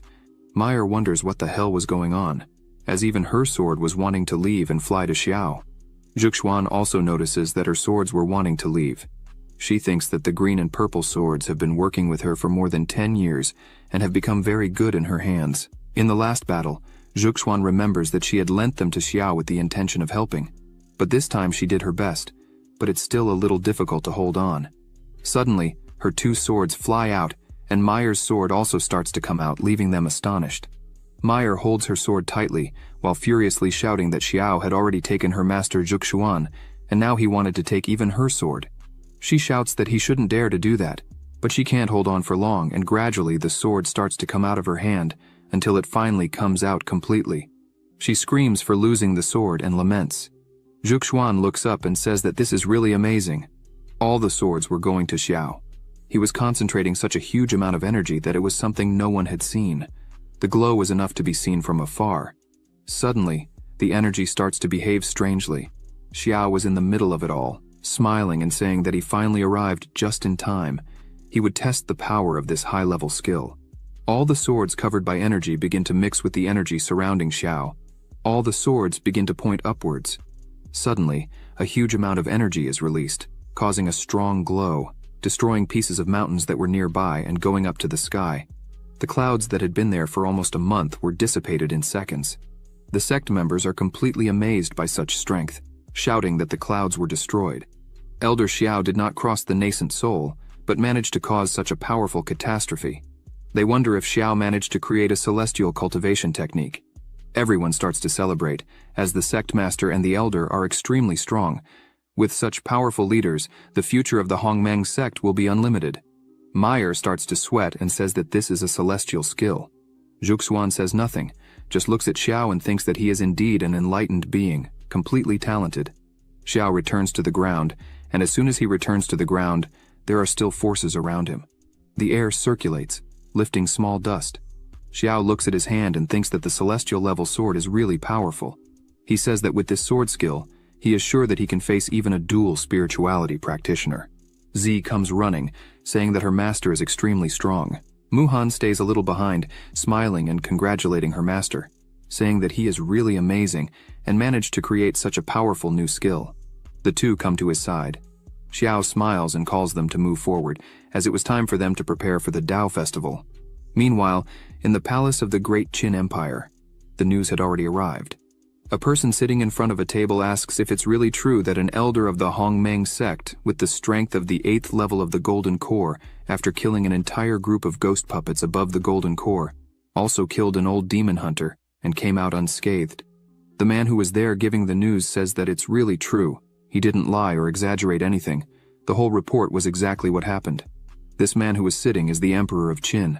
He says that even though the Hongmeng sect has mediocre strength, it has existed for thousands of years, almost at the same time as the foundation of Qin, and seems to have a hidden heritage that is unknown to the outside world. This man who was there reporting everything was Wei Ju. He says that, in addition, in the battle with the Lunar and Solar Ghost sect, Xiao only used an extremely strange and terrifying sword technique. Wei Ju says that maybe Xiao doesn't have other skills. Wei Ju emphasizes that he believes if Xiao really dedicates himself, his strength can be comparable to the nascent soul realm, or even the initial stage to become a true god. The emperor is amazed by these words. He leans on the table and says it's really amazing and interesting to know that the small Hongmeng sect has produced such a talented and brilliant person. If you think about it from this perspective, not all these small sects are useless. The emperor places his hands on the table and begins to stand up. He turns and says to Wei Ju that it would be very good if they could really use this power to fight against the great families, as Ying had planned. Wei Ju bows and calls the emperor, and says that he still has one thing to tell. The emperor turns and asks what it would be. Wei Ju begins to say that the third Princess Ying asked Xiao to represent the sect in the Great Dao Festival, but for this, she promised to be his disciple. The emperor slams the table with great force and shouts. Wei Ju lowers his head even further, and says that Xiao's strength is really extraordinary. Even if Wei Ju fought with all his strength, he couldn't win. Wei Ju says that the third princess considered her options and thought that it could be useful for her next plan, so she took the liberty of asking him to be her master. The emperor doesn't know how to act. He is still not at all happy about this and says that this is all because of the family. They made the princess learn from a charlatan, that's a shame. The emperor composes himself and says that's all. He asks Wei Ju to tell Princess Ying not to make any announcement about this matter at the moment. The emperor asks her to wait until the Dao festival is over to discuss this matter again. The emperor emphasizes that if something like this happens again in the future, Wei Ju should inform him immediately. Wei Ju agrees with all this and says that he would do everything to make sure everything goes well. He says he hopes this doesn't affect the emperor's attitude towards Xiao, because if it does, and the emperor becomes hostile against Xiao, and neglects the Hongmeng sect, then it will be the end, as no one would be able to withstand the retaliation of that monster called Xiao. After this, in the capital of Qin, Yulong City, in front of the city gate, was the great guard of Qin City, Hongda. Currently, he is at the 8th level of the Golden Core. Xiao and his team approach. Meyer is happy with Yulong City. She says that the city is undoubtedly the grand capital of the country. Guard Hongda greets everyone, welcoming them. He says that the capital feels honored to receive guests like them from the Hongmeng sect. He introduces himself, saying his name is Hongda, and he is the city guard. He was tasked with receiving them and welcoming them on behalf of Lord Wei. The people who were there are amazed, as General Hongda himself came to receive those people. They ask if they were part of one of the 10 main sects. Some people say that probably they were more important, as not even the 10 great sects would have the honor of being personally received by the general. This scene made the whole city stop. People look at them and say that these people were extremely important. The guard says that Wei Ju was waiting for them. With this, the people are even more surprised, as Wei Ju was the emperor's trusted man. Xiao opens his fan again and smiles, thinking that it seems that this great General Hongda must have been prepared by Princess Ying to receive them at the entrance, and just to avoid suspicion, borrowed Wei Ju's name. As expected of a member of the imperial family, she is very attentive. The general turns and asks them to follow him. After some time walking, they finally arrive where they would stay during the Dao festival. Hongda begins to introduce the place and shows a man, saying that if they needed anything, they should not hesitate to call the butler Huang. As soon as he is introduced, Huang bows and greets everyone. Xiao says that it is really worthy of being the capital of the country, as even the butler is a golden core cultivator. Meyer is impressed by this, asking if the butler was really at the golden core, and if he was not an elder. Xiao sees this and hits her head with his fan. He says that was enough. She should go back and join the others. Meyer gets angry with this and asks Xiao if there was anything she could not say there. But Zhuxuan interrupts the two and calls Xiao, saying that she had gathered information about the participants of the Dao festival. She calls him to talk a little about this. Meyer insists and says to her master that she would also go with them, but Zhuxuan is a little embarrassed and asks Meyer to go play with Z and the others. If she needed anything, she would call her. This leaves Meyer completely shocked. Xiao just smiles while Z and the others sat at a table. Xiao and Zhuxuan sat together at another table, a little away from the people. Meyer eats her meat while crying angrily at Xiao because her master trusted him much more, even dismissed her presence. Z notices this and goes to Meyer and asks her if she had never eaten pork feet before, as she was crying. Meyer turns to Z with her red face and a piece of meat in her mouth and says it's none of her business. Meyer stands up and takes the hand of Z and Muhan, asking the two to go with her. Meanwhile, Zhuxuan tells Xiao that there were 3 main sects that they needed to be careful of at the Dao festival. Zhuxuan says that Xiao could take a look at them first, and hands him an item. As soon as Xiao takes the item in his hand, he begins to concentrate and energy starts to circulate around, showing that the first-class Taisu sect, like the Hongmeng sect, has a history of thousands of years, and has produced several powerful nascent soul cultivators, and in addition, it has hundreds of golden core cultivators. The leaders of the second and third sects, Changsheng and the Wanfeng sect, also have nascent soul cultivators under their command, and even though they were founded later, they have deep roots. Zhuxuan begins to say that in the great families, information is even scarcer. They only know that the first 3 families, Qin, Wang, and Lin, have more than one powerful nascent soul among their members. The others are completely unknown. Xiao turns to her and thanks her for all the help she was giving him. While the two talked about the festival, Meyer takes Z and Muhan to the middle of the city. She begins to eat angrily, saying that all this was Xiao's fault. As they walked around, Meyer hears a woman asking 2 men not to dirty their hands. She says to them that if they really wanted to buy the demon tiger, they only needed 1,000 low-class spirit stones. Otherwise, they didn't need to waste more time there. The woman was visibly scared, while the 2 men looked at her smiling. Meyer was still eating with Muhan. The two turned to the direction of this commotion. Meyer starts to get a little uncomfortable with this and calls the two to go there and see what was happening. The men were still bothering the woman. One man says she should be more sensible. He looks at her with a strange expression and says that whenever she is willing to follow them back to their home and spend a night, they would be willing to pay not only 1,000 low-level spiritual stones, but also 1,000 mid-level spiritual stones. This man is named Deng Xiu. One of his subordinates grabs her hand and says that as long as she obeys her master, her father won't have to work hard hunting. She starts screaming, scared, asking for help. Another man laughs and tells the woman not to waste her energy, as no one in Qin would dare to interfere, as they were from the kingdom of Liangyan. Hearing that they were from the kingdom of Longyan, some people get scared. People start running from there. The woman yells at them to take their filthy hands off her. A whip comes their way. A man steps in front to protect his master. However, the whip hits him in the face, making him spit blood. His master is shocked by this. He quickly turns around and shouts, asking who was there and how they dared to disturb the good deeds he was doing. Meyer steps forward and says it was she who dared to do this, and that they should let the woman return to her home immediately. Behind her were Z and Muhan, angry at what they were seeing right in front of them. Deng-shu looks at them and says that they also have a rare beauty. He makes a proposal to them, saying that if they went with him as concubines, he would leave the girl alone. Z starts to get angry and yells that he was disgusting. However, Muhan tries to calm her, and says that the man is an envoy from the kingdom of Longyan. She should not offend him so easily. The men nearby shout that it's no wonder Deng-shu is so arrogant in the great kingdom of Qin, as an envoy from any superior kingdom can be like the king of Qin. Muhan begins to explain that sects, families, and countries are divided into 9 levels, with the first level being the most respected, and each level is as different as the sky. The kingdom of Longyan is a 5th-level country, surrounded by 7 6th-level countries, which are equivalent to the great kingdom of Qin. All are vassals of the kingdom of Longyan and must pay homage to the kingdom of Longyan every year. Muhan stresses that if they fought them there, she feared they would bring great trouble to the sect and even to the Qin dynasty. Z didn't care. She was just very angry, but says nothing. Meyer grumbles but also controls herself. Deng-shu points to Muhan and says she wasn't bad at all.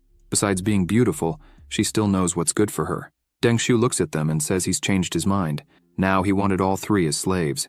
Otherwise, when he returned to his kingdom, he would say that hospitality in Qin was not good, and that would bring trouble for them. Suddenly, Princess Ying appears and asks if that's really the case.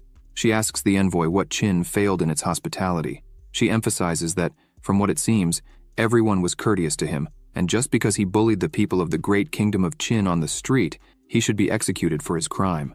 Deng-shu scoffs at her, saying she, the princess of the kingdom of Qin, was so majestic that he would remember perfectly what he heard, and when he returned, he would ask the king who really should be beheaded. Princess Ying holds her sword, and with a serious look, she asks if that's really how the kingdom wants to declare war on Qin. Deng-shu asks if she really wanted to fight, as if anyone did any damage to him while he didn't die, he would return that damage to Qin 1,000 times worse in the future. He steps forward, showing himself, and tells them to hurry up, and asks why the princess was so afraid to do anything. The princess prepares to attack, but Deng-shu approaches and says that if he is not happy, then Qin will not be either. He says that if she and these 3 women went to his house that night, knelt down and were very obedient, then he would forget what he saw there. Z was almost bursting with anger. She lowers her head and apologizes to the princess. Deng-shu continues to laugh loudly, saying she has more sense than the princess. With a swift motion, Z attacks Deng-shu with her body cut. He can't believe it, and asks how she dared do this. He falls to the ground, and Z sheathes her sword, stating it's simply a matter of killing an animal with a single move. Princess Ying yells at Z, saying she doesn't understand. She would be taken by the 9 sects. Z turns around angry, and says she doesn't care about anything, as she has no father, mother, or family. Thus, she would take the blame for today's incident. No one else would be involved, and if anyone had a problem, they could try to kill her right there. Suddenly, an energy ball appears, and a man emerges from it very angrily, asking who did this. He shouts, asking how they dared to kill his men from the kingdom of Longyan. This man was Deng-shu's bodyguard. His name is Lu Sheng, and he is currently at the 7th level of the nascent soul. He begins to release large amounts of energy, frightening everyone there. Hongda creates a shield around him and Princess Ying. Meyer also creates a shield around her and the girls. She yells, calling this man a damned one, and says she herself wanted to have killed that man with her sword. Hongda eats a pill. The princess notices this and asks what he is going to do. He enlarges his form and continues focusing. He says he would protect her with this shield, whatever it costs. She notices that Hongda's aura rose from the 8th level of the golden core to the 7th level of the nascent soul. She wonders if he was using these pills to force his cultivation. Hongda begins to release all his power, increasing the size of his muscles to the point of tearing his shirt. A dense aura comes out of his body. He stomps hard on the ground to gain momentum and leaps towards Lu Sheng. He shouts that if he wants to do any harm to the kingdom of Qin, he would have to kill him first. Lu Sheng wastes no time and also prepares to attack. The two collide their attacks, causing a strong pressure between them. However, Hongda feels the blow and starts to bleed. Lu Sheng begins to laugh and says this is the great general of the city of Qin. He continues attacking Hongda and asks if that's really all he has. Hongda begins to fall uncontrollably. Lu Sheng shouts, saying he is not worthy of the kingdom of Longyan. Hongda falls to the ground, causing an explosion. Ying looks at this and is astonished. She thinks that relying on elixirs to improve one's cultivation strength in the end won't match those who obtained strength through true practice. What should they do now? Suddenly, someone arrives and says this guy is just a nascent soul. Xiao and Zhuxuan had arrived there. Xiao asks Lusheng how he dares to do as he pleases in the territory of Qin. Xiao uses a simple attack on him and says he is just arrogant. Lusheng sees that Xiao used a simple attack, a single sword strike. He thinks that for him, who learned the 9 transformations of the golden body, it is a simple thing to defend. He extends his hand to contain the attack, as he thinks it was just child's play. However, Xiao's attack penetrates his defense and hits him, throwing him to the ground with great force, leaving people frightened by this. Princess Ying sees this and is shocked. She thinks that not even General Hongda could defeat him, but Master Xiao did it with just one move. She thinks that, unfortunately, until the plan to attack the family succeeds, it is better that they do not recognize her master. Otherwise, she would like to show everyone that she is a disciple of this great master. The men around are impressed with this strength. They shout that it was just one attack and ask who this man is and how they had not seen him before. They wanted to join Xiao's sect in any way. Lusheng, lying on the ground, gets up all battered and thinks that he learned the best techniques of terrestrial body refinement. He wonders how someone managed to penetrate the protection of his body with just a sword qi. He looks at Xiao and wonders if that man is a nascent soul cultivator from the great kingdom of Qin. He can't believe it because Xiao is too young for that. Thus, it's impossible. Xiao and Zhuxuan approach him. He comes close to Princess Ying. She shows respect to him and tries to explain about the matter. However, he raises his hand, interrupting her, and says she doesn't need to explain anything, as everything was very clear. Xiao begins to release some of his strength and says that the envoys from the kingdom of Longyan relied on their strength to intimidate the weak and bullied the disciples of the Hongmeng sect, not to mention that they are also trying to stop them by force. If that's the case, then he would give them exactly what they wanted: death in the kingdom of Qin. Lusheng angrily stomps on the ground, releasing his power and shouting at Xiao. He asks how he has all this courage. Lusheng starts to release energy from the palm of his hand while screaming, asking how Xiao dares to be disrespectful to him, who is from the kingdom of Longyan. Was he going mad? The two collide their attacks, but Xiao is laughing, looking at him. Xiao says that, by the looks of it, Lusheng can't understand the huge difference between them. Xiao begins to use energy in his hand. Lusheng wonders what was happening there, as Xiao's cultivation level is not as good as his, but Xiao's spiritual power is as sharp as a sword, and its lethality is absurd. Lusheng jumps back, thinking that he definitely cannot compete with Xiao in terms of spiritual power, and therefore, he would use the body refinement technique to try to kill Xiao. Lusheng begins to focus on his attack using the 9 turns gold body refinement technique. Xiao sees this and uses his 5 elements of yin and yang body refinement technique. Xiao says that when it comes to physical strength, Lusheng still had a lot to learn. The two again clash their attacks, causing a pressure that made the men around them take cover. Lusheng's arm breaks in half with the force from Xiao. He begins to scream in pain and tries to retreat, shouting that his arm had broken.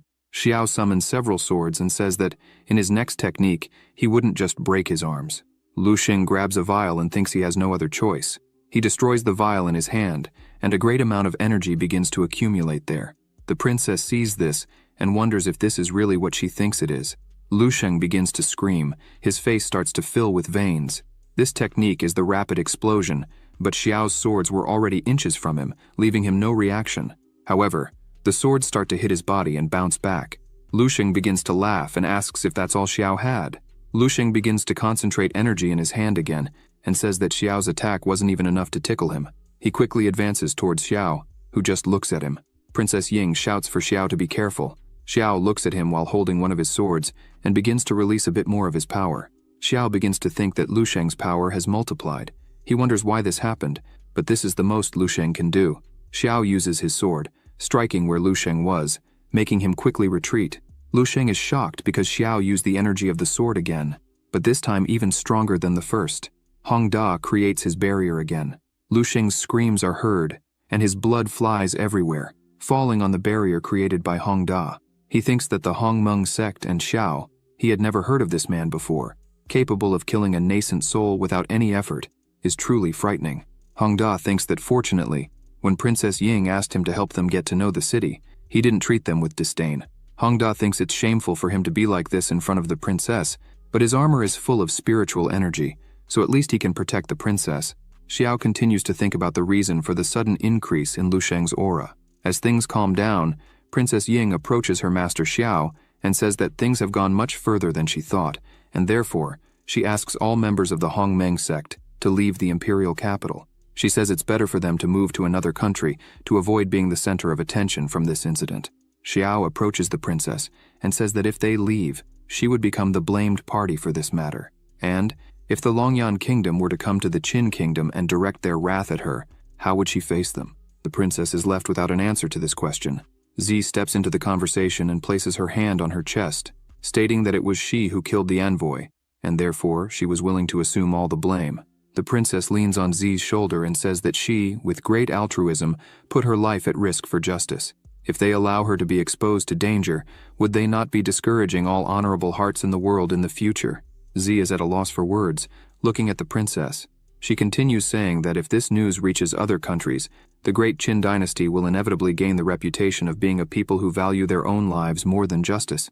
The princess gets serious and says that, especially since they were talking about the powerful kingdom of Longyan, if they dare to allow their envoys to commit such atrocities, she fears there must be something suspicious behind all this.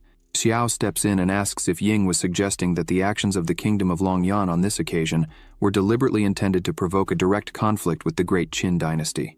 Princess Ying begins to explain that some time ago, when she heard that the kingdom of Longyan had been frequently inspecting its vassal states in recent days, she found it very strange, because previously, when these envoys used secret techniques to increase their power, she clearly felt the strength of national fate. She says she fears that this is the goal of the kingdom of Longyan. The princess lowers her gaze and says that the kingdom of Longyan seems to have found a special technique to plunder the national destinies of other countries. Without a doubt, this must be a preparation for the imminent great battle of national fate. Everyone there begins to wonder what the great battle of national fate would be. Countries are divided into 9 levels. Levels 7 and 8 are small and common countries, such as kingdoms, the dynasty, the divine realm, the small country, the holy dynasty. Above them, there is the divine realm, the kingdom of Longyan. The 6th level consists of dynasties, like the Qin dynasty, the immortal palace, the palace of the divine realm, the palace of the sacred pilgrimage, and the supreme palace. The great battle of national fate was initiated by the immortal palace not long ago. The kingdom of Longyan went to war with the superior kingdom of Qingwei, which caused a great stirring of its life force. After that, they began to send emissaries to the surrounding vassal states to carry out inspections. Ying begins to say that, in the great battle of national fate, the defeated country must surrender all its subordinate states. At first, she thought the kingdom of Longyan was gathering forces with the intention of fighting to the end, with no possibility of escape. However, now it seems they want to preemptively take the national fate of the vassal states to minimize their losses.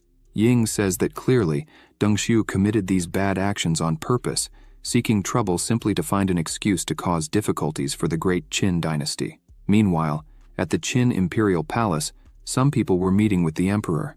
Leading them is the envoy from the kingdom of Longyan, Deng Yang, who is Deng Xiu's father. He says they were there by order of the crown prince to take the 3rd princess to the kingdom of Longyan as his servant. One of the servants of the king of Qin shouts, pointing at the ambassador Deng Yang, and asks if he was really trying to humiliate them. Deng Yang starts to laugh, and asks him who he thinks he is to speak in such a manner.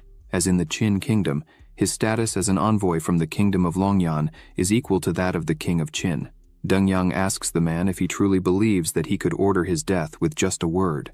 The man tries to retort, but the king shouts, calling out Deng Yang, stating that he respects him as an envoy from the kingdom of Longyan. However, if he goes too far, he should not blame the king for being rude. Deng Yang starts to laugh and says that the king of Qin really knows how to joke. Deng Yang points his finger and says he did not come there to ask for the king's permission. He just came to deliver the order of the crown prince. He emphasizes that if the king is wise, he should hand over the 3rd princess. If not, however, someone arrives shouting that something bad was happening. The man yells that the 3rd princess and people from the Hongmeng sect killed Deng Xiu on the street. Moreover, the bodyguard Lu Sheng was also killed by them, which shocks everyone there. 2 people arrive with Deng Xiu's body screaming that it's true, as this is his body. Deng Yang becomes very angry. The king of Qin looks at this and wonders who the Hongmeng sect is. He remembers that Xiao was there, whom Wei Ju had mentioned. The king wonders if Xiao really managed to kill a nascent soul person being just a golden core person himself. Deng Yang sighs deeply and demands a good explanation from the king of Qin. Otherwise, Deng Yang shouts that he would chop the third princess into pieces. He unleashes his power, which takes the form of a hand and moves toward the king, but one of his subordinates steps in front of the attack, stopping it. The man asks Deng Yang how he dares try to harm his majesty. This man is Zhenglao. His strength level is the nascent soul. The king of Qin is angered by this. Zhenglao begins to communicate telepathically with the king and asks him to make a decision as soon as possible, as he could take care of protecting the king, but he could not protect the civilians and military of this court. The king says that Xiao killed Lu Sheng, who was at the nascent soul level. He asks Zhenglao if he believed he could kill Xiao if they faced each other. Zhenglao is startled, asking the king if he really wanted to blame the Hongmeng sect for this. The king looks at him with a determined look and says that's exactly it, as at the moment this would be the only option to avoid creating a war there. Zhenglao tells the king not to worry, as even though Xiao has a good reputation, he is still young. Zhenglao believes deeply that Xiao had some tricks up his sleeve, and that's how he managed to defeat Lu Sheng. It was just good luck. Zhenglao asserts that if the two met, he would definitely be able to defeat Xiao. Suddenly, a sword comes flying in their direction. Deng Yang creates a barrier and yells, asking who dares to do this, but Xiao cuts through all his defenses into pieces. Moreover, Xiao enters the telepathic conversation of the king and Zhenglao and asks if they were having a secret conversation, as if he were deaf, which astonishes both of them. The third princess enters the room along with Xiao and asks them not to worry, as she would fully explain the matter. People begin to talk that it's the third princess and ask who is beside her. Deng Yang falls silent and wonders how Xiao can be so powerful with just a sword. He had never heard anything about this man. He wonders if there is something about Qin that he does not know. The king keeps wondering how Xiao managed to interfere in a telepathic conversation between him and Zhenglao. Xiao telepathically advises the king to listen carefully to the third princess. The princess kneels and says she came back to apologize. The king asks what offense she had committed. The third princess starts to apologize, saying she should not have intervened when the envoys from Longyan were intimidating the women of the city. She should not have been disgusted when the envoys from Longyan insulted the Qin dynasty. She should not have defended herself when the envoys from Longyan attacked her without reason. She shouts, saying how honorable the kingdom of Longyan is and how humble her own country is, no matter how much they humiliated the entire dynasty. Even so, she should not have acted like that in front of the envoys from Longyan. People do not like what they hear. She shouts that today she was so lost in her thoughts that she ended up forgetting this and offended an envoy from a superior kingdom, an act that violates the laws of heaven and God, and therefore she hopes her father will sentence her to death for her mistakes. Xiao looks at her kneeling and thinks that it was a great performance. The king closes his eyes and says that Ying was mistaken. He thinks that, of all his children, Ying is the most incredible. If she were a man, he would protect her regardless of the consequences. It's a pity that now the only option seems to be to expel her. Xiao starts communicating with the king telepathically and says that the king can protect the dynasty today. Xiao also states that the Qin dynasty will win the national destiny war and surpass the kingdom of Longyan in the future. Xiao asks the king if he is willing to bet on him. The king is astonished by this and says that Xiao is being arrogant and asks how he can guarantee this. Xiao closes his eyes and says that if the king gives a single order, he would completely eradicate all the envoys from the kingdom of Longyan immediately. The king asks what his conditions are. Xiao says that if the king abdicates his position and hands the throne to Ying, he will fulfill what he said regarding the envoys from the kingdom of Longyan, and also claims that the Qin Empire will prosper for all eternity. The king begins to think if Xiao wants Ying to become the queen of Qin, it means that Hongmeng is willing to offend the entire kingdom of Longyan for Ying. Xiao looks at Ying kneeling in front of him and asks the king to make his decision as quickly as possible. The king says he promises this. Xiao prepares and tells the king not to worry, as he will make it all worth it. Deng Yang shouts at the king, saying that the third princess has already confessed. What was he waiting for?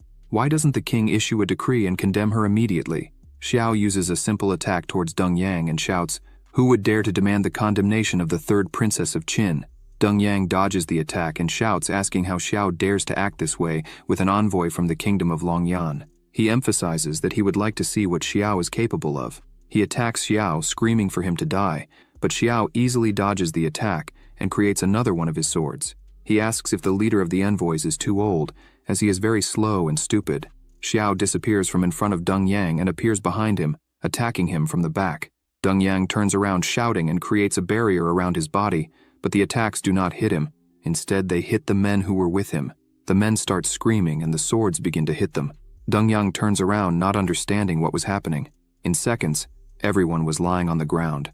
Dongyang looks at this and says that was very good, Qin dynasty. He starts to unleash his power and says that since they were tired of living, he himself would fulfill their wishes. He releases a great amount of energy, and a large sword forms above his head. Xiao laughs at this and says that means Master Dongyang also practices martial arts. Xiao says that's better. He raises his hand and his sword disappears. He turns his hand to Dongyang and calls his sword quickly. The sword above his head goes to Xiao's hand, leaving Dongyang not understanding what was happening. He shouts, asking what was happening, as his connection to the sword had been cut. Xiao holds his sword in his hand and says it is quite powerful. He analyzes and says that it is, at least, an artifact above the earthly realm, right? Xiao begins to wrap the sword with his power and makes it small. He says that Dongyang gave it to him as a gift, so he would accept it as a gesture of respect. Dongyang is very scared. Seeing this, he screams, asking how this is possible. Xiao had stolen his sword, which he had spent 10 years cultivating. Xiao looks at Dongyang with an empty aura and bloodthirsty eyes.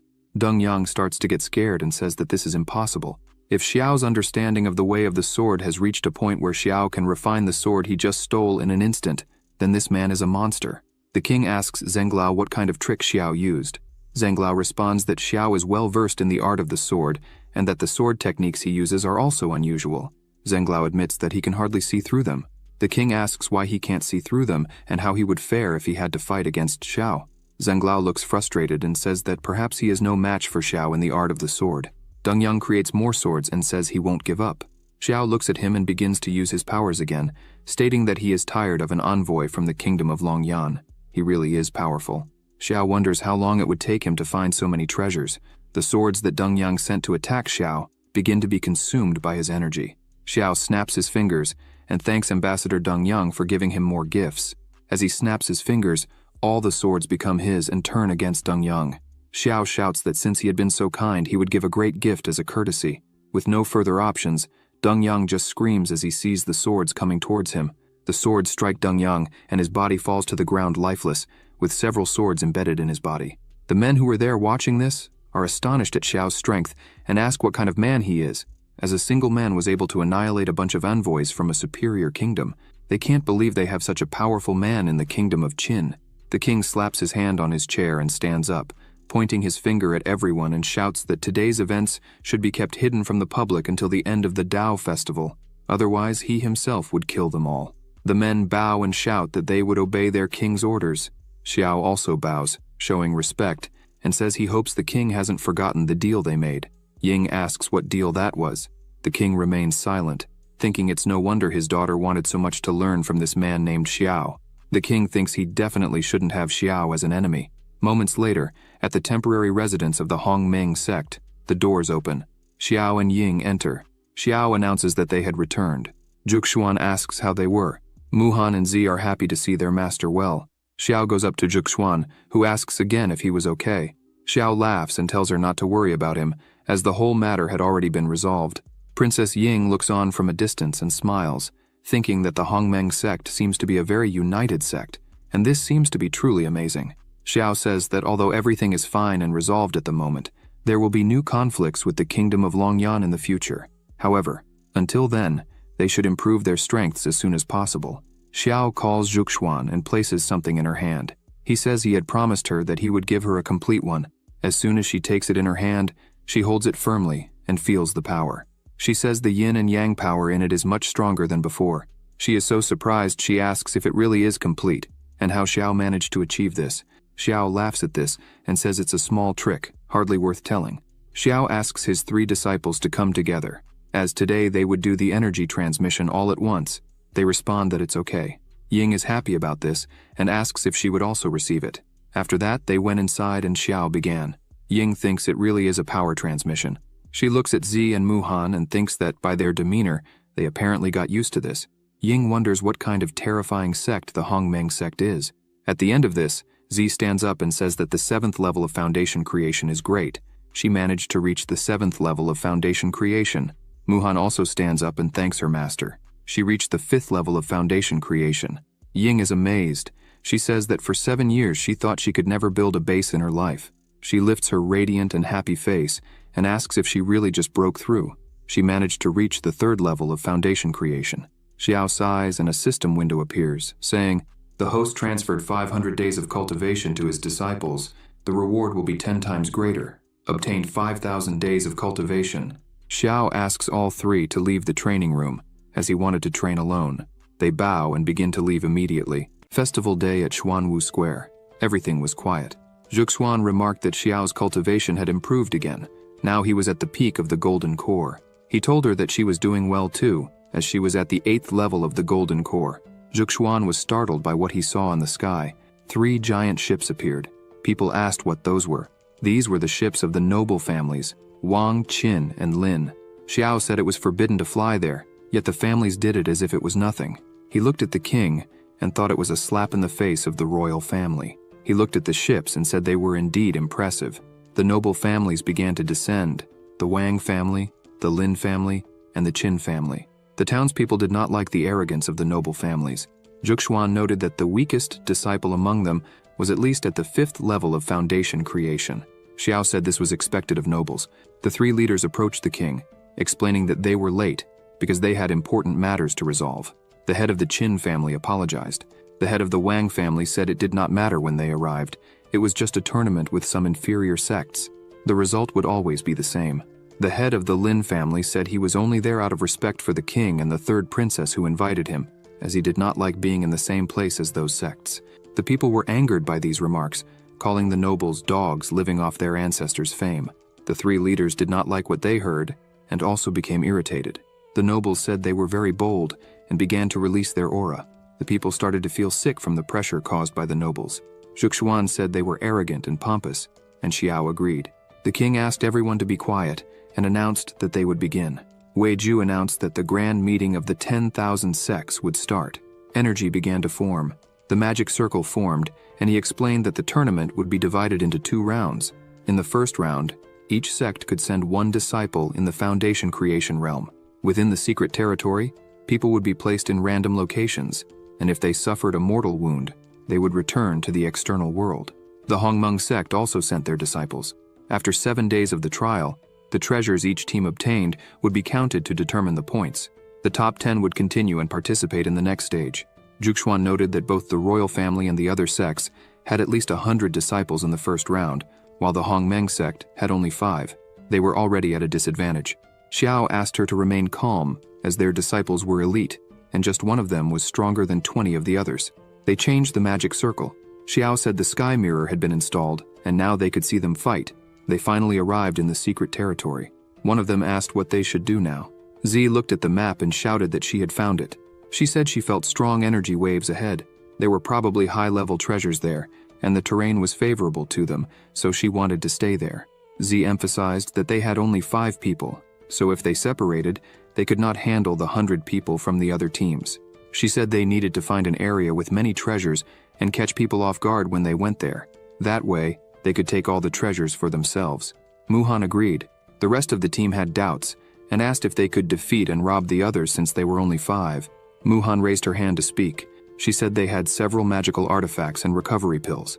With that, one of them could become an army. They still had doubts, asking if they could use all that, and if others would not think poorly of them for robbing others. Z said that if they got first place, their masters would be happy. She told them not to doubt themselves and just to act. Elsewhere, a team found the Tianjin flower. They said this flower was a supreme-grade earth-healing medicine. Just with this, they could be among the top 10. One of them asked how no one had found something like this after an entire day. Another said that there was probably a guardian, and the people who found it were weak and fled. However, for them, it was nothing. Z smiled like a madwoman and thought that another group had taken the bait. She asked if everyone was ready, and they said yes. They used a magical artifact that was as bright as the sun. Muhan asked if that was all. The group that found the flower had their vision compromised.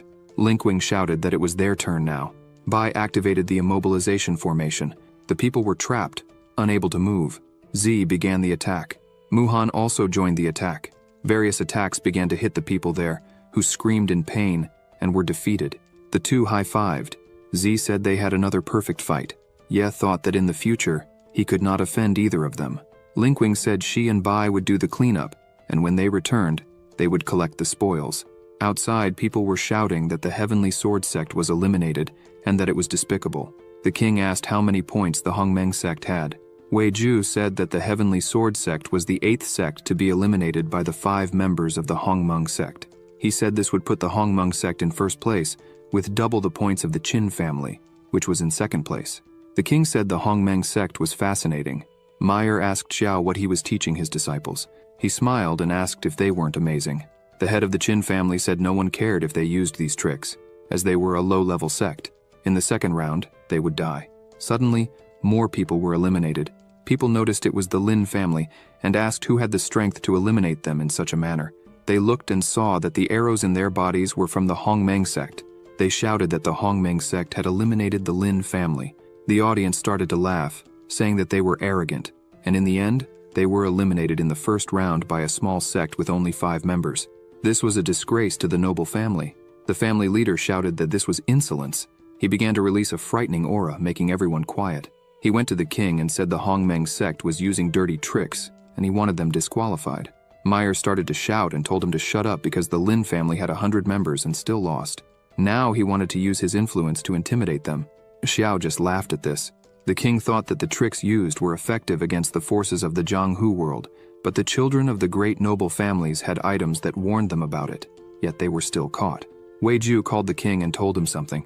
The king began to laugh. He said that the Lin family patriarch accused the Hongmeng sect of cheating, so the Lin family should explain exactly what happened inside. They started to stutter. Wei Ju pointed his hand at them and said the king asked what happened there, so they should speak up. Suddenly, more people were eliminated. Z was beating everyone. A great pressure was felt by all, making them scared. The Lin family members said they noticed there were few people in one place and went there to rob them, but they did not imagine that the 5 had strength beyond normal, especially the woman in pink who controlled swords. They screamed, saying she was a monster. The king asked if the Lin family patriarch heard that. His disciples could not defeat another sect, and he wanted to cause trouble because of it. The king shouted, saying they called themselves great nobles with their noses in the air, but now they were humiliated by a small sect with 5 members. It was a shame. The Lin family patriarch remained silent. The other 2 patriarchs started to laugh at him, saying it was a disgrace to lose to a team of 5 people. Suddenly more people were thrown out. They looked and said it was the Qin family, and from the arrows and swords, they were once again eliminated by the Hongmeng sect. The patriarch of the Wang family began to laugh and asked the head of the Qin family what he was saying. The head of the Qin family became irritated and said they were useless.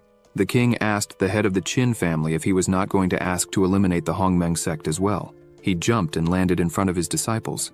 He yelled at one of them, asking what happened inside and why they came out like that. The disciples said they did their best. He explained that they saw the conflict between the Hongmeng sect and the Qin family and tried to take advantage of it to steal the flower, but the Hongmeng sect had already anticipated this and set a trap. The patriarch threw him to the ground, calling them trash. The patriarch of the Wang family smiled, saying there was no doubt they would be the champions. People shouted that more people were eliminated, and it seemed to be from the immortality sect. The patriarch said that couldn't be. All were thrown out. 2 people were fighting.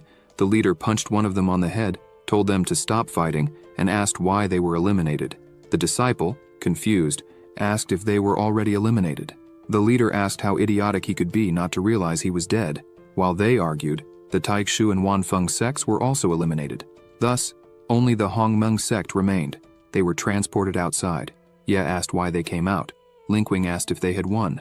The leader of the Wang family was still angry about the embarrassment he faced. The members of the Wanfeng sect apologized to their leader, called Zhan Feng. He said it didn't matter. He was happy they did their best. The members of the Taikshu sect also apologized to their leader, called Chong. He said it was okay. The reason they were there was to gain experience. Zhuxuan asked how so many people were eliminated at once and if anyone was hurt. Xiao asked Zi to explain what happened.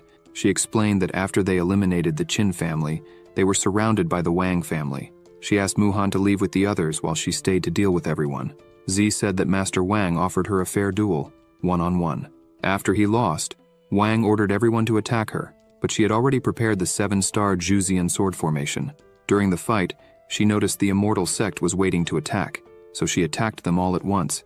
The immortal sect thought the attack came from the Wang family, so they started fighting each other, allowing Z to hide.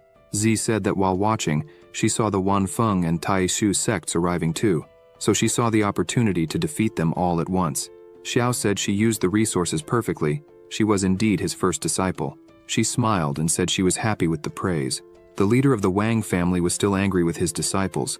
The patriarch of the Qin family thought the Hongmeng sect was nothing special, but they were very smart. The king said the Hongmeng sect was not ordinary. He laughed and said seeing the three great families with those faces was priceless.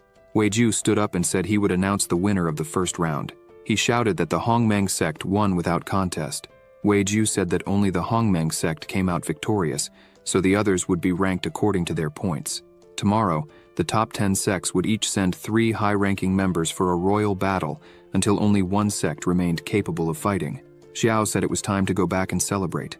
The head of the Qin family attacked Xiao, thinking they were not worthy of such pride, and he would teach them a lesson. Xiao noticed a sword energy coming. He used a technique called sword heart illumination. He thought that when it came to the way of the sword, there was nothing in this world that could defeat him. He easily defended himself. The head of the Qin family was infuriated by this. Jianfeng and Chong noticed this. Jianfeng thought that this move had already reached something beyond the way of the sword. He wondered if there really was a person who understood the sword heart illumination. Chong thinks the Hongmeng sect is truly quite surprising. Z asks what that was. Xiao says it was nothing special. Chong thinks this event will be something exciting. As night falls, in the king's chamber, he asks if everything has been verified.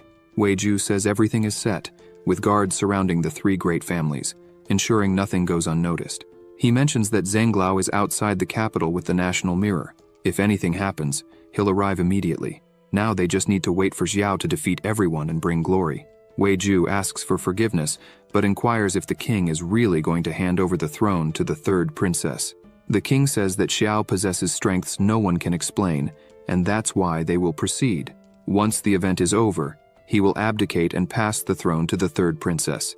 The king says that if Xiao can defeat the great families, and Ying can take the throne without problems, it will be great. However, if he can't, they are also prepared.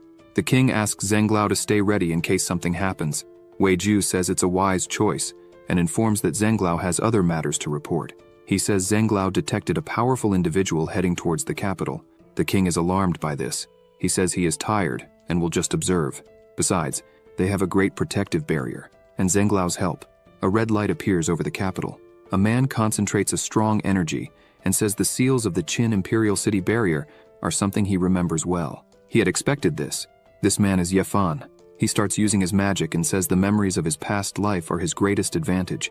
He easily breaks the barrier and laughs, saying it had been a long time since he was there. He says that in his past life he had a spiritual body with divine consciousness, allowing him to enter and exit anywhere without issue.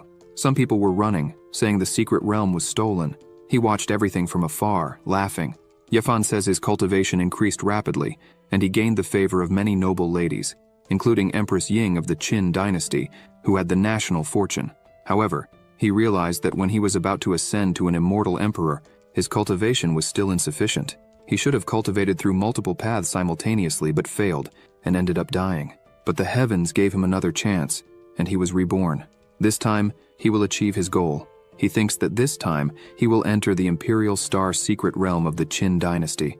The strength of the national fortune he can gain is much greater than 5 years ago, not to mention he can win Ying's heart, and make her use the imperial family's power to fund his cultivation.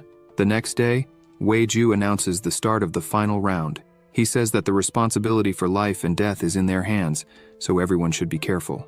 The winner will receive the national title, gain support from the Qin dynasty's imperial family, and be able to serve the imperial family. The first team was formed by the 3 patriarchs, followed by the immortal, Taishu, and Wanfeng sects, and lastly, the Hongmeng sect, followed by the other participants. Yefan watched everything from afar. He wondered if Ying hadn't become queen yet. He thought it would be great to be close to Ying these days. He remembered that when Ying was about to ascend the throne, she was obstructed by the residual soul of the god of war, the country's founder. He thought that if he appeared in time and saved her like a hero, he could establish a good connection with Ying. Weiju announced that the tournament had begun. Everyone prepared. People shouted that everyone joined forces to attack the Hongmeng sect. Jianfeng asked Chong why he was joining the others, as that wasn't like him. Chong said he thought the same about Jianfeng. Chong said that the last time they fought together, Jianfeng was in the 2nd stage of the nascent soul. Years had passed, and he was still in the same place. Jian Feng said he stopped everything to learn the way of the sword, but he couldn't understand the sword heart illumination. When he learned the celestial level sword intent, he thought he was a genius. He says he's been stuck on the sword heart for years and finally realized that humans have limits. Chong says that if that's the case, why doesn't he seek a master to guide him? He says that Jian Feng saw Xiao's move earlier. If Jian Feng can use some tricks to make Xiao teach it to him, he would certainly do well. Chong prepares to fight and says he has no desire for the national title, and for their friendship, he can help Jian Feng achieve it. Jian Feng shouts for them to wait. A yellow energy was destroying everything and everyone in front of them. The two were paralyzed by what they saw. Around the leader of the Qin family, everyone was lying on the ground. Xiao walked forward and said that if this was all the power they had, then the Hongmeng sect would win once again. Zhuxuan said that Xiao continued to be reckless. Meyer said he was not doing badly. The spectators wondered what had happened. Instantly, one person defeated almost all the high-level opponents. Weiju announced that the immortal sect, the Wang family and the Lin family were disqualified all at once. Yafan looked at this and thought that in his past life, he had never heard of the Hongmeng sect. The leader of the Qin family used an exclusive body refinement technique of his family, the Throne Beast Seal. He advanced and shouted for Xiao to guide him. Xiao looked at this and used the 5 elements yin-yang body refinement art. He said he had little experience with this and wanted to find someone to advise him. Xiao easily defended the leader's attack, who was shocked, saying Xiao's hand strength was terrifying. Xiao looked at him and asked if that was really all. Xiao told him to retreat and threw him away. He said that the leader's body strength did not compare to the strength of someone he had met before. The leader of the Qin family lay on the ground, furious. The Qin family members were frightened. They said the Qin family patriarch was no match for young Xiao of the Hongmeng sect. Xiao turned to Chong and Jian Feng and asked what they wanted to do. Jian Feng bowed and introduced himself, saying he had been stuck on the sword heart for years, and today he asked Xiao to be his master. The spectators went wild hearing this. Xiao had defeated everyone alone, and the leader of the Wan Feng sect was asking for his guidance. Xiao said that was fine with him. However, Jian Feng would have 2 options. The first was to become his disciple. People said this was unacceptable, as Jian Feng was the master of the Immortal Slayer sword technique and unstoppable. He was a god of the great Qin dynasty. Xiao said the second option was for Jian Feng to defeat Chong. Zhuxuan lowered her head and said Xiao's jokes were still the same. Jian Feng thought that cultivators should learn from the best, so he didn't mind becoming a disciple, but wondered what Xiao wanted with this. He imagined that maybe Xiao wanted to see how far his powers could go against Chong. He looked at Chong and thought that although they were only one realm apart, that realm was a great abyss that determined who had enlightened the sword heart or not. He thought Chong was also a sword cultivator and could advance in other ways, but he could not. Jian Feng prepared and apologized to his friend. He activated his Immortal Slayer sword technique and asked Chong to fight. Chong told him that in the end, it would not be as he thought. Zi looked at this and thought that this was the flexible finger sword her master used. Xiao watched all this and realized there were many such techniques. He thought that the flexible finger sword system's reward was not what it seemed. The two began to fight. The spectators were excited about this because the venerable Chong facing the strongest swordsman was a match whose outcome they couldn't predict. Chong said his demon subjugator seal could enhance his body when he attacked and protect him when he retreated. He thought Jian Feng's sword still lacked experience, as they couldn't even penetrate his body-protecting qi. Chong attacked Jian Feng, hitting him hard, and advanced for another strike, throwing Jian Feng away. Xiao looked at Chong and thought he was indeed interesting. Jian Feng began to say that he had expected this. Without the sword heart illumination, facing a complete cultivator like Chong wouldn't work, as he would always find his weaknesses. He stood up and said he conceded defeat. Chong said that, unfortunately, he couldn't help anymore. Xiao said he accepted Jian Feng as his disciple, so fighting in his disciple's place was something a master should do. Xiao began to release a bit of his power while thinking he wanted to test Chong's strength. Jian Feng asked Xiao what he meant. Xiao looked at him and asked if the first option was still on the table. In fact, he should change the way he spoke to him now. Jian Feng smiled. He bowed and said, "Since the master is present, this disciple bows before you." Chong released his strength and said that Xiao had refined power, so he would fight with everything he had. He advanced, but Xiao defended with one hand. The brilliance of the attack made it difficult for people to see. They shouted that this was a high-level battle. Jian Feng watched the fight and said that after understanding the sword heart illumination, the situation is different. The sword illumination can also be called the Dao heart illumination. Before illumination, cultivators judge their opponent's attacks with their 5 senses. After illumination, they use the Tao in high-level battles. This small difference can, by a narrow margin, determine the outcome. Jian Feng thought he needed to advance to this realm as soon as possible. Chong began to release more of his power. He retreated a bit and said he didn't expect Xiao's body strength to be so strong. He said his seal could also enhance his body. Chong attacked confidently this time, but Xiao defended again with one hand and smiled, saying he was happy. Normally he won before he could use his body refinement, but this time he could use it freely. Chong was startled, thinking that Xiao defended his full-strength blow as if it was nothing. Xiao thanked him for this moment and began to accumulate a frightening energy in his hand.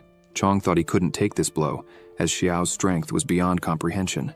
Xiao attacked. Chong raised his defense to the maximum, thinking he needed to be careful with every move. However, a single attack from Xiao easily broke his defense. Chong couldn't believe it. People couldn't believe it either. The demon subjugator seal, which even Master Jian Feng at full strength couldn't scratch, was destroyed with just one blow from Xiao. Xiao prepared another attack and said that if Chong didn't have any more techniques, this would end now. Xiao struck again, sending Chong flying several meters away. Chong hit the wall hard. People shouted that the strongest cultivator was defeated. The king couldn't believe it. Even Chong was defeated by Xiao. People said that Xiao really won the battle. Having such strength at his age made him a genius. Jian Feng thought that Xiao was able to take Chong's strongest blow, which showed that his strength was superior. His level of heart illumination was higher, and his reactions were faster. Chong got to his knees. He stood up, thanked for the fight, and conceded defeat. Yafan was impressed, and thought that if even Chong couldn't defeat Xiao, the immortal Slayer Sword God in the future would be a very dominant figure who controls the fields he specializes in. He wondered why he had never heard Xiao's name before. Xiao thanked him, saying it was a good fight. Chong left with back pain, saying that the new generation had surpassed his. He was already old. Xiao told the king that there was no one else there who could fight him, so he asked the king to declare them the strongest in the great Qin dynasty. The king thought that Xiao's strength was terrifying, so everything would be fine with these people taking care of everything. Ying could maintain the country firmly. The king stood up, smiling, and said that the Qin dynasty had produced exceptional talents, and since no one had any objections, he declared that from today, the Hongmeng sect would be the principal sect of the great Qin dynasty. He asked if anyone opposed this. The people shouted that the king was wise, while the aristocrats just looked on. They lowered their heads and said that the king was wise.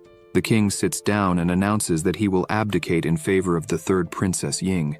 In the presence of everyone, he will write her name on the imperial monument. Everyone is shocked by this. The aristocrats plead with the king not to do this. Suddenly, Ying arrives, asking why he couldn't do that. She looks at them, thinking she expected they wouldn't accept it. They say there has never been a woman who took the throne. And besides, the princess's cultivation level is low. If another country attacked them, how would they defend themselves? Ying becomes angry, thinking they were using her cultivation level to justify this. Yafan sits and says that it seems, in this life, Ying is not as powerful as in the past, and will be prevented from ascending the throne. He starts to laugh, and thinks that if he interfered now and suppressed the ministers, maybe he could.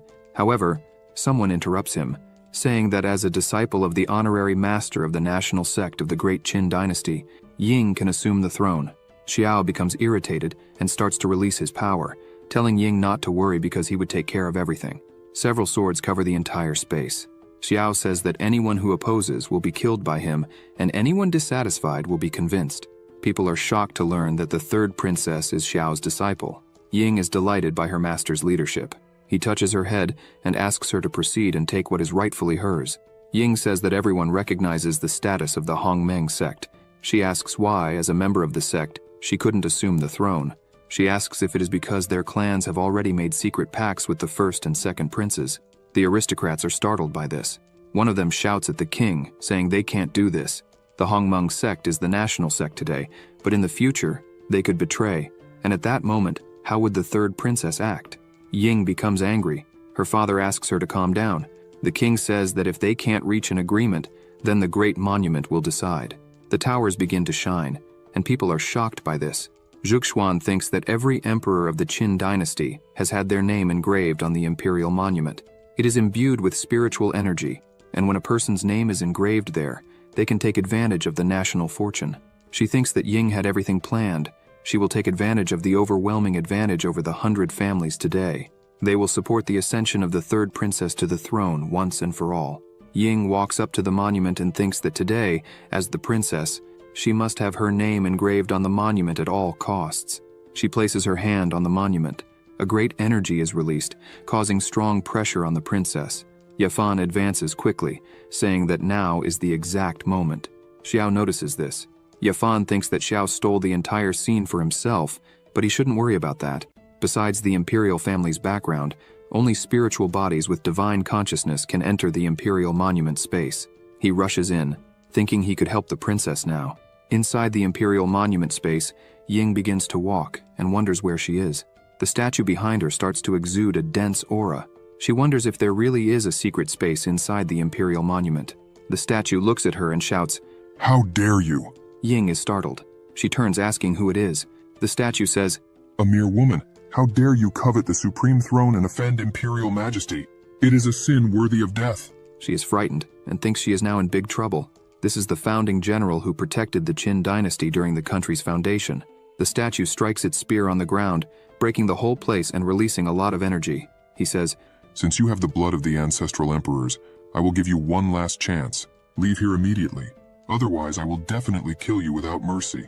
She is scared and thinks that her father, the king, never mentioned such a trial when touching the monument. Perhaps because she is a woman, the statue appeared to stop her. She wonders why she couldn't become an empress. Ying remembers that it was she who dealt with the noble families, she who traveled through all the immortal sects and families, gaining everyone's support, not to mention the support of her master Xiao. Ying draws her sword and says that the throne belongs to her, and that it was ordained by the heavens. She draws her sword and asks how a mere wandering spirit dares to question her. Ying asks if he still believes he can stop her, for that is an absurd thought. The statue dodges her attack and says that she is insolent for doing so. He begins to attack her while shouting that he will have to do something since she wouldn't leave. The two begin exchanging blows, and as the fight progresses, a red energy starts to approach them. It was Yafan who looks at all this and wonders if this was the space of the monument, for it was all incredible. He watches Ying's fight and says it's time to put his plan into action. The fight between the two becomes increasingly intense. The sword that Xiao had given to Ying senses something and begins to fly on its own.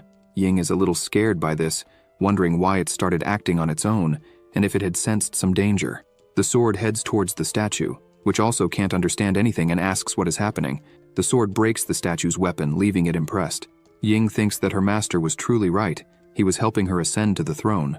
Suddenly, Yafan arrives, shouting at the statue, asking how it dares to touch Ying, saying it would have to go through him first. Ying looks at him, wondering who he could be. Yafan advances without hesitation. The statue sees the fire of consciousness in Yafan's hand. As soon as the statue receives the first blow, it thinks that his attacks burn directly its residual spirit, and it can't fight against that. Yafan continues attacking, saying he would let the statue taste its own power. The statue tries to step on him, saying that he has a spiritual body with a divine consciousness, hence why he managed to get there. Yafan continues attacking and asks if that's right, a spirit from the void-destroying earth. Yafan says he had already noticed that the statue was prepared to fight a spirit with divine consciousness. The statue asks Yafan if he really thought it would stay there for 1,000 years without preparing for such a thing. While the two are fighting and arguing, Ying takes advantage and attacks again with the sword that Xiao had given her. The statue notices this and raises its arm, saying it's a small sword so it would have no effect. However, the sword pierces through the statue with great force.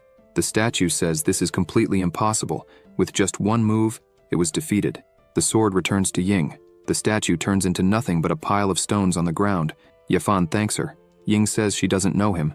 He is a little embarrassed and says that indeed she didn't know him, but he had admired her for a long time. She says she understands but thinks that Yafan is very strange, as he is not a member of the royal family but managed to get in there. She plans to investigate this later. Ying says she needs to leave soon, as her father and master are waiting for her. Yafan is a bit irritated because Ying constantly mentions Xiao. He thinks he needs to be careful. Ying starts to leave, but Yafan grabs her arm and asks why she is already leaving. He points out that there is still the dragon's spiritual energy there, which would be very good for her to absorb. She asks what energy that is. Yafan asks her to sit and follow his instructions. After a few minutes, she starts to feel an energy and manages to absorb everything, reaching the peak of the golden core.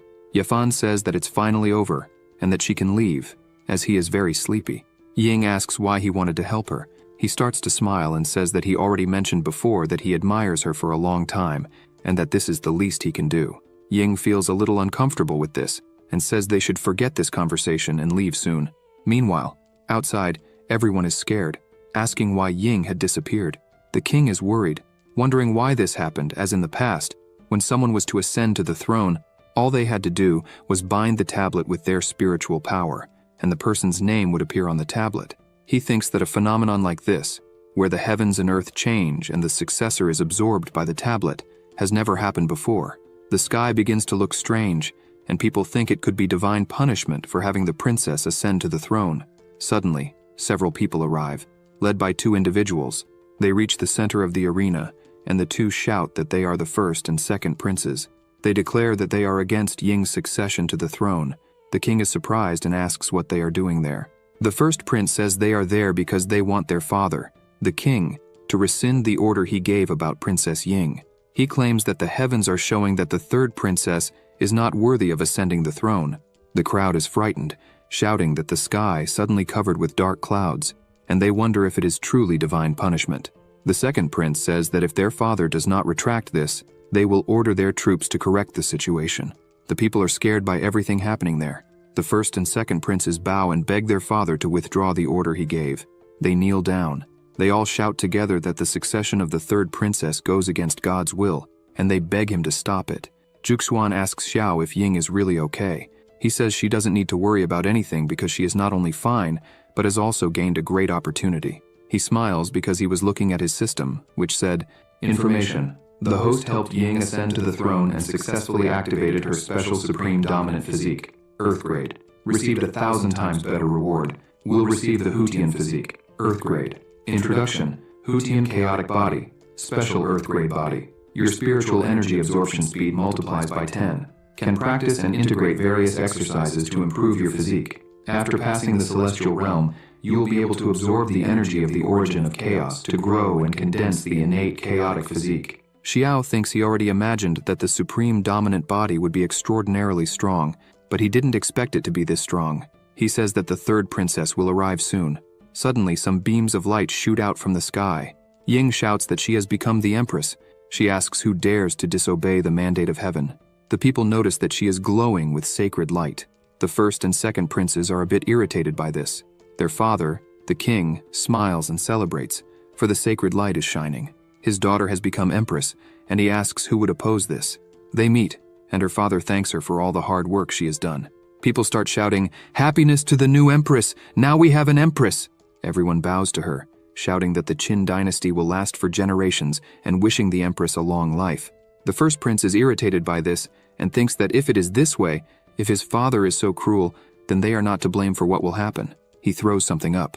Wei Ju notices this and wonders if it is a teleportation array. A giant magic circle appears in the arena. The first prince says they have been in contact with the Longyan kingdom and that 100,000 soldiers are waiting outside the city. Several soldiers appear there. The first prince says this is enough to destroy this place completely. The king is enraged and asks how his son dares to ally with foreign enemies. The king says it is a disgrace for the kingdom to have a prince like him. Wei Ju leaps from the tower. He shouts that he will not let the teleportation array open. However, a barrier prevents him from reaching the array. He looks to the side and sees that Wang and Lin are betraying the kingdom. They say that since they have reached this point, now they will have to kill everyone there. Xiao begins to unleash his power and asks if they really intend to kill them all. Several swords start to appear beside him.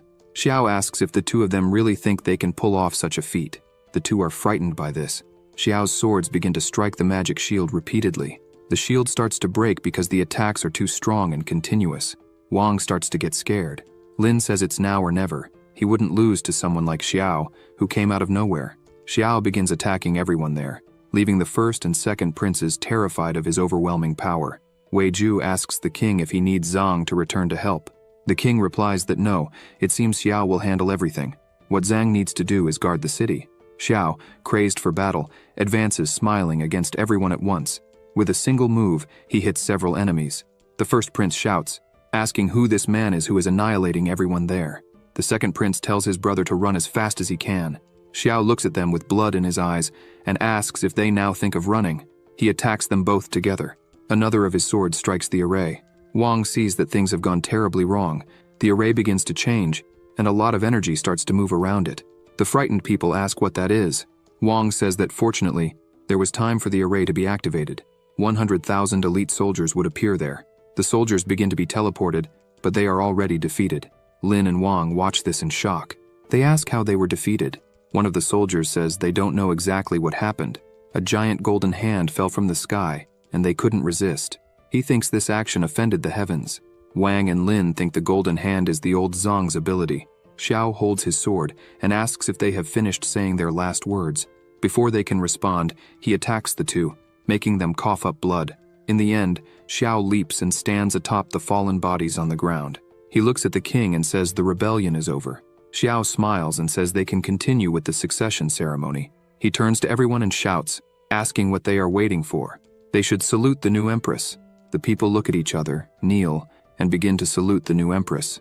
Ying steps forward and says that from today, she declares that the hereditary system of the nobility will be abolished, and all the titles of the old families and their decorations will be revoked. The members of the families are shocked by this, but bow their heads and agree. A few days later, Meyer asks Xiao and Zhuxuan when they are going to return home, as she has nothing to do there. Zhuxuan says it's almost time. Suddenly, Zhan Feng opens the door, and Xiao says he has finally appeared. Zhan Feng kneels before Xiao and greets him. A system window opens, showing Zhan Feng's specifications. Information, name, Zhan Feng, identity, 4th true disciple, comprehension, 300, root, 300, talent, none. Xiao thinks that it's true that disciples with a special physique are not everywhere, but there will always be luck, and nothing can decide what the future holds. Xiao tells Zhan Feng that they are master and student, so there's no need to be so formal. However, since it's Zhan Feng's first time here, he can't be so stingy as a master. Xiao touches Zhan Feng's forehead and says he will transfer some techniques for him to learn and then teach him more calmly later. Zhan Feng starts shouting, wondering how many techniques Xiao is giving him. From what he noticed, there are more than 50 techniques, and among them, the lowest grade is Earth level. He thinks this is more than his sect of the 10,000 peaks has accumulated over the years. The system appears saying, Notification. We detected that the host gave his disciple a total of 57 secret technique books. Doubling your reward, you obtained 1 use of skill fusion. Zhan Feng looks at Xiao, wondering what kind of monster he has as a master.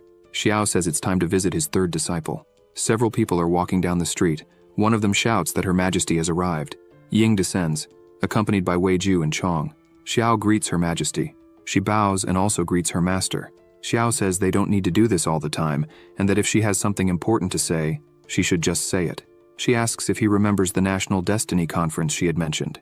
Ying says that the Longyan Kingdom is stealing their vassal states and is about to start a war.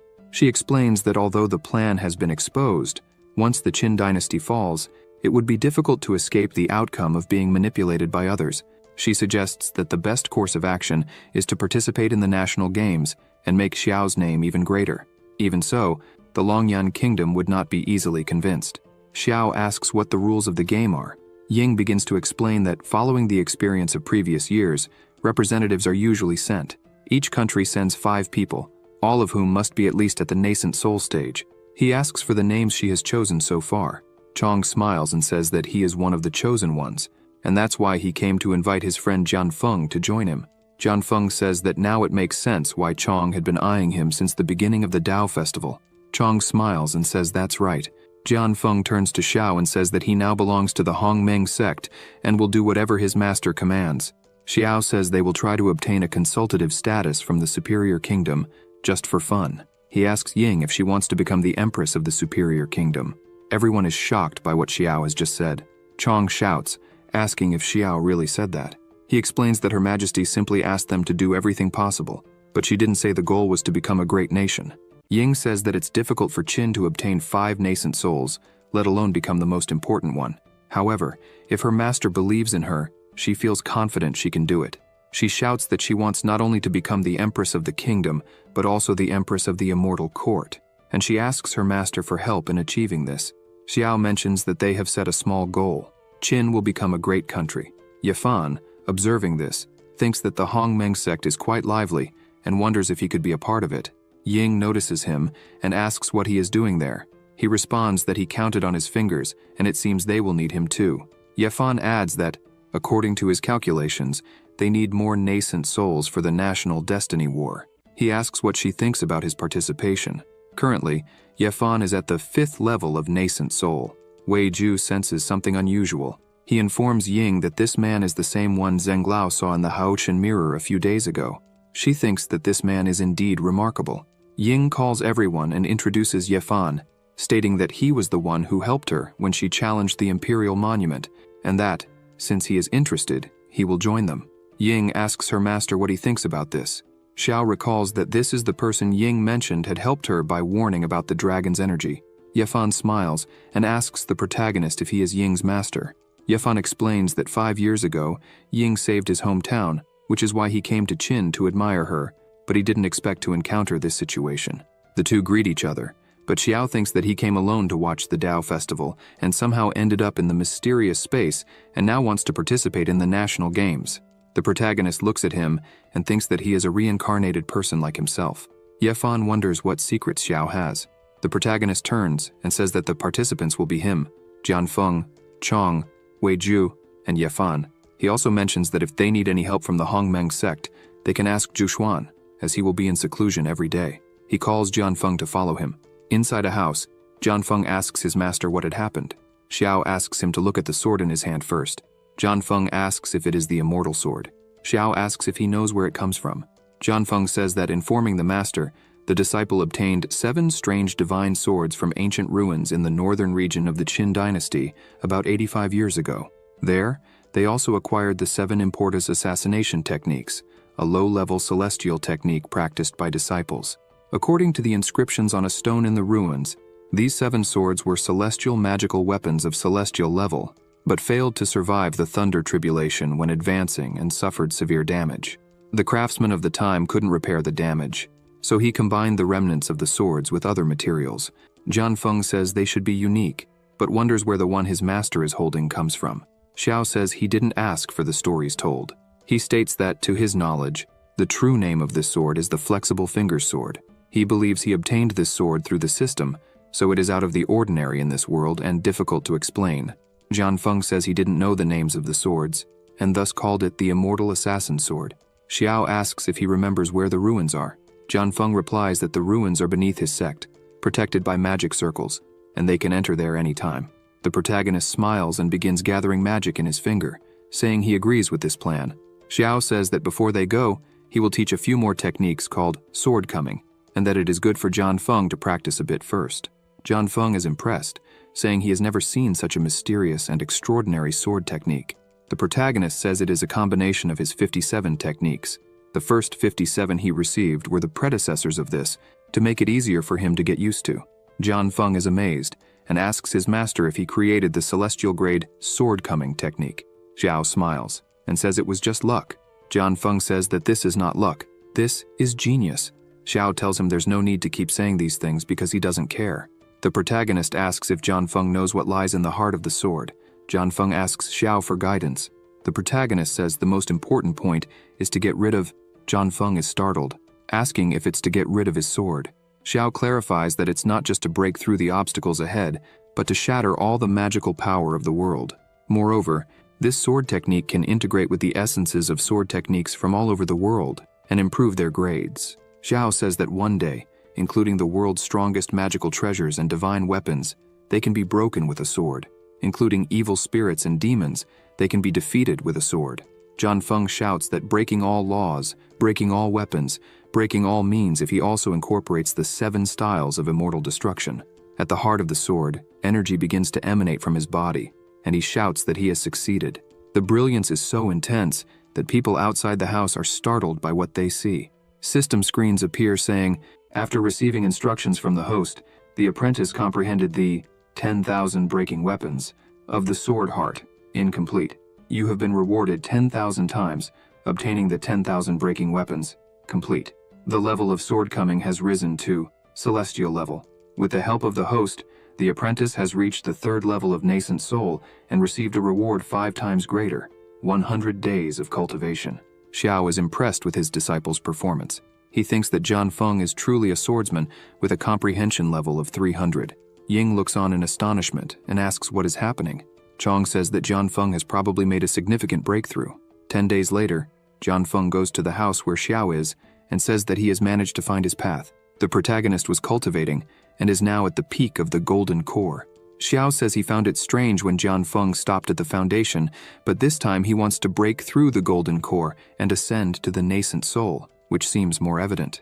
Cultivators store their spiritual energy in their dantian, and the protagonist's dantian seems capable of storing more than ordinary people. Both are at the golden core, but the difference between Xiao's golden core and that of a common person is vast. It is as if a common person is a well, and Xiao an entire lake. The protagonist says he has intentionally observed that, although he is now a golden core, in terms of purity, his spiritual power is much stronger than Zhenglau's, who is at the peak of the nascent soul, like a bottomless well. He thinks that although his energy control is now greater, it is still not possible to change the quality of his power. However, the foundation of his golden core is infinitely stronger than that of others. Perhaps this is the benefit of his special constitution. Xiao goes outside and calls Jianfeng so they can take a look at the ruins Jianfeng had mentioned earlier. At the entrance to the foot of Mount Wanfeng, some people are gathered while a person announces that an auction will be held today. However, money is not easy to exchange. Only the power of spiritual consciousness is traded. This catches the protagonist's attention. He wonders if they would really trade objects for the power of consciousness. The man explains that the stone can transform the power of one's consciousness. Generally speaking, acquired or innate power does not have the power to condense one's spiritual consciousness. The power of spiritual consciousness in the Qi refinement stage is between 1 and 100. In the foundation creation stage, it is between 100 and 1000. And in the golden core stage, it is between 1000 and 5000. The announcer says that the first lot is a 4th grade elixir, Huan Yuan Dan. The starting price is 50% of one's consciousness power. He asks if anyone is interested. A man raises his hand asking if he can really trade the power of his consciousness. It is a good thing, but he wants to try. The announcer says he can try. He asks a monk to inject his consciousness into the stone. As soon as the man touches the stone, he feels something strange and thinks something is wrong. The man starts trembling and sweating while the announcer smiles at this. The man who had touched the stone thinks he can't control his body. He becomes desperate as all his consciousness power is being drained. The announcer smiles and says that this man's power reached 4,444, which is the highest in his realm. He asks the man if he would like to bid on the Huan Yuan Dan pill. The man, out of his mind, says he is willing to give all his consciousness. The announcer shouts that this monk offered 4,444. He asks if anyone offers more. The people say that this value is the highest for a golden core stage. They couldn't get more than that. They begin to believe that they can indeed trade this power for objects. Jianfeng says that this monument is strange because all the monk's power was drained. Xiao says the monk was manipulated by someone. A mysterious qi entered the monk's sea of consciousness. Jianfeng draws his sword and shouts, cursing the man, asking how he dared to enter their territory like this. He wouldn't allow it. Xiao tells Jianfeng that he is already old and still so reckless. Jianfeng asks his master to teach him. The protagonist says that these people know the Tao festival is over, and yet they are still there, so they don't fear Jianfeng's presence. Xiao says that perhaps the root of the problem lies within the sect. Xiao mentions that among the techniques he taught Jianfeng is a special technique for divine consciousness called Divine Consciousness of the 9 Forgings, which can protect the divine consciousness from evil and demons. The protagonist tells him to hide his breath, change his appearance, and follow his instructions. Xiao raises his hand and says that this Huan Yuan Dan seems like something good. They also want to try it. The announcer shouts that the auction is for the best bidder, so if he is interested, he could come up there. Both place their hands on the stone. Xiao thinks that Jianfeng seems like a very good guy, but his actual acting skills are incredible. The announcer shouts that the divine consciousness power of the 2 monks exceeded 4,500. At the entrance of the mountain, the announcer shows something in his hand and says he was doing something for the elder and therefore should enter. They think that to let them in so easily, it seems the problem really comes from within the sect. Moreover, in that direction are the ruins at the back of the mountain. A strange energy was coming from within the ruin. Inside the ruin, a person was absorbing this energy, while others seemed out of their minds beside him. This person absorbing the energy is called Yuanji. The announcer tells the great elder that he managed to bring everyone there this time. Jianfeng looks at this and gets angry, thinking, Yuanji, it really is you. Yuanji attacks the announcer with his aura. He asks why it took so long. Yuanji had warned that he would kill him if he arrived late again. The man shouts, saying that this time so many monks were deceived. He thought Yuanji would be pleased to have brought more people. Yuanji asks if the man wants to make him happy, then he should offer all his spiritual energy, blood, and consciousness. He starts to suck the man's energy while he screams. The man faints. Yuanji asks if that is all he had. He shouts that it is not enough. He uses his aura to grab more people. Xiao pushes the person Yuanji was going to grab, saying he twisted his ankle. Yuanji grabs Xiao. He asks why Xiao is not being controlled by the stone monument. Xiao says nothing, just looks at Yuanji. The protagonist looks at him, releasing a bit of his power. Yuanji trembles. Still trembling, he asks if Xiao really wants to compete with him because that is very audacious. The protagonist steps back and asks what Yuanji is talking about because he has already lost. Yuanji is startled and shouts, asking what is happening because he can't control his body. He asks Xiao what he did to him. The protagonist says he did nothing special, just used the same trick Yuanji was using. Xiao explains that Yuanji used the stone monument to absorb the monk's consciousness power and took the opportunity to invade the sea of consciousness, controlling the opponent's mind and capturing the person to consume their blood and spiritual power. Xiao says he just made some manipulations in the divine consciousness power he let Yuanji absorb, creating the opportunity to counterattack whenever he wanted. Yuanji starts screaming in pain as a lot of energy begins to surround his body. Xiao says it's a shame. It seems he is faster. The protagonist explains that this is the 12-star dragon blocking formation, which requires the sacrifice of a large amount of blood, spiritual energy, and divine power to achieve balance. Xiao thanks Yuanji for giving him this gift. A strong amount of energy starts to surround the place. The ruin begins to tremble and break apart. John Feng exclaims that the ground is falling. Suddenly, everything stops. John Feng looks around and asks if this is the 7 stars of man. The protagonist asks what the 7 stars of man are.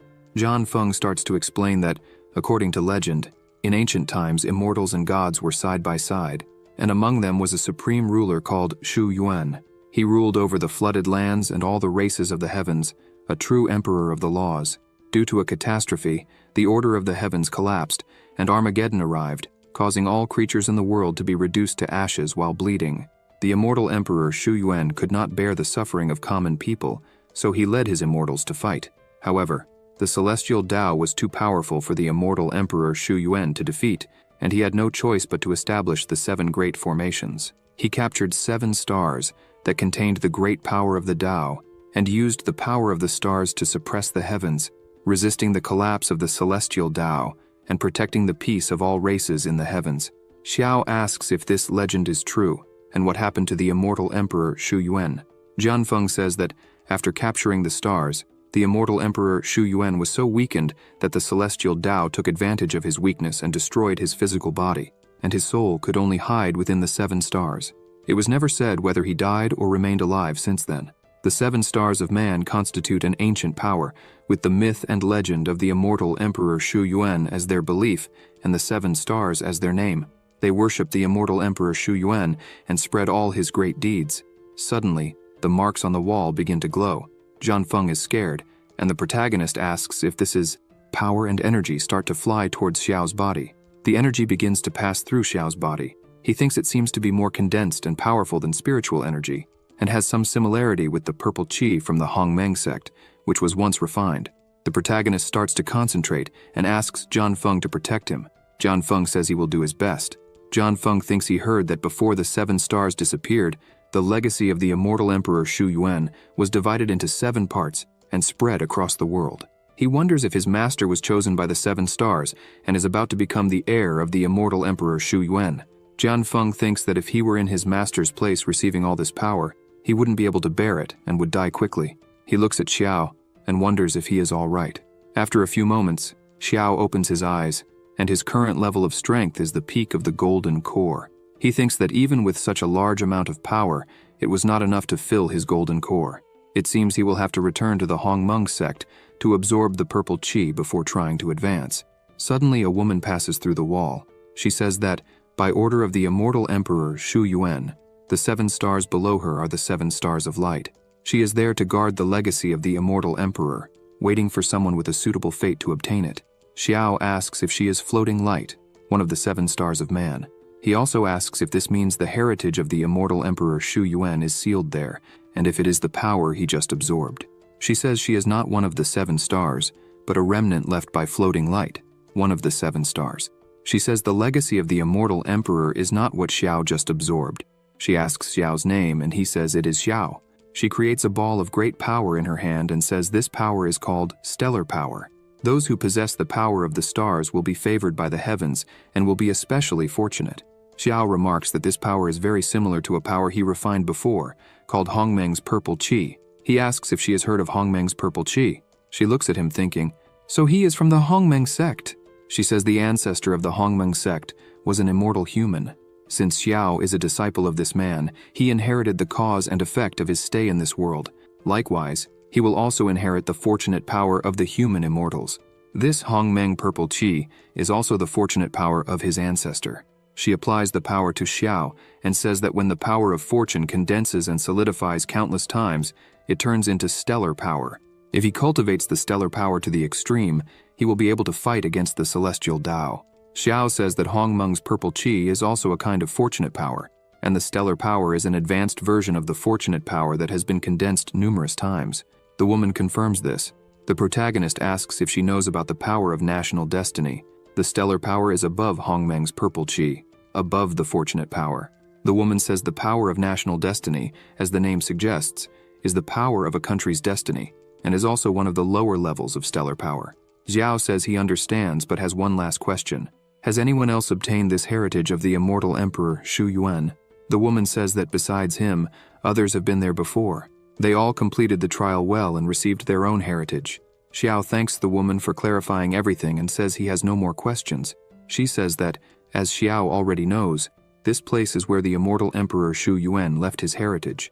Once he has received this heritage, he will be able to fight against the celestial Tao. She asks if he is willing to take the trial. The protagonist asks what the trial would be. She smiles and says that if he wants to receive this heritage, he must kill the man who came with him. John Feng is so scared that he reverts to his original form. Xiao remains silent while John Feng screams for his master, terrified. The protagonist smiles. He asks John Feng if the Emperor Shu Yuan is really as powerful as he said. Xiao says he believes this trial is a joke. The woman becomes angry, calling the protagonist presumptuous.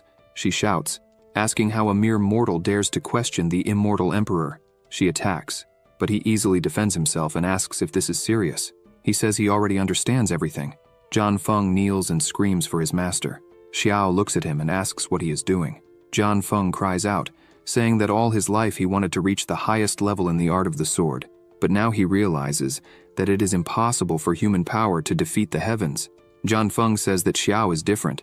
In time, he will be the best in the art of the sword. He only hopes that Xiao can become an immortal emperor in the future. The protagonist sighs and asks John Feng what he is talking about. The woman says that Xiao's disciple is much more sensible than he is.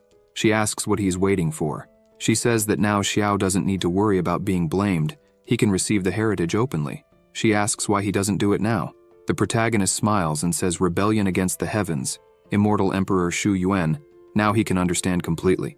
Xiao uses his power and says he will borrow John Feng's swords quickly. He creates a large sword in his hand and says he understands this thanks to John Feng, since the flexible fingers swords are originally just one sword. Therefore, if it can strengthen the magical weapons of the world, why not combine them into just one? Xiao creates a sword with incredibly strong energy and shouts that this is the sword that will break the world. John Feng is amazed and shouts, asking if all the flexible fingers swords have turned into one. He asks if this is not something even the ancient weapon forgers could do. The protagonist looks at him and says this is nothing. He grabs another sword in his hand and merges it with his true sword, saying it can be even stronger. The woman is startled, saying that the flexible fingers sword given to her by the immortal emperor has been strengthened. She asks if this power is now available to today's cultivators. Xiao advances, saying he will put all this to the test. The woman is frightened and shouts, asking what he is doing. She asks if he doesn't want the heritage of the immortal emperor. The protagonist asks her how it is possible that the immortal emperor Shu Yuan, who fought against the celestial Tao to protect the races of the heavens, would set such a trial. The only solution he thinks is simply breaking their customs without scruples. He strikes the woman. The woman begins to emit a strong amount of energy and explodes with just one strike. Xiao says that if he is not mistaken, he could consider this a way to end the false legacy of the immortal emperor. Yuanji screams for his master. Beside them, a book with a lot of energy appears. The book opens, and John Feng shouts, saying that this is the technique cultivated by the legendary immortal emperor Shu Yuan. The protagonist approaches the book and the energy begins to enter his head. He says that unfortunately, there are 7 chapters in the 7 Stars Sutra, but this is only the first, the chapter of tenebrous light, which can support his cultivation, but it is not enough to reach the first level of the separation realm. If he wants to cultivate to the first level, he needs to find the remaining 6 chapters.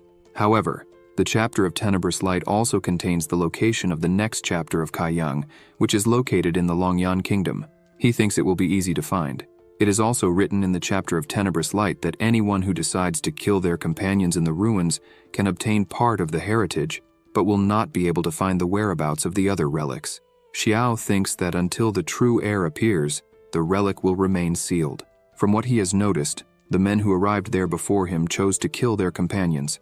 The protagonist is a bit confused, thinking he does not know what the intentions of the immortal Emperor Shu Yuan were in leaving this kind of heritage. Jianfeng congratulates Xiao for receiving the legacy of the immortal emperor and the complete flexible finger sword. Now, he has a new powerful weapon. The protagonist asks Jianfeng to extend his hands. As soon as he extends them, Xiao hands the sword to him and asks what he was talking about, as this sword is now his. Since he doesn't need it, the system announces, With the host's help, the disciple obtained the 8 swords in 1 high celestial grade, complete flexible finger sword. The host will receive 5 times the reward and obtained the upgraded version of the supreme celestial grade, complete flexible finger sword. Jianfeng looks at Xiao with tears in his eyes and bows, thanking his master. The protagonist says he will give him the Sutra of the ancient 7 Stars Emperor. Jianfeng is shocked and asks if Xiao really wants to pass on the legacy of the immortal Emperor Shu Yuan. After Xiao transmits the knowledge, Jianfeng begins to meditate while the system opens again, saying, It has been detected that the host taught the disciple the Sutra of the ancient 7 Stars Emperor, chapter of the Dark Light. The reward is doubled, and the host will receive the scripture of the ancient 7 Stars Emperor, chapter Haiyang. The protagonist is happy with this reward, as the Kaiyang chapter is very good. He begins to summon a sword, thinking he would take a good look at it, as it is said to surpass even the immortal emperor's magic weapon. Jianfeng opens his eyes and asks Xiao if the sword he is holding is also a flexible finger sword. While Jianfeng holds the sword the protagonist gave him, he asks Xiao how it is possible that he has 2 complete flexible finger swords. The protagonist's sword turns into energy and transforms into a fan. Xiao looks at him and says he already told him not to ask questions about the world. Jianfeng is so surprised by what Xiao is doing that he shouts he wants to become a fan of his master. The protagonist transforms the energy fan into an axe. Xiao says that the axe he is holding is as strong as a celestial grade weapon and that it's not bad at all.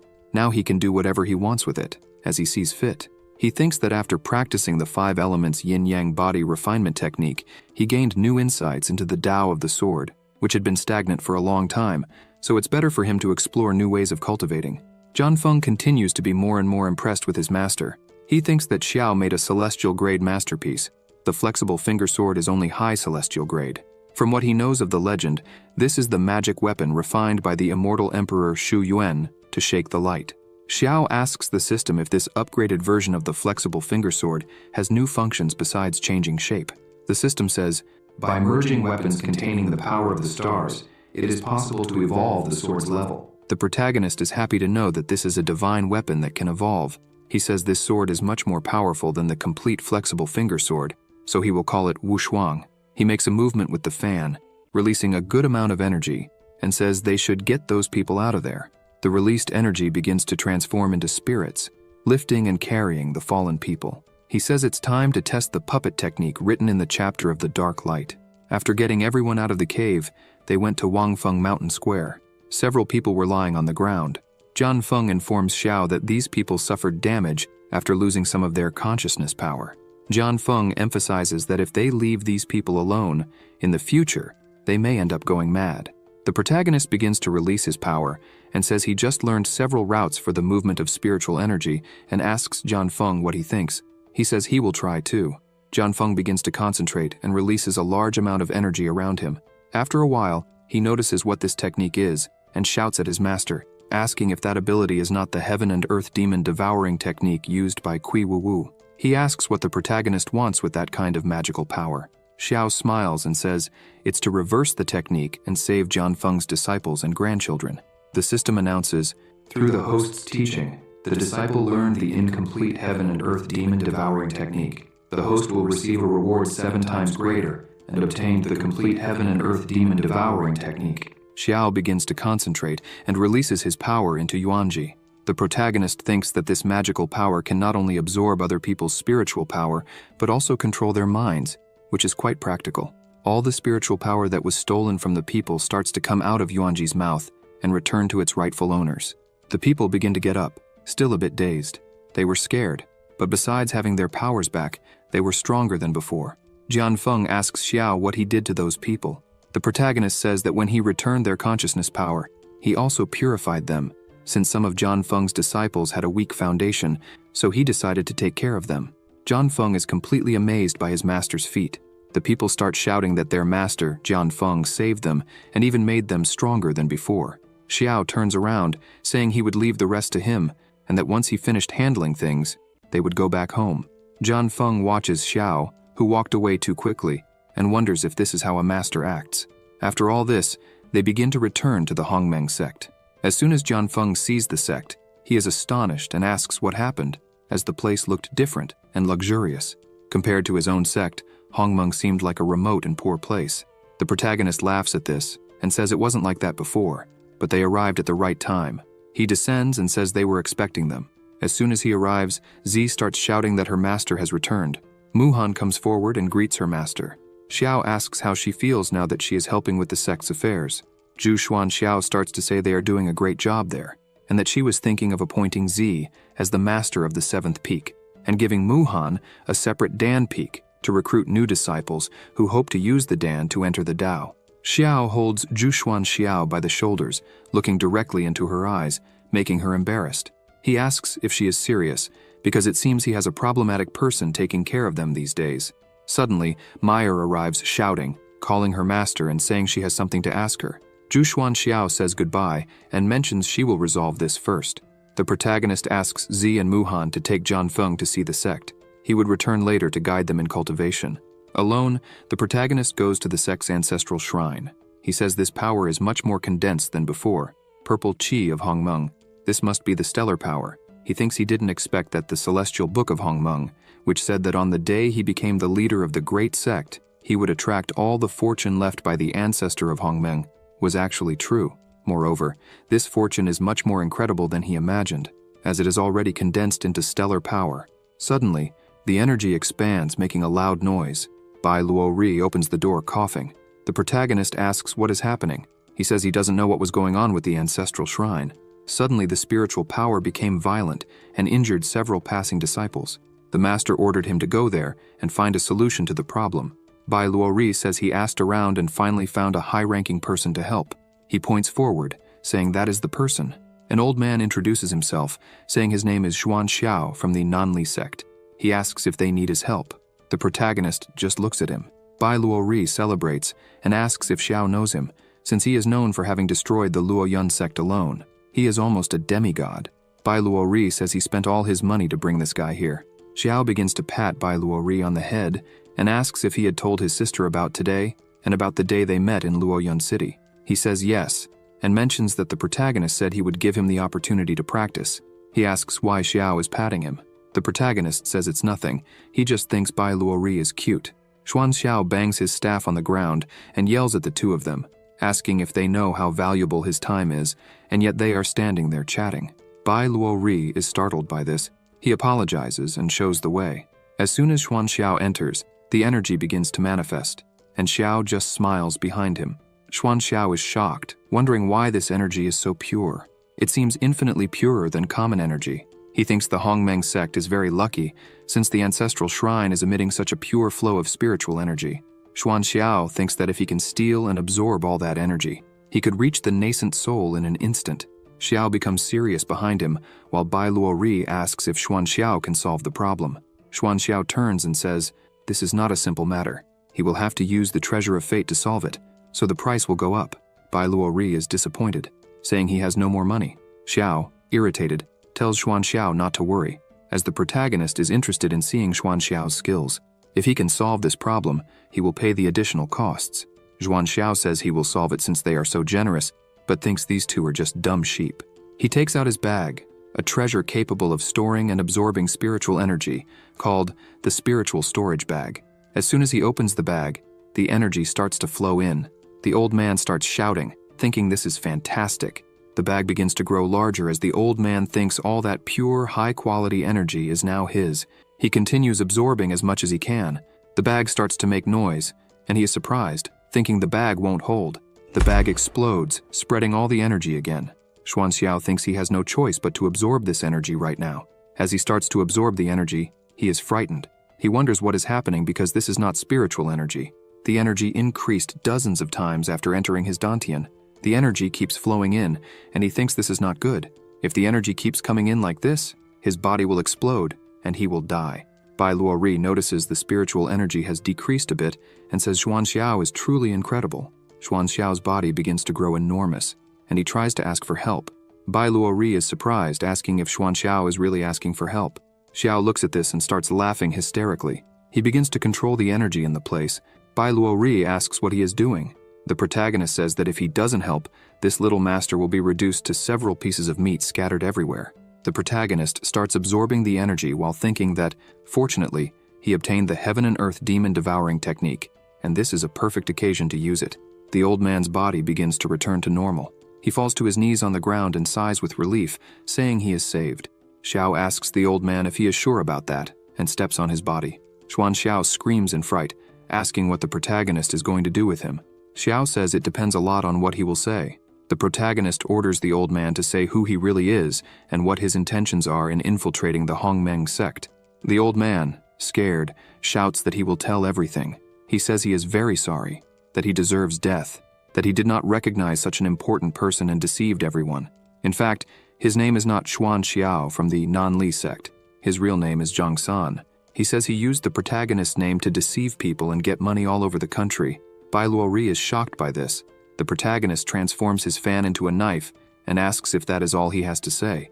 And to make up for the deception, he will just cut off one of Zhang San's legs.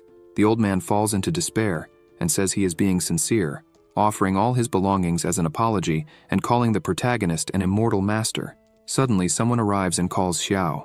It is Zhuxuan, who says that if he does this, what would he do if her disciple became corrupted? Xiao takes the old man's belongings and says that Zhuxuan is a bit mistaken, that he was just punishing villains and eliminating evil. Besides, she sent him there as soon as he returned. He asks if it wasn't to set a good example for Bai Luori.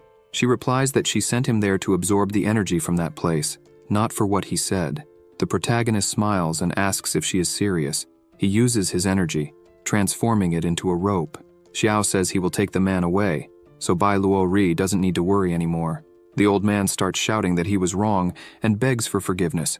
Zhuxuan says that this is an opportunity that appears after the explosion of the Hongmeng sect's fortune. She emphasizes that she has already absorbed her part and that all the rest belongs to Xiao. He immediately sits down and says that in that case, he will not refuse. She starts to leave the place while Bai Luori runs after her, asking why she didn't absorb everything if she knew what it was and why she sent him to guard that place. She stops and thinks that the fortunate power is much stronger than spiritual energy, but if a cultivator cannot absorb it, it is a waste. Previously, when she used the purple chi of Hongmeng to temper the green-purple twin swords, it took an entire year. When the protagonist left the capital of the Qin dynasty, he had another great breakthrough. Now she could master the fortunate power almost effortlessly. She turns to Bai Luori and says that everyone has their own opportunity. She thinks she needs to hurry, otherwise Xiao will leave her behind. First peek. Night falls, and the sky is behaving strangely. A lightning bolt begins to fall towards the house. That house starts to emit a gigantic amount of energy. It was Xiao meditating. He thinks this is the 10th lightning bolt of the tribulation. He opens his eyes, saying that the tribulation from breaking through the golden core to advance to the nascent soul has finally arrived. It is not easy to fill this bottomless abyss of his dantian. Breakthrough to the nascent soul realm. From the golden core is a process every cultivator should experience before advancing to the nascent soul realm. During this process, the transformation of the golden core attracts the tribulation of heaven and earth. To form the nascent soul, one must first absorb the power of the lightning tribulation that descends. It can be said that the power of the lightning tribulation is also a kind of fortuitous power. Generally, the power of the thunder tribulation is proportional to the strength of the golden core. The stronger the golden core becomes, the stronger the lightning tribulation attracted to break through the golden core and advance to the nascent soul. Xiao says that the cultivator Chongling was called the strongest cultivator for withstanding 5 tribulation bolts when advancing to the nascent soul. The protagonist says that if that is the case, then it wouldn't be a big deal if he proclaimed himself the strongest nascent soul cultivator. Another lightning bolt forms in the sky. Xiao looks at it and thinks that this is the 10th tribulation bolt. Historically, no one has faced the 10th bolt, so that should be enough. However, another bolt forms, this time in the shape of a dragon. The protagonist shouts, asking if it would really continue. He smiles and says he never thought he would advance to the nascent soul with more than 10 bolts. The protagonist begins to prepare to absorb another bolt. He says he is too impatient. Outside, Jianfeng and Zhuxuan are impressed by what they're seeing. Zhuxuan says that in her entire life, she has only heard that besides the immortal Emperor Shu Yuan, there was only one nascent soul with 10 bolts. She can't believe that someone with the potential of an immortal emperor would be born in the Hongmeng sect. The bolts keep appearing. Jianfeng shouts that this is already the 20th tribulation bolt. He shouts, terrified, saying that this level of thunder power has already surpassed the level of a normal nascent soul tribulation. He shouts, saying that his master could be forming a nascent soul with 100 bolts. The entire sect starts looking at the mountain peak. One of the bolts shouts, furious, saying that no one can endure more than half a day of continuous lightning strikes and not die. This Xiao must be hacking. The bolt says it's leaving in anger. After that, the weather calms down. Xiao starts to open the doors. As soon as he opens the doors, Jianfeng and Zhuxuan congratulate him for forming a nascent soul with 100 bolts. The protagonist is surprised to see them there and asks if they stayed there to protect him and if they spent the whole night. Zhuxuan says this moment is historic for the Hongmeng sect, the birth of a nascent soul with 100 bolts. As the leader, she couldn't miss something like this. She lowers her head and says she also has something to tell him. The two go to a more secluded place. Xiao asks if she is from Longyan country and the daughter of the patriarch of the Zhu family, the most prestigious there. She sighs and says yes. Zhuxuan explains that she came to the Hongmeng sect because she got lost in the Qin dynasty, and Zhang helped her, saying that from that day on, that would be her new home. With nowhere else to go, she followed Zhang to the Hongmeng sect. The protagonist asks if her family hasn't looked for her all these years. She says they didn't come to get her. She says she left the Zhu family because her second uncle betrayed her and threw her to the beasts. If it weren't for Zhang's help, she probably would have been killed by the beasts that night. Xiao is surprised, thinking he never imagined she had such a past. Zhuxuan says that recently her family found her and asked her to return and marry the emperor of the Longyan kingdom. The protagonist gets angry and says this is nonsense. They ignored her for years, and now they want to use her for a matrimonial alliance. He says that during the visit to Longyan country for the National Destiny War, he would help her resolve this quickly. Zhuxuan thanks him but refuses, saying that this time she would return to cause a commotion herself. She says there are 3 months left for the National Destiny War. She would go and come back quickly, but while she's away, she wants him to take care of the sect. Xiao asks why they can't travel together. He says that would be perfect, because before the National Destiny War, Jianfeng and he need to visit the Dragonfire country to prepare. That way, they could travel together and cause a big scandal. She asks what will happen to the Hongmeng sect. The protagonist says Zhang could take care of everything since his wounds have healed, and he knows the place better than anyone. Zhang sneezes, wondering why he suddenly had a bad feeling. With everything resolved, they set off on their journey. At the gate of Dragon City, Xiao says that this is Dragon City, the farthest border of the Qin dynasty. The Qin dynasty and the Longyan country are very far apart, with several kingdoms between them. The Qin dynasty has only one long-distance teleportation formation. To reach Longyan country quickly, they must use the large teleportation formation here. The protagonist tells them to hurry because he already asked Xingye to inform the governor. He should be waiting for them at the city gate. The rest will come later with Xinye. They head towards the gate and find Governor Haiming there. As soon as the governor sees the protagonist, he welcomes them and introduces himself. Xiao says they don't need to be so formal. He says that probably His Majesty had already informed him that they would be using the teleportation. Haiming becomes desperate and says that the formation leading to Longyan country can only be used twice a year. And now, not only has the formation been reserved by Princess Yilan of Longyan country, but she has also occupied his house. Haiming says he tried everything, but he doesn't dare offend a princess of such a superior country. Xiao asks why she did this and if she has any urgent matter. The protagonist also asks if he told her they had an important matter to handle there. Haiming says the princess claimed she was tired of traveling on the flying boat and wanted to use the formation. He says he tried to inform her of the protagonist's participation in the National Destiny War, But the princess said, being a 6th-rank kingdom, even participating or not, they would only waste resources. It's better not to go. The protagonist gets irritated and says he wants to meet her now. He heads to the governor's mansion, but there is a barrier and a guard. Haiming tries to talk to him to let them in. However, the guard tells the governor to leave, saying that the princess is not available for visits at this time. Xiao intervenes and says they have important matters to discuss with the princess, so he should step aside. The guard starts laughing and asks if they are from Qin, saying that the princess mentioned the dogs of Qin are not welcome here. Haiming says that as soon as the princess arrived, she placed a barrier around the residence. Therefore, he cannot enter without her permission. So, it's better if they leave. However, the protagonist is furious. He places his hand on the barrier, effortlessly pushing his fingers through. With a bit of force, he creates a sword and says the princess of Longyan country is a true idiot. The guard is scared and asks what he is doing. Haiming is also worried, thinking it was a defense formation given to the princess by the emperor of Longyan. It can't be broken so easily. If the protagonist angers the princess, everything will be ruined. With a simple strike, the protagonist shatters the barrier. Neither the guard nor the governor could believe he broke the barrier so easily. The guard runs off, shouting that he needs to warn the princess. The protagonist says that in broad daylight, the princess is locked inside. He is worried, so he needs to enter and see if she is okay. A whip cracks on a girl's back. This woman is named Wu Shuang. Princess Yilan is beating the woman, telling her to hurry up and shouting what she is doing there if she can't pull a carriage. The guard arrives, shouting, "Princess!" She hits him with the whip, asking who gave him permission to speak. The protagonist is already there, witnessing everything. They say the princess is too abusive. She continues whipping the woman, ordering her to pull the carriage.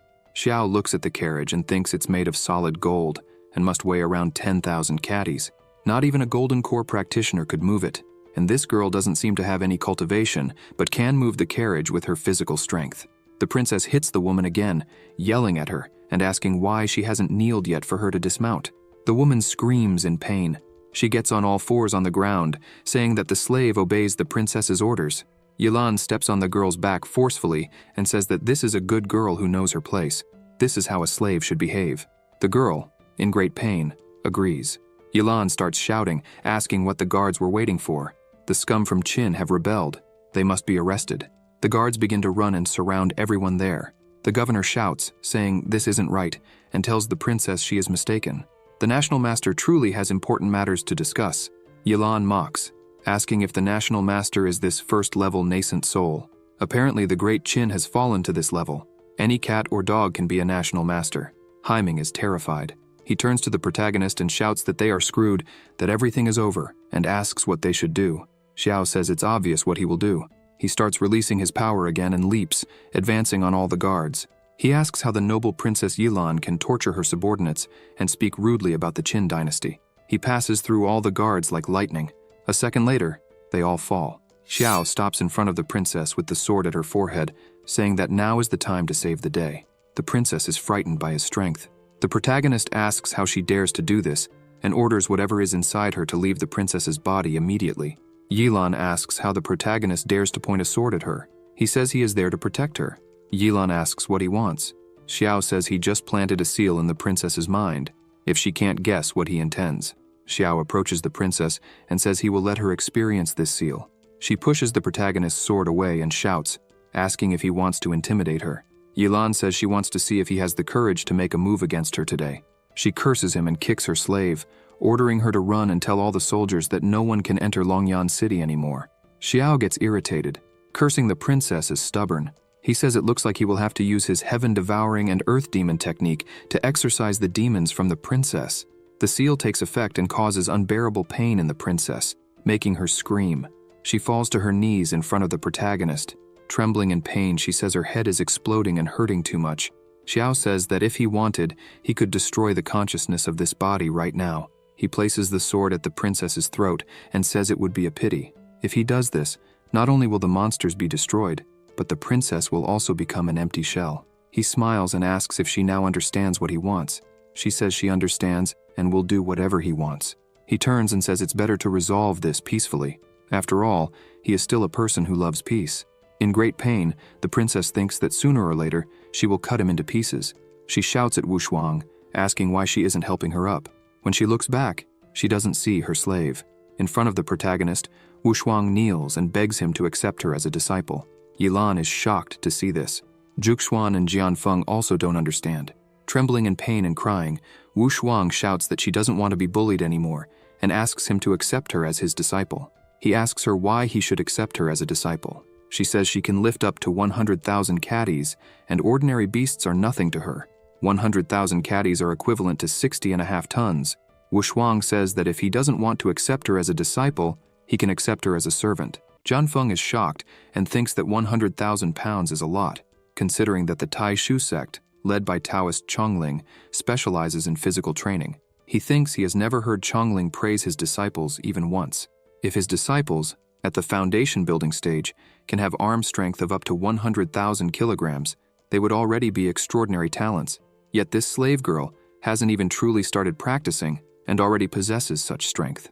Xiao looks at her and says that if this is the case, then she will follow him as an official disciple, and they will see how she develops before making a final decision.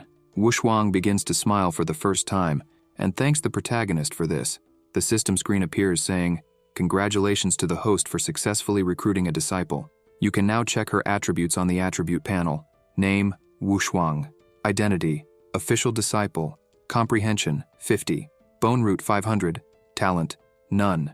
The protagonist smiles, thinking that a bone root of 500 is extraordinary, as Jianfeng only has 300. He thinks that it seems he has found another treasure today. After that, he starts walking and says they will head directly to Longyan Shangguo.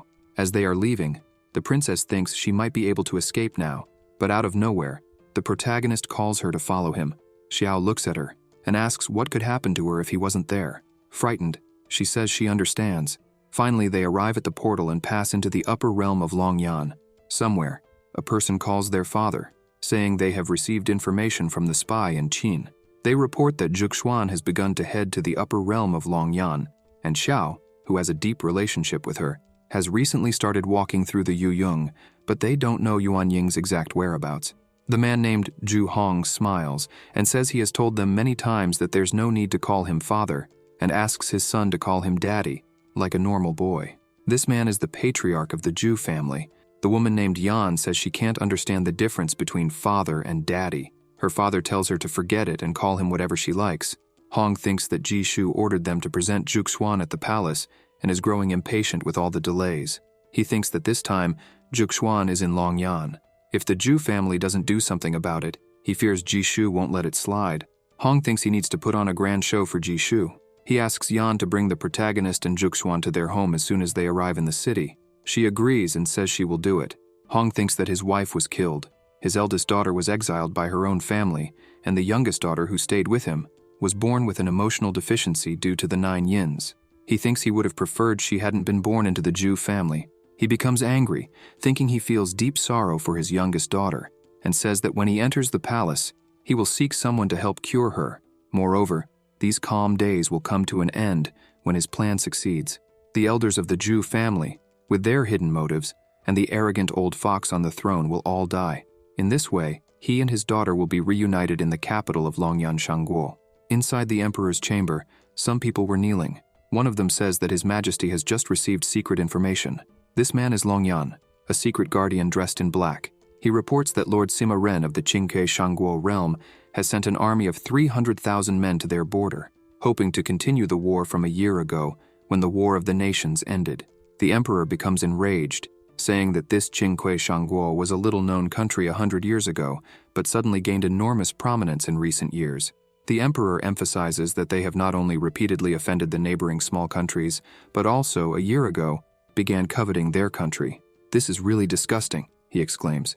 This is Ji Shu, the emperor of Longyan Shangguo, furious. He shouts that if it weren't for Sima Ren's good fortune and the opportunity to break through distractions and form a special spirit, it would have been impossible for Qingque Shangguo to threaten their country. He begins to smile and says that, even so, Sima Ren won't remain proud for long, as it hasn't been too long since he found a woman with Phoenix clan blood and has already informed the Zhu family that he will soon marry her. This woman is Zhuxuan. The emperor becomes anxious and says that once he absorbs her Phoenix lineage, he may transform into the soul of the dragon's flame. And when that moment comes, when Sima Ren and Qingke invade their country, he will defeat them all. Longyan mentions that he also has news that the prince has been inquiring about the Zhu family recently. Long Yan emphasizes that he suspects the prince knows something. The emperor starts laughing and asks what kind of things that treacherous child could possibly do. Ji Shu says that if there is nothing else to report, Long Yan may leave, reminding him that they must keep an eye on Zhuxuan, who is in the realm. However, he cautions them to be careful. As they begin to leave, the emperor asks them to wait. He inquires if all the yuan-devouring pills have been prepared. If something unforeseen happens with Zhuxuan with the yuan-devouring pills, even Long Yan would be detectable in the capital of the country. Long Yan, the protagonist, and everyone arrive. Xiao says it would be perfect if the Hongmeng sect could also have a teleportation array. The princess mocks him, asking if that kind of trash impressed him.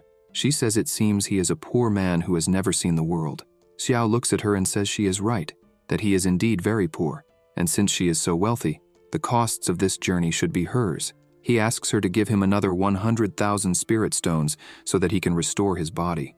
Yilan shouts, asking why. The protagonist begins to release his aura and says that a princess shouldn't be so cold to her servants. She becomes frightened and hands over a pouch with the stones, shouting that she will pay. She says that this is all she has. Xiao mentions that 10,000 superior spirit stones are equivalent to 1 million first-level spirit stones. The protagonist calls everyone in his team to visit a good restaurant and have a great meal. Yilan shouts, asking about her. The protagonist says that since she is already in her own country, she could return home. He says he won't be around anymore, so he won't be able to protect her, and advises her to be careful, because if another evil spirit enters her body, it would be very bad. Yilan becomes furious at this, thinking that sooner or later, 1,000 swords will cut him down. In the restaurant, several beautiful and expensive dishes were on the table. The protagonist says that, unexpectedly, Long Yan also had a Tianji tower. It seems that business has also expanded. They not only manage an auction house, but also an inn and a restaurant. Wushuang asks if the protagonist didn't know that Tianji started in the business by operating restaurants and inns, only later becoming more and more prosperous.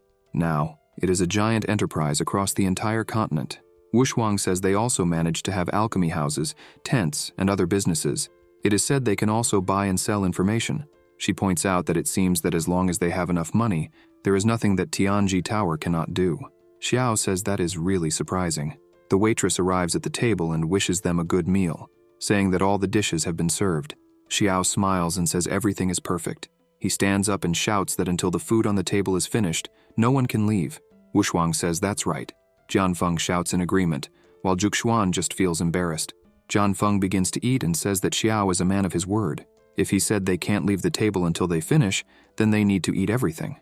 Wushuang keeps looking at him and agrees, while eating a little bit of everything. Zhuxuan offers her a drink and says that as soon as they finish eating, she will take Wushuang to buy new clothes. Zhuxuan says that now that she is Xiao's disciple, she is part of the sect, so she can't be without proper clothing. Wushuang smiles, delighted with all this kindness, and thanks them for everything. Zhuxuan starts coughing, saying, "Not him." Xiao offers her some vegetables, saying that she also needs to eat some greens. A man at the table next to them looks at Zhuxuan, thinking that she is. He gets irritated and says that he has finally found Zhuxuan. Sometime later they had finished eating, and everyone except Zhuxuan was feeling sick from eating so much. Suddenly the table begins to glow, and the protagonist asks why Tianji Tower keeps placing magic circles on the table. The food reappears and he wonders if it's some kind of automatic refill. Wushuang explains that this is the special magic formation system of Tianji House. She says that not only can the food be automatically replenished, but even the walls of private rooms are soundproofed. In the past, when she followed the princess, she saw Yilan use the guard formation on the wall, and it was said that the attack from the guard formation could kill someone from the divine separation realm in seconds. She says she doesn't know how powerful the owner of Tianji building is. Xiao thinks to himself that if his sect could have such a formation, it would be incredible. Suddenly, a noise is heard, and dust starts to rise. Everyone looks in that direction. The man stomps his foot in front of everyone and says that he has finally found Zhuxuan. The protagonist asks who this woman is that he's talking about. Zhuxuan begins to think that it's been years since she last heard that name, and from what she's heard, she is now the strongest among the younger generation of Long Yan, probably living quite a good life. The man continues, irritated and shouting, asking if she's going to keep pretending not to recognize him. He curses her and cuts the table in half. The man says he's been chasing her his entire life, and she's never looked his way, and now she's sitting here eating with a handsome guy. He attacks the protagonist, saying that if he kills the man she's dating right in front of her, maybe she'll change her mind a little. An explosion occurs. The man is startled because the protagonist blocked his attack with a fan. Xiao says they are in Tianji House, and it was the man who started the trouble, while he was just defending himself. The man turns around and asks since when that person had been standing there. The woman's name is Zhuge Lin. She smiles and says that guests are welcome, but if the guest doesn't want to dirty their hands, she can take care of it. The protagonist tells Lin that she doesn't need to worry about it, and with a simple move, he throws the man far away. The man flies a few meters and falls to the ground unconscious. Xiao asks if he was breaking any of Lin's rules. She starts gathering energy in her hand and thanks Xiao for what he did. From that energy, two spirits emerge and start dragging the completely unconscious man outside. Meanwhile, Lin smiles and says that she is the person in charge of Tianji Tower and introduces herself. Lin emphasizes that the guard at Tianji Tower was inappropriate and disturbed their meal, so everything will be on her. The protagonist sees that power and wonders if it might be stellar power. The protagonist creates a spell and asks the woman to wait a moment. He says he's very interested in the magic circle of Tianji Tower and wants to know if she's willing to make a deal. The protagonist says that he noticed that the people of Tianji Tower can also master the starlight puppet technique, recorded in the Yao Guang chapter, so she should recognize what he is showing. As soon as she looks at it, Lin is surprised and wonders if it really is the Kaiyang that she thinks it is. She thinks the protagonist might be the one who also obtained the inheritance of the immortal emperor, Xu Yuan. She clasps her hands and bows before the protagonist, asking him to follow her. He looks at his group and asks them to wait a little. The two go to a room, and Lin says she hasn't yet asked for the name of her guest. She admits she's very curious to know what he wants to trade for the magic circle of Tianji Tower. The protagonist says she can call him Xiao. As Lin pours water, the protagonist starts writing on the table, saying that he noticed she also masters the use of stellar power. Therefore, she should understand the meaning of those words. She looks at it and thinks that if the protagonist truly knows the whereabouts of the Kaiyang ruins, then she calls the protagonist and asks how she could confirm that the location of the Kaiyang ruins is authentic. He looks at her and says that she must also know that in the chapter, The Light Flows, one can only practice up to the divine separation stage, and to progress further, a new inheritance is required. Lin agrees with this.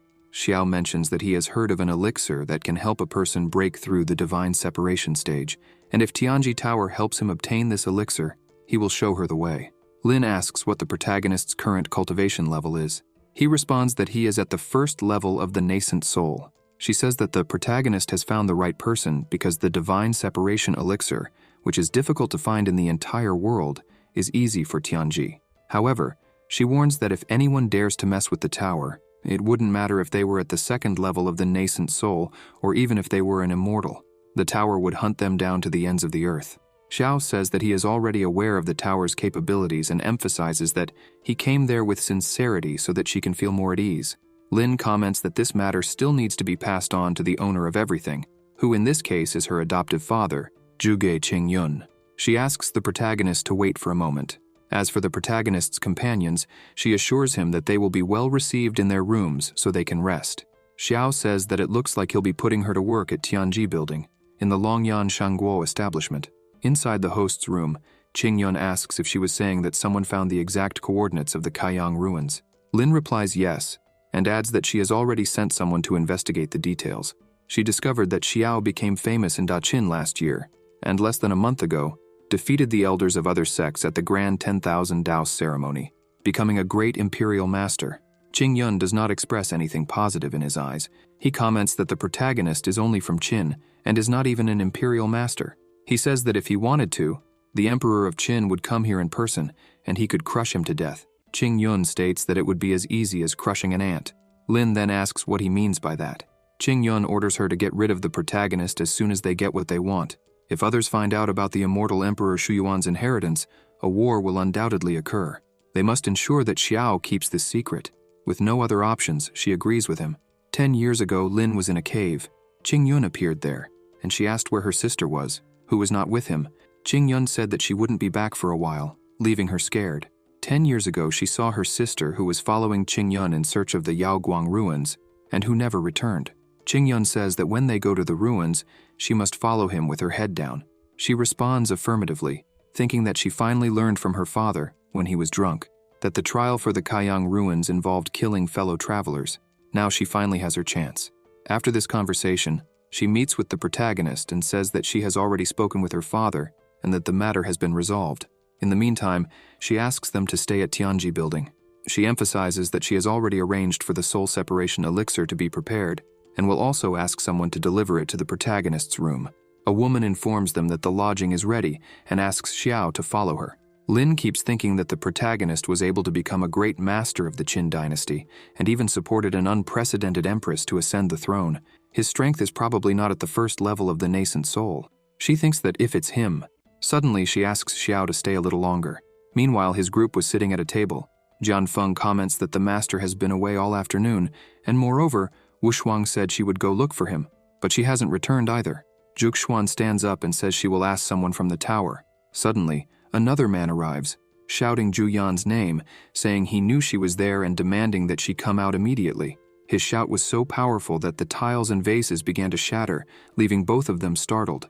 She looks at the damage and thinks that with such power, this person must have cultivation above the nascent soul. She asks who is causing the commotion. People say that this is Ancestor Wanji of Qingque, an expert at the divine separation level. As soon as they step outside, Wu Shuang is being held by two people. Jian Feng asks who they are. The people around start shouting that the person in front of Wanjian is Jian Feng, the immortal sword god of Qin. They begin to wonder how these people know each other. The woman calls Zhu Yan and Jian Feng from Qin. Wanjian smiles and says that she has finally appeared. He strikes his sword on the ground and begins to release his power, telling Zhu Yan that his disciple is mad because of her, and that if she agreed to what he wanted, there would be no consequences. However, she humiliated him. Zhuge Xuan says that he came for the wrong reasons, emphasizing that there is no Zhu Yan there, and that she has no idea who his disciple is. Wanjian shouts, saying that she is lying because he has witnesses, pointing out that his disciple came in there after her, and shortly after left covered in blood, and yet she wants him to believe it wasn't her. Zhuge Xuan tells Wanjian to ask his disciple who was responsible for that, so they can settle this debt because it wasn't her. He grabs his sword and prepares to attack, asking if she won't confess her guilt.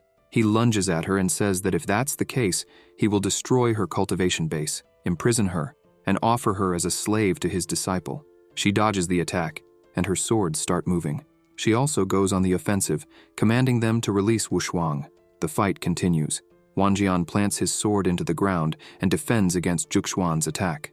This leaves her shocked, wondering how the green and purple swords didn't break through the protective power of his sword. Wanjian says that she indeed has some skill, but she won't be able to make up for the difference between the Golden Core stage and the Divine Separation stage with mere tricks. He manages to land a direct hit on her, throwing her backward. Jian Feng is shocked by this, shouting her name. Wu Shuang also cries out upon seeing her friend flying and hitting the wall. Jian Feng becomes enraged and charges at Wanjian with all his might, but Wanjian blocks Jian Feng's attack with just one hand, leaving him astonished. Wanjian says that Jian Feng's sword is indeed good, but it's a pity that he's at the nascent soul stage. Therefore, he thinks Jian Feng should hand over the sword to him, and as a reward, he'll be made into a slave.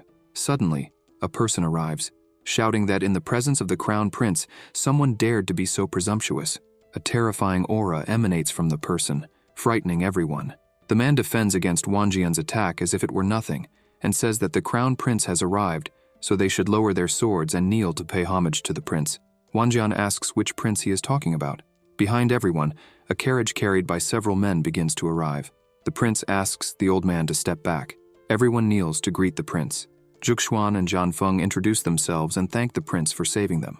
Wanjian asks what reason the prince has for being there. He says he'll be straightforward.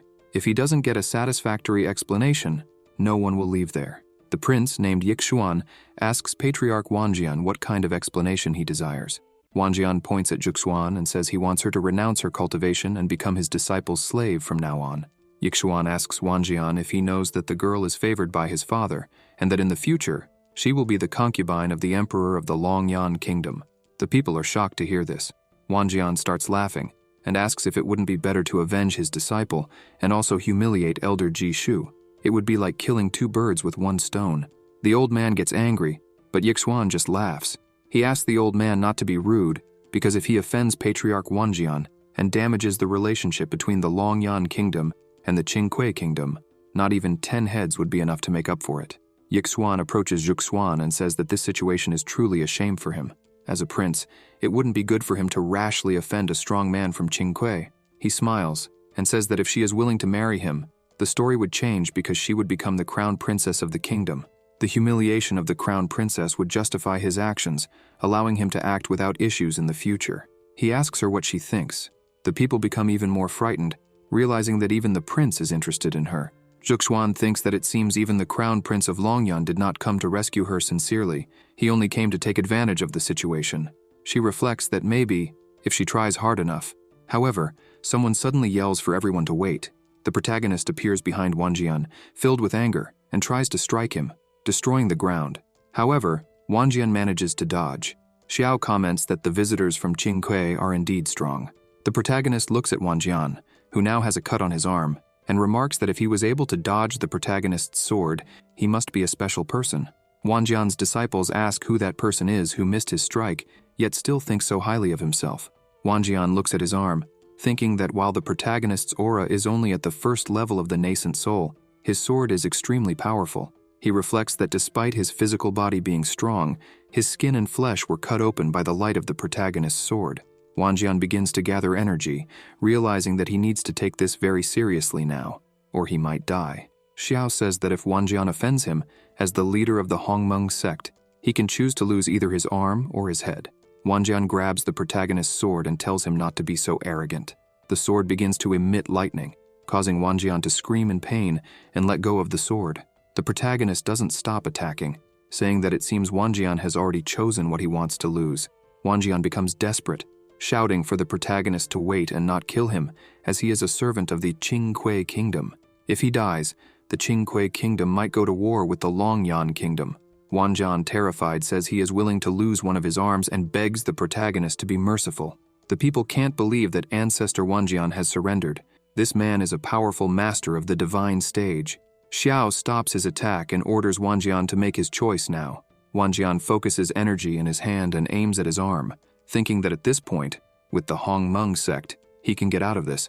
He cuts off one of his arms and leaves, full of anger. Yixuan looks at the protagonist and wonders where this guy came from, considering even Ancestor Wanjian couldn't be his match. The prince thanks the protagonist for helping with the situation and asks his name. The protagonist says he can call him Xiao, but emphasizes that there's no need for thanks since it was a matter of the Hongmeng sect. Even so, he mentions that they wanted to apologize to the crown prince, acknowledging that it's very difficult for the prince to do something against that thief from Qingque. Yixuan thinks the protagonist really has a sharp tongue. The prince calls his group to leave. Xiao goes to Zhuxuan and asks if she's okay. She says yes and asks why his aura was so strong. He responds that he made a deal with Tianjilu, obtaining the complete formation set from Tianjilu and resources from Tianji Tower, and now he has successfully ascended to the distraction stage. The protagonist thinks that it's just as expected from the world-famous Tianji Tower. In less than a day, they managed to arrange the divine separation pill. Zhan Feng can't believe it and asks if he really heard separation, and if the protagonist hadn't just broken through to the nascent soul, how he has already advanced to the separation stage. Xiao comments that the Longyan kingdom is indeed as strong as the clouds. He heard that among those who participated in the national war, there were powerful people in the divine separation realm, and that's why he needs to hurry. Xiao concludes by saying that he will leave tomorrow night, and that when he returns, they will visit the Zhu family. During the night, outside the imperial mausoleum of Longyan, the protagonist and the others are gathered. The protagonist comments that it is a dark and windy night, perfect for doing bad things. However, he arrived a little late, so they couldn't take too long. Qingyun calls out to the protagonist and greets him. The princess remarks that it is truly inhumane to call someone so late to enter the imperial mausoleum. The protagonist replies that if she doesn't like the timing, she could go back home and rest. Yilan shouts, asking why the protagonist wants to discard her after using her. Lin observes the situation and thinks that, according to their investigation, this was his first visit to the Longyan kingdom. However, being able to tame the princess, who was known to be crazy, leads her to conclude that the protagonist is far from as simple as he appears. She recalls what she had discussed with the protagonist earlier when she was begging him to save her life. Xiao asks what she meant by all that and how he could save her. She explains that the owner of Tianji Inn, who is also her adoptive father, intends to become the sponsor to obtain the inheritance of the ruin. At that moment, she would ask the protagonist to save her. She says that she is willing to work like a horse to repay the favor. She only hopes that the protagonist can defeat Qingyun. They arrive at the ruins. The protagonist says that, since they accepted the Flickering Light Sutra, they should know that it requires a lot of blood, spiritual energy, and consciousness to open this relic. Qingyun responds that he already knew this. He raises his hand and forces Lin to kneel. He smiles and says that he bought her from the slave market and educated her for years. Now it's time for her to pay for all of it. With a trembling voice, she asks her father if he was the one who killed her sister that day. He begins to laugh and says yes. Trembling with fear, she raises her hand towards the protagonist, begging for help. Qingyun says that Xiao wouldn't want to get involved in any trouble. He emphasizes that if the protagonist helps him conquer the ruins of Kaiyang, he will name the protagonist as the vice master of the Tianji Tower. Xiao closes his eyes, saying that it is unfortunate, and attacks. Qingyun is startled and tries to defend himself, but the protagonist's attack hits Qingyun's arm, causing him to release Lin while screaming in pain. Lin runs to the protagonist, seeking protection. Qingyun screams, asking what that was. Xiao begins to laugh and says that it's nothing. He just isn't satisfied with the price Qingyun offered. The protagonist points out that the price Lin offered is better, as she would let Xiao be the owner of everything. Upon hearing this, Qingyun becomes furious, yelling at her, saying that she was trying to team up with a stranger to kill him. Lin says she could say the same to him because if Qingyun hadn't used her as a mere tool, this wouldn't have happened. She bows, saying she will leave everything to her master Xiao. The protagonist says her request is in order and begins to use his power. The protagonist's aura starts to overwhelm Qingyun, making him scream loudly. All that energy begins to spread throughout the room, impacting the pillars. Suddenly, the walls start to make noise, and the whole room becomes filled with intense pressure. Lin is surprised, asking if this is...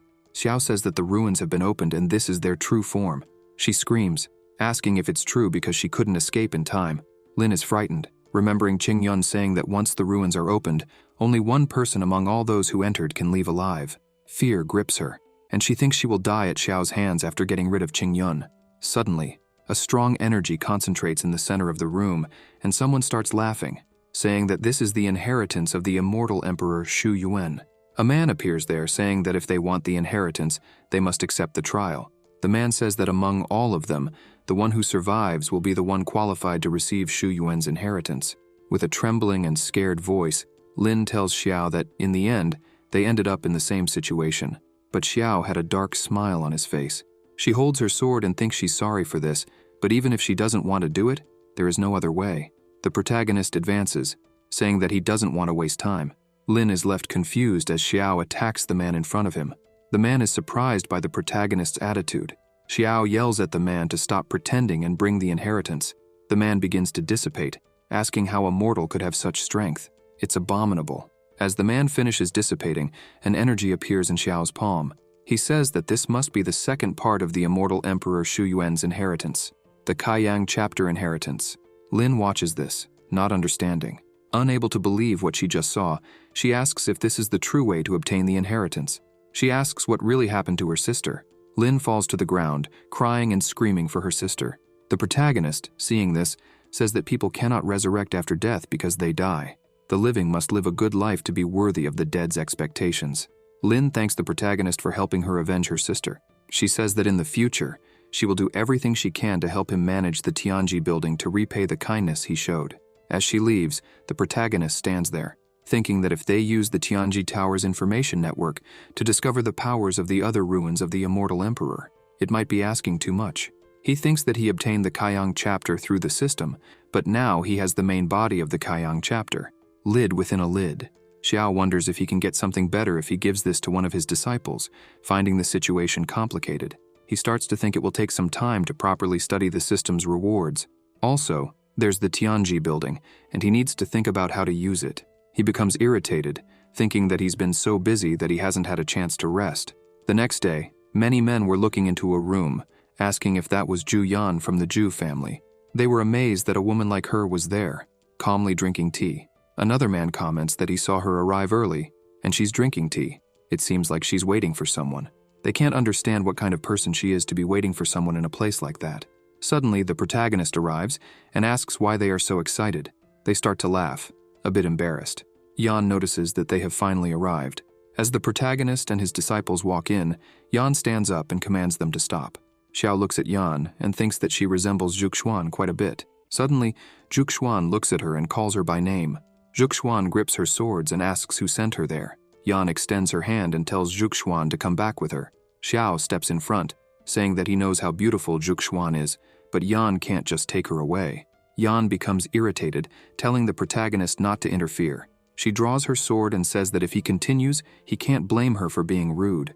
The protagonist takes out his fan and taps her sword, saying that when a girl disagrees, she draws her sword. He asks what that means. Xiao says that if you look closely at Yan, she resembles Juxuan a lot. He also thinks that he heard Juxuan call this woman Ju Yan, and that the man in black last time confused the two of them. Yan tells Juxuan that their father asked her to bring her home. The protagonist remains silent, and Juxuan, surprised by this, becomes angry and says that she will take the opportunity of Yan being here to ask her to go back and tell Master Ju that she, Juxuan, will have nothing to do with him or the Ju family from now on. She emphasizes that the agreement between them and the emperor has nothing to do with her. Yan becomes angry at this and attacks Juxuan, saying she could just knock her out and take her by force. However, her attack is interrupted. Xiao steps in front, asking if she really wants to touch the leader of the Hongmeng sect. First, she'll have to go through him. Yan asks if he's really going to try to stop her, because she doesn't like fighting innocent people. The men at the door are all shocked by this, as they didn't know there was another daughter in the Ju family. Yan begins to release her aura, while the protagonist watches everything closely. A man appears and says that Yan is almost using her killing move. The other men are frightened and ask what that is. He explains that it's said Ju Yan has a body of the 9 yins, which is why she's favored by the emperor of the immortal court. The immortal condensed his years of sword knowledge and taught it to Ju Yan. As a result, although Ju Yan is not the strongest person in the Longyan realm, she is the strongest in actual combat. Yan attacks the protagonist with all her might. The protagonist begins to use his energy in his eye and thinks that, indeed, this sword is not simple. With one strike, Xiao disarms her. Yan is stunned, as she had never been disarmed so easily. The men are astonished to see Yan's first defeat and ask if anyone knows the man who won the fight. The protagonist thinks that the celestial grade innate sword body is really good. When he's immersed in the sword's mind, he can see her every movement. Yan falls to her knees in front of the protagonist and asks if she really lost. She starts sweating and thinks that her heart is beating too fast. She has never felt this way before. She wonders if this is what fear is called. She looks at Xiao and wonders if this is the man her sister wants to marry. The protagonist looks at her and says that he wanted to have a nice breakfast before visiting the Ju family, but it seems they were in quite a hurry. He asks if Yan wants to go back alone or tied up. She begins to release an enormous amount of energy and says that no one has ever made her feel that way before. With her own hands, she attacks the protagonist, shouting that she wants to see what he is capable of. Xiao dodges with extreme ease and says that it seems she's only good with a sword, because this attack now is infinitely inferior to the first one. He strikes her on the back of the neck, causing her to lose consciousness. He catches her so that her body doesn't fall to the ground. The protagonist asks Juxuan if she knows that woman, as the two of them look incredibly similar. Juxuan sighs and says that Yan is her sister. The man who attacked her earlier probably confused the two. Zhan Feng comments that the sect leader really does have a sister. Wu Shuang is surprised, noting that the leader's relationship with her family isn't good. Juxuan says that she hasn't had anything to do with her family for a long time. The protagonist gathers everyone and says it's time to pay a visit, since the Ju family is extending such a kind invitation. They should meet in person. After a while, they arrive at the Ju family's home. A man comes running and shouting for his master, saying there's a problem. Hong asks what's going on and why there's such a commotion. The man says that someone has been knocking down all the doors and entering. Hong is surprised by this. The man explains that a woman who looks like Juxuan entered with 2 men and a girl. The young man shouts that all the guards were sent to stop them, but they were defeated in seconds. Yan is also unconscious, and they brought her here. Hong asks how Yan ended up unconscious and wonders if Juxuan has become that strong. He thinks that, in all these years with the Hongmeng sect, Juxuan has made great progress. The man continues to shout, telling Hong to think quickly about what to do, as they would be arriving soon. Hong orders the young man to run and ask Chief Meng to meet them first. Suddenly, Xiao begins pounding on the door and forcefully opens it, sending the guards flying. He looks at Hong and says that the owner of the house extends an invitation to them, but keeps the doors locked. That's complicated. Hong is confused and asks who in the family invited the protagonist and if he has no manners. Xiao asks if the reinforcements haven't arrived yet, and that's why Hong wants to talk about manners. The protagonist says he would wait because he wants to see what kind of reinforcements the Ju family can muster, given how dominant they are. Hong is shocked, thinking that Xiao is so arrogant that he fears nothing and no one. Hong says that Juxuan has been away from home all this time and asks why she doesn't want to come back. Zhuxuan, with a cold look, retorts, "Why would she come back?" She asks if he was talking about the Zhu family, who kicked her out when she was under 10 years old, taking her to the desert without caring whether she would live or die. Hong, surprised, looks away and tries to end the conversation, telling her not to bring up those issues from the past. Suddenly, some people start to arrive. 3 men appear, and one of them comments that Zhuxuan has finally arrived. With an authoritative tone, he asks what's going on there. They are the elders of the Zhu family. The first elder insists on knowing what's happening and says that since she has returned, she should sit down and talk with her father. The second elder, with a malicious laugh, asks if Zhuxuan still remembers the second uncle, the one responsible for throwing her to the wolves. Zhuxuan smiles mockingly and replies, how could she forget the uncle who deceived and abandoned her outside the city? Hong, annoyed, yells at her not to be rude. The third elder then begins to release his aura, stating that it's not easy to come back, but that she's making a mess and daring too much. He continues, saying she must have forgotten the Zhu family rules by being away for so long, and that because of this, he would teach them to her again. Zhuxuan stares at him and asks what the family rules have to do with her. With a determined tone, she emphasizes that she came there only to make it clear that she and the Zhu family would no longer have any connection. From now on, the path the family follows has nothing to do with her. The first elder says it's very bold of her to say that. The second tries to justify himself, saying that what happened was the fault of the uncle, who didn't watch her properly and let that happen. The third elder, impatient, yells that they won't talk about the past. He orders her to go to the palace immediately and rest at home. Zhuxuan, with a sharp look, asks if they really believe she is the same child from before, emphasizing that if anyone tries to stop her today, her sword will show no mercy. The 3 elders are surprised by her firmness and determination. They say she's gotten used to being wild out there and has forgotten what her home is like. The first asks if she thinks the first family of Longyan is a place where she can come and go as she pleases. The third says there's no way around it. He'll have to help her remember where she is. Suddenly, several soldiers of the family appear there. Hong shouts, saying that, despite everything, Zhuxuan is his family, and asks the 3 if they would face him that way. The first points to him, saying she is like this because of his negligence. The second says it's the father's fault if the daughter learns nothing. The third laughs and says if the father doesn't discipline his daughter, then he will. They shout for the soldiers to protect the head of the family. Hong is puzzled, and the soldiers say they are also concerned about the head of the family. Therefore, he should be careful not to enter the battlefield. Hong gets annoyed, thinking the 3 are relying too much on the strength of the family soldiers, and therefore don't take him seriously. He thinks that sooner or later, these 3 old men will pay for this. Zhuxuan looks at them, thinking all the Zhu family soldiers are orphans bought by the family. All of them undergo brutal training from a young age. They are loyal. Among them, the one with the lowest cultivation level is a golden core, and those with talent can reach the nascent soul level. It is partly because of the existence of these soldiers that the Zhu family has become the number 1 in the Longyan kingdom. Suddenly, Xiao steps in front of her, saying that's too many people. The protagonist begins to release his energy, turning it into a sword. He stands in front of everyone and, smiling, asks who would be the first to dare to take another step. The first yells at the soldiers, asking what they are waiting for. He gives the order to finish this quickly and take the lady to rest. They shout and begin to act. The ground beneath their feet starts to tremble. A great aura takes over everyone there, making them stronger. Xiao asks if really only they would come with a simple move. The protagonist launches his attack, and 3 soldiers create a barrier. Xiao's attack hits the barrier, causing only a small crack. He is surprised, thinking that his sword attack could be blocked by this barrier. Not to mention that the 3 are on the same level as him. In terms of power, they are all at the peak of the nascent soul. He thinks that condensing such a solid spiritual energy shield is not easy. Jian Feng shouts to the protagonist, saying he will go with him.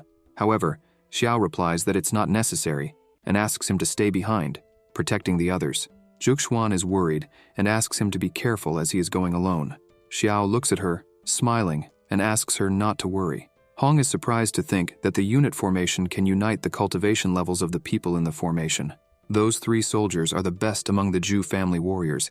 With the help of the shield condensed by the concentric formation, they can at least withstand a full blow from the peak of the separation realm. He can't believe that with a simple strike, Xiao almost broke the shield. The first elder yells that the soldiers are a bunch of useless and threatens, if they don't kill the protagonist in less than 10 minutes, everyone will be killed. He yells for them to use the unit formation again. Everyone falls silent and begins to release their powers. A huge amount of energy starts to be released, emanating a strong aura. The three soldiers begin to shout. The protagonist watches this, thinking that their auras were constantly increasing. In just a few breaths, they would multiply several times. The three get into formation and tell Xiao that they are ready for a big fight, suggesting it would be better for him to surrender. The protagonist continues looking, confused, thinking that even with the power transmission, it is not possible to increase the cultivation level in a short period of time. He realizes that this does not seem to be a simple power transmission. The protagonist looks at the ground and sees some marks. He feels that the soldiers use them to temporarily concentrate their cultivation power. One of the soldiers attacks Xiao, yelling that he was ignoring them, but the protagonist dodges the attack. Xiao starts to laugh, finding that formation very interesting, but regrets. He then begins to use his power, and his eyes start to glow. The protagonist activates his Sword Heart ability. He thinks that, with the Sword Heart in hand, it is easy to see through the spiritual energy of the opponent within his own realm. Another soldier advances quickly, saying that now it is his turn. The protagonist gets serious and delivers a blow to the soldier, hitting him fully and throwing him away. Everyone is surprised to see one of the strongest soldiers kneeling on the ground, moaning in pain after the blow. The soldier, trembling, wonders what happened, as the attack did not cause physical damage but blocked his spiritual power. He looks at Xiao, thinking that perhaps the protagonist's sword strike had anticipated the root of his spiritual power. He wonders how that sword energy, which just entered his body, managed to block all his spiritual power instantly. Xiao delivers another blow, saying it's not over yet. The attack hits the soldier again, and he feels the same thing. The protagonist is purposely blocking his spiritual power. He thinks they can't let the protagonist win like this. Another attack from Xiao hits one of the three soldiers, who falls to the ground, trembling in pain, and says that his spiritual power is not flowing. The protagonist advances again, noting that the soldier's reaction was quite quick. He attacks the soldier, who tries to defend himself with his sword but is frightened by the strength. Meanwhile, Xiao just smiles, seeing the fear in the eyes of the soldiers. The other soldier yells, scared and worried about his companion. Xiao backs off, and the soldier loses strength, letting his sword fall. With his head bowed, he looks at his arms, realizing that they are not moving. The protagonist advances once more, stating that the spiritual power of hundreds of people was accumulated only in the three. He emphasizes that if that strength were really theirs, perhaps they could scare the protagonist, but it's a shame that it isn't real. With a movement, Xiao takes down several soldiers around him, throwing them away. The soldiers, swords, everything around is being destroyed. The protagonist looks at them and says that although they have great spiritual power, they have no control over it. He highlights that the flow of their spiritual energy is as conspicuous as a torch in the darkness. It's extremely easy to deal with. All the soldiers hit by the protagonist's attack begin to get up, saying their spiritual power isn't working. They scream, scared, that in seconds Xiao sealed the spiritual power of everyone there. They look at the protagonist, thinking that this guy is a monster, a god in his world. With a serious face, Xiao says that now everyone is vulnerable. Hong is shocked, thinking about the impressive amount of strength the protagonist has. In front of the soldiers fallen on the ground, the protagonist asks who else wants to try to fight with him. The soldiers, trembling, begin to scream in fear as they realize the abyss between their powers. Suddenly, the first elder starts to speak. He says that if the protagonist can defeat their unit formation with just one blow, then he must apologize for the ignorance at the beginning. The elder asks if the protagonist is the legendary Xiao, emphasizing that he didn't expect Elder Xiao to be so strong, even being so young. He then asks what the protagonist's monthly salary is. Xiao asks what his salary has to do with it. The first elder of the Zhu family says that if Xiao continues like this, he won't achieve much in old age. He asks why the protagonist should suffer in the small Hongmeng sect and emphasizes that Xiao should trust him, as the Zhu family could give him everything he wanted. There would be absolutely nothing lacking. The elder continues, saying that Zhuxuan will be the future princess, but that the Zhu family has many beautiful daughters. He asks if the protagonist wouldn't like to think a bit more about the matter. Xiao just listens, silent, while Zhuxuan is shocked by such words. The second and third elders say that even if the Zhu family's army were defeated there today, that was just a small part of the whole strength of the family. They highlight that the Zhu family has over 10 million troops, and if Xiao accepted, he could become the leader of all of them. The third adds that he doesn't know how many people would sacrifice their minds to become disciples of the Zhu family, but unfortunately, they didn't have good manners. He asks Xiao to think about it.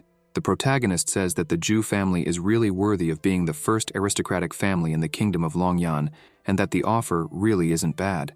Zhuxuan is worried, thinking if Xiao would really accept. Looking at his sword, Xiao asks, if he followed this plan and entered the Zhu family, could they give him 100,000 high-quality spirit stones whenever he wanted? The three elders are startled by the amount and say that if the protagonist joins the family and works hard, eventually he would get it. The protagonist responds that if they can't get 100,000 high-quality spirit stones now, a handful of immortal-grade magical weapons would be sufficient. The first elder is puzzled and asks what he means, immortal-grade magical weapons. He says Xiao's imagination is really... The protagonist starts laughing and says they have nothing, asking if they even possess an immortal-grade skill. The three become annoyed, saying he's going too far. Xiao starts looking at them differently and releases even more of his power. He says that if they can't even meet those requirements, they still wanted to recruit him. The three are frightened by this. The first elder orders the soldiers to stop Xiao's attack at all costs. Xiao laughs, as if he was waiting for that, and advances, saying that in that case, he charges, defeating everyone with extreme ease, saying he would invite them to experience the power of an immortal-grade magical weapon so they know what it's like. As a true monster, the protagonist smiled with a bloodthirsty grin. After eliminating all the soldiers around him, he says now it's their turn and asks if anyone wants to raise the stakes even higher. The three elders begin to tremble before this demon. They scream, asking what the protagonist is doing and begging him not to come closer. They try to argue that they are the #1 family in Longyan and that if he does something there, he won't get away with it. They say that if he offends the Zhu family, he won't fare well in the kingdom of Longyan, so he should think twice. The protagonist lowers his sword, saying that for a #1 family, they can't even give him an immortal-grade magical artifact. The three are completely terrified by this. Hong, watching the scene, is pleased, thinking the gods are truly wise. He contemplates that if he could use Xiao's hands to get rid of those three old men. Suddenly, a sword comes towards them, and someone shouts for the protagonist to wait a moment. The sword meets the protagonist's, rebounding towards Xiao, who defends himself from the attack. Then, he retreats. A woman picks up the sword again and comments that the protagonist is so young, and yet, he managed to defend against her attack. This shows that he really is strong. Xiao looks at her, thinking that the power of the sword now was extraordinary. He concludes that this woman is probably more advanced in the integration realm. She looks at the protagonist and orders him to accept defeat and leave the Zhu family. That is Meng Ling of the Zhu family. She says she can forgive his life because he just faced the recruitment of those three immoral elders and did not betray the trust of his sect. The three elders relax a bit upon seeing Ling there. Xiao is annoyed, saying nothing. Zhuxuan starts to say that this person is revered by the Zhu family. She emphasizes that they say Ling is a strong person who descended from the immortal court and that they cannot fight her head-on. So it would be better for them to leave. Ling smiles, saying that Zhuxuan really knows her. She claims that she can't stand to see those old men interfering in people's lives, and therefore if Zhuxuan wants to leave, she can do so whenever she wants, as she won't stop her. Ling continues saying that, as a devotee of the Zhu family, she cannot leave things as they are. Pointing to the protagonist, she says that he hit the family so hard that he must leave an arm to pay this debt. The protagonist starts to laugh and asks if she really wants his arm. He says that if she has the capacity, she can try to take it at any time. Zhuxuan is frightened by this, but the protagonist asks her to relax, saying he knows exactly what he's doing. Nonetheless, Zhuxuan cannot stay calm, thinking that Ling is an immortal at the integration stage. She wonders if everything will really be okay. Ling starts to attack, shouting that if Xiao is so eager for death, she will help him. The protagonist enters combat mode and says he would like some good tips from her. He starts to use his stellar power, and the two collide their attacks in the air as soon as the swords touch. Ling is surprised, scared, and wonders why Xiao's sword is so strong. Xiao smiles, thinking that the stellar power is really extraordinary. With just a bit of it, he can already compete with cultivators at the integration stage. Xiao's power is so great that it breaks Ling's sword. She screams, not understanding what's happening, barely dodging the attack. She thinks that the power shown by the protagonist does not look at all like that of a soul separation cultivator. She looks at him, considering that if it's just spiritual power, the capacity of his Dantian is really different from ordinary people. But is that all? She turns around, concentrating a great energy in her hand, and attacks him, thinking that the power he used just now doesn't seem like ordinary spiritual power. The two use the power of qi, causing a massive pressure that frightens people around. Ling is thrown away, and the protagonist comments that this is how things are for a human immortal. He takes Zhuxuan's hand, saying she has said all she wanted and that therefore they will no longer disturb. He starts to walk away, smiling, and calls Zhuxuan to leave with him. He also calls the other two to accompany them. Wushuang asks him to wait. Hong asks Ling what happened there. He says that Xiao is at the soul separation stage, and yet he managed to fully repel her attack. He asks if it's possible that Xiao is hiding his true realm. Ling replies no, emphasizing that Xiao is indeed at the separation stage. She explains that the reason he managed to repel her was because of the weapon he used. Thinking about it, she says that maybe it's not the technique, but rather the spiritual power of Xiao's own cultivation, which is particularly strong. Ling admits she has never seen anything like it before. She states that when the two were fighting, the power Xiao showed was 1,000 times stronger, and that was frightening. Looking at Xiao as he walks away, Ling says he is very strange, concluding that she doesn't need to pursue him, as no one below the integration stage can be an opponent for him. Suddenly, the protagonist looks at his hand and notices something strange. Zhuxuan looks at him and asks if he is injured. The first elder, annoyed, yells, asking how they could let him leave like that. How would they explain this to Her Majesty? Ling says she won't do anything, emphasizing that the elder could take the sword and kill her if he wanted. With no other choice, they decide that the best thing is to think long-term. Hong says he will inform Her Majesty that Zhuxuan was bewitched by the Hongmeng sect and threatened with death, and therefore refused to submit. He says that this way, Her Majesty will understand their side. Hong begins to laugh, thinking that the protagonist just did him a big favor. As soon as they return home, Zhuxuan closes the door, while Wushuang is impressed with the strength of her new master. She says he was amazing with all those moves and asks if he could teach her when he has time.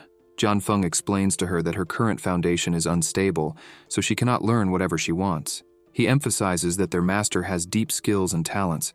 Suddenly the protagonist feels pain, and everyone gets scared. His hand was covered in blood. Zhuxuan goes up to him and says he is injured. The protagonist responds that it's nothing serious, just a minor injury. However, she doesn't listen and tells him to lie down in bed and rest, as he is hurt. Xiao begins to laugh, saying he didn't need all that. Zhuxuan, worried, remembers that he managed to repel Ling, a woman who reached the integration stage over 10 years ago. She tells that when she was a child, she saw Ling wipe out an army of a dynasty with just a movement of her hand. She was a true immortal. Xiao gets excited and asks if she is really that powerful. He says that when he returns, he will have to show himself to Zhang, since he did so poorly that day that even immortals lost. Zhuxuan looks at his hand and says it's better for him to live long enough to return, as today he nearly died. Xiao yells, saying that it hurts and that she needs to be gentler. Smiling, he asks her not to worry so much, as from now on he will be more sensible. He emphasizes that, even if it's just the power of one movement, he's sure that will make Ling back off. He comments that that woman probably hasn't met a match in years. The protagonist then says that when someone harbors hatred for those who are not on the same level, they definitely wait to see what will happen. He looks at his hand, thinking that although he has exhausted the stellar power he accumulated for days, it wasn't a great loss. Through the window, an origami enters. Everyone is surprised by this. Zhuxuan asks if this isn't the communication talisman that Ye likes to use. She picks up the origami and says something must have happened. As soon as she holds it, the message is sent directly to her mind. She announces that the ancestral hall of the sect has problems again, and that Ye asked her to return immediately.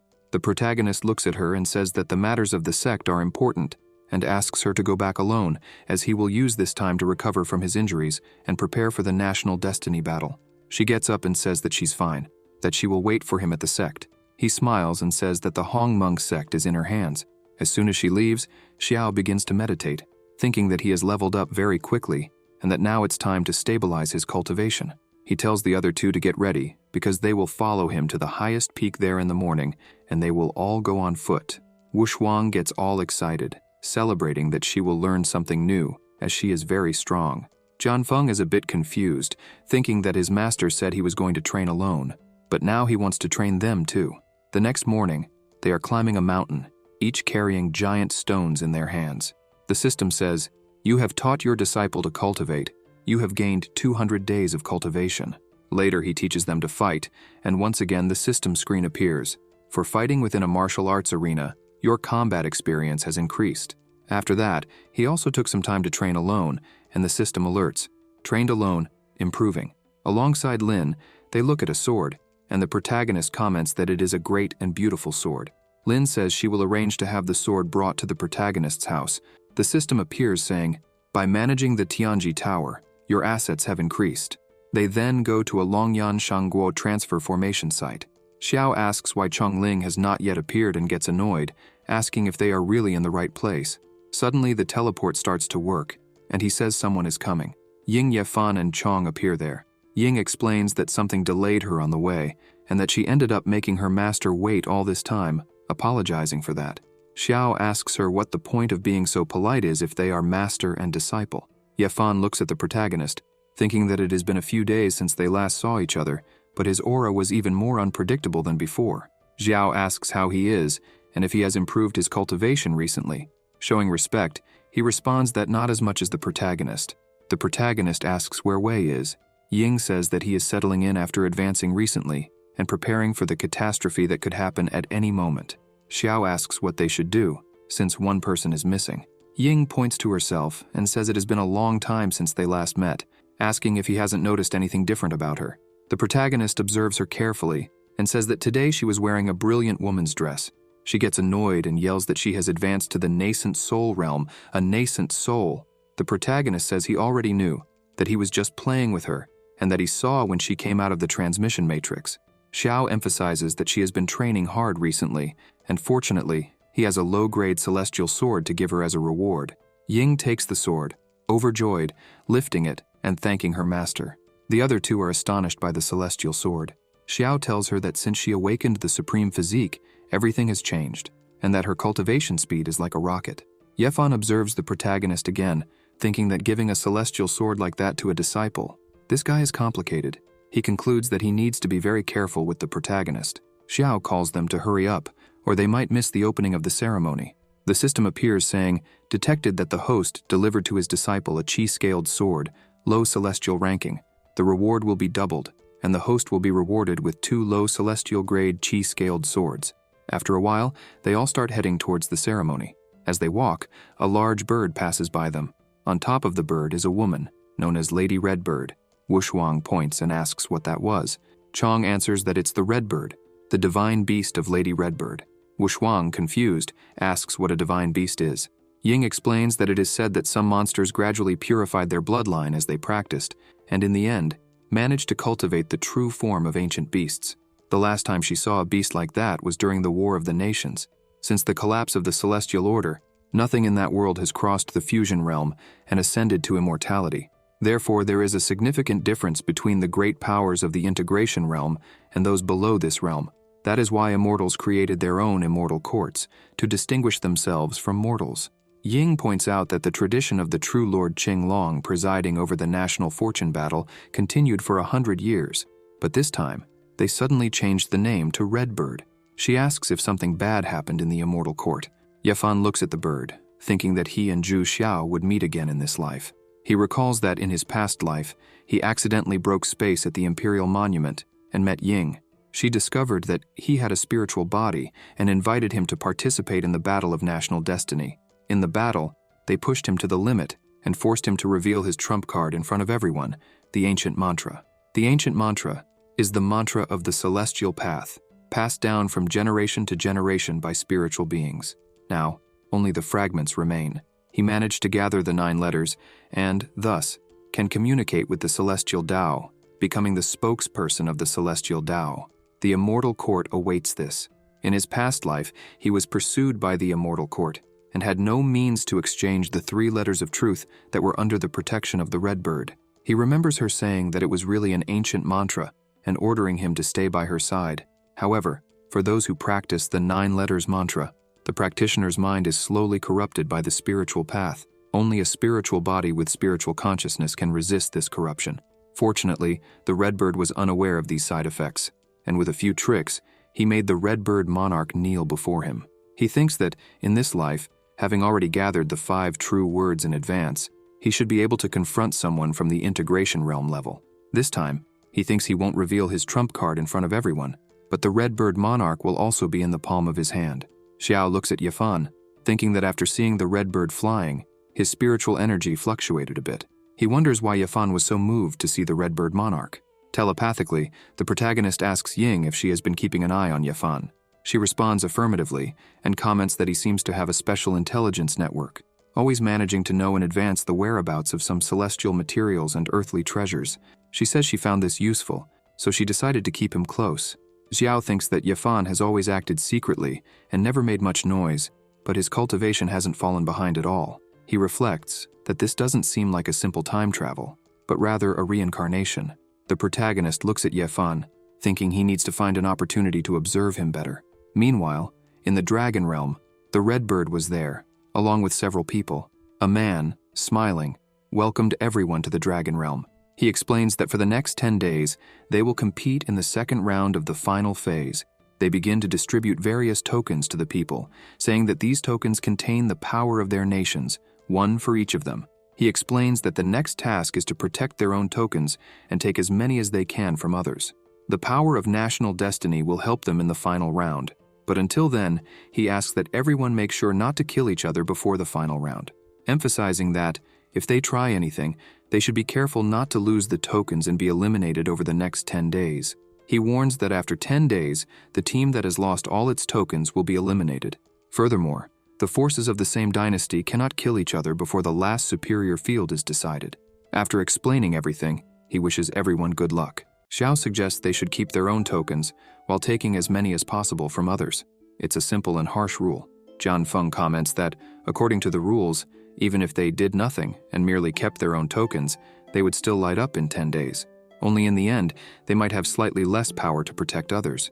He asks the Prota what he thinks, questioning whether they should compete aggressively or play it safe. Ying interrupts, asking to share information she has gathered. She begins explaining that 5 kingdoms will participate: the dragon, Longyan, the white tiger, Baihu, the green sparrow, Qingque, the green turtle, Xuangui, and the red rabbit, Chitu. She emphasizes that there are at least 5 dynasties under the command of each kingdom, and they will take part in this war. Among them, Longyan is an exception. The other kingdoms have powerful men. Ying starts listing these men: Sun Xiang Fei Yu, the protector general of the Great Chu dynasty, affiliated with the Baihu kingdom; Gu Pan, the Yimei fairy of the Wanyu dynasty, affiliated with Qingque; Hua Yulong of the Blood Spirit dynasty, affiliated with Xuangui; and Lu Shunyu, the Xiao Yao king of the Shanwei dynasty, affiliated with Chitu. She looks back and says that the Longyan Shangguo are those present here. Ying highlights that they currently hold the strongest combat power in Longyan Shangguoming. She introduces the man at the front as Chen Kun, said to be the national advisor of the Divine Eagle dynasty. Suddenly Chong starts speaking, calling that despicable elder cunning and long-lived. The group is surprised and asks if he knows that person. He turns and bows to the Empress, stating there is something she does not know. Chong recounts that when he was 18, he participated for the first time in one of the national games with his master. At that time, he was leading several teams in the great Qin kingdom of Longyan. The Divine Eagle dynasty was led by Chen Kun and was almost surrounded and suppressed by the Baihu team. Chong says that, at that moment, his master thought they were all compatriots of the Longyan kingdom and took no risks to save them. However, unexpectedly, Chen Kun conspired afterward and took all their results. After that, the Divine Eagle dynasty made a leap, surpassing the Qin dynasties and becoming the strongest dynasty in the Longyan kingdom. Chong says that Qin was falling apart. Angrily, he states that his purpose in participating in the National Destiny War is to trample that old man, and thus avenge his master. After explaining everything, he asks Ying to be careful, as he only wanted to defeat the Divine Eagle dynasty with dignity. If they reveal the truth of those years again, they would never act out of selfish motives, nor be swayed into handing over Qin. She responds that she had long heard that the Qin dynasty was defeated in a strange way, but she did not know such a secret was behind it. Suddenly, Chen Kun approaches, mocking, saying he finally found the great Qin dynasty. He remarks that he hasn't seen them for many years, emphasizing that Chong seems to be doing well. Chen Kun says it's incredible that Chong managed to survive that dynastic war. He adds that it's impressive Chong lived so many years. Chong turns around and says it's truly a pity that they met in such a treacherous way, cursing Chen Kun as despicable. Chen Kun becomes angry and shouts for Chong to stop lying, insisting that it was Chong's master who wanted to monopolize the results.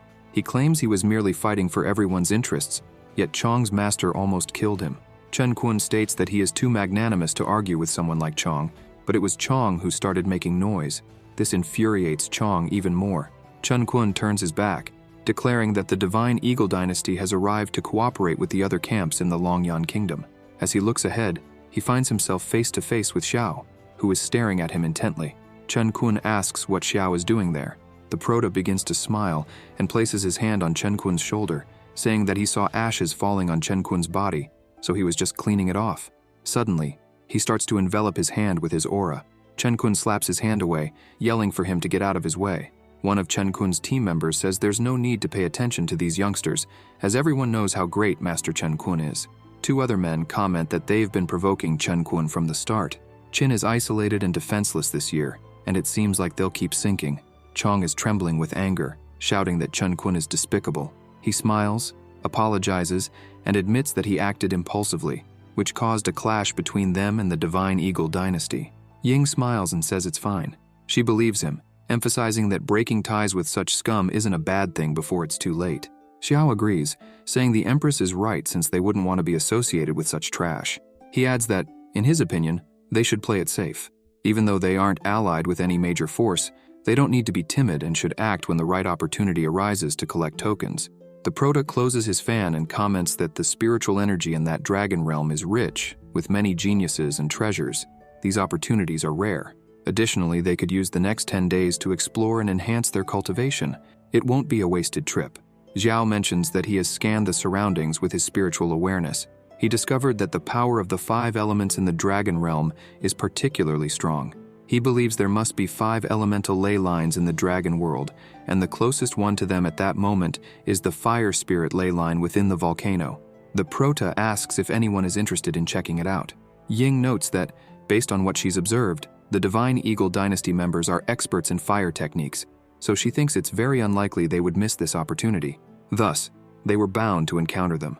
The Prota is surprised and starts laughing, saying this will make it even better. Everyone is startled because the Prota doesn't stop laughing. Ying comments that every time the Master has that expression, it means someone is going to suffer. Jianfeng agrees, mentioning that he heard the Prota was also betrayed by his disciples before. He probably hates traitors. They all end up agreeing with Xiao's plan, highlighting that they could proceed cautiously, away from the main group, using guerrilla tactics. After some time inside the volcano, the Divine Eagles are seated, absorbing the volcano's energy. Chen Kun is focused on his cultivation, while his members excitedly speculate whether their master is about to ascend again. However, one of them notices that there are no signs of a celestial tribulation outside. Xiao and his team arrive at the scene. Xiao comments that the place is truly a paradise, so they wouldn't mind sharing it. The Divine Eagle members start to panic upon seeing them, shouting and asking what the Qin dynasty was doing there, declaring that they were not welcome. The Prota starts laughing strangely again and asks if they were serious, questioning if Master Chen Kun thought the same.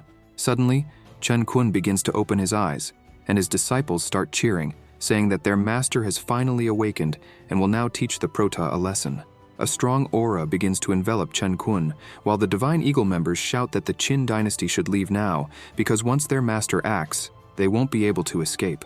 Suddenly, Chen Kun dashes forward and kneels before the Prota, screaming that he is truly sorry. He admits that in the past he failed to recognize greatness and ended up offending a man as powerful as the Prota. Chen Kun continues to beg for forgiveness. This completely shocks the members of the Divine Eagle. Yefan looks at the scene, unable to comprehend why Chen Kun is acting this way. He recalls sensing a faint fluctuation of spiritual energy a moment ago and wonders if Xiao had already done something. The Prota crouches down, laughing, and says he holds no grudge against Chen Kun, then asks why he should forgive him. Quickly, Chen Kun rushes over to Chong, admitting that he was the one at fault and begging Chong to tell his master. Acknowledging that he was blind and worse than trash, he begins hitting himself, saying it's all his own fault for betraying Chong's master and spreading lies about him. Therefore, he's worthless and deserves death. The members of the Divine Eagle can't believe their master is doing this. Chong, enraged, says that since Chen Kun surrendered willingly, he can't be blamed for being aggressive. Chong punches Chen Kun in the face, sending him backward. The others begin to feel fear as Chong shouts that he's wanted to beat up that piece of trash for a long time. Smiling with a murderous aura around him, Xiao asks if anyone else has anything to say, as they would like to start cultivating if no one else speaks up. The men begin trembling, saying they have nothing to say, and that the Prota is in charge here. Xiao orders everyone to make room for them to pass. As they walk, he smiles, remarking that it's nice when everyone behaves. He begins absorbing the energy, assuring the men that they don't need to worry since he isn't unscrupulous, noting that this spiritual vein belongs to everyone, so he won't interrupt anyone's cultivation. The Prota says he'll just take a large portion and leave the rest for them. The men are completely bewildered by this, wondering why he would take only a portion and leave the rest, and why he wouldn't attack them. Xiao states that the Qin dynasty is peaceful. The men start crying and thank the Prota, saying they never imagined that the famous Xiao would be so generous and fair. After absorbing a substantial amount of energy, they start to leave. Chong gives Chen Kun one last hit, spitting on him, and says that hitting him anymore would just dirty his hands. Ying asks her master if they really aren't going to take any more, but the Prota just looks back and laughs again in that same way. As they leave the cave, everything starts to shake, and the cave begins to collapse. The men inside start to panic, shouting and wondering why an earthquake would happen so suddenly. But one of them says it's not an earthquake. He explains that the Earth's energy veins have been damaged. They question how this could happen so suddenly, and how the veins got damaged. Another man says it was probably Xiao. He absorbed all the energy in there, and now the veins are crumbling. They grab Chen Kun and shout for everyone to run as fast as possible. Outside, they all hear a loud noise. Looking back, they see the divine eagles flying out of the cave. Zhan Feng is shocked, exclaiming that the entire cave is collapsing. He wonders if they'll be penalized for this. Ying starts laughing, saying no, emphasizing that they were several kilometers away when the cave collapsed, so what would they have to do with it? The Prota laughs, agreeing with her. Zhan Feng watches them, thinking that this behavior is exactly what he'd expect from Xiao, like master, like student.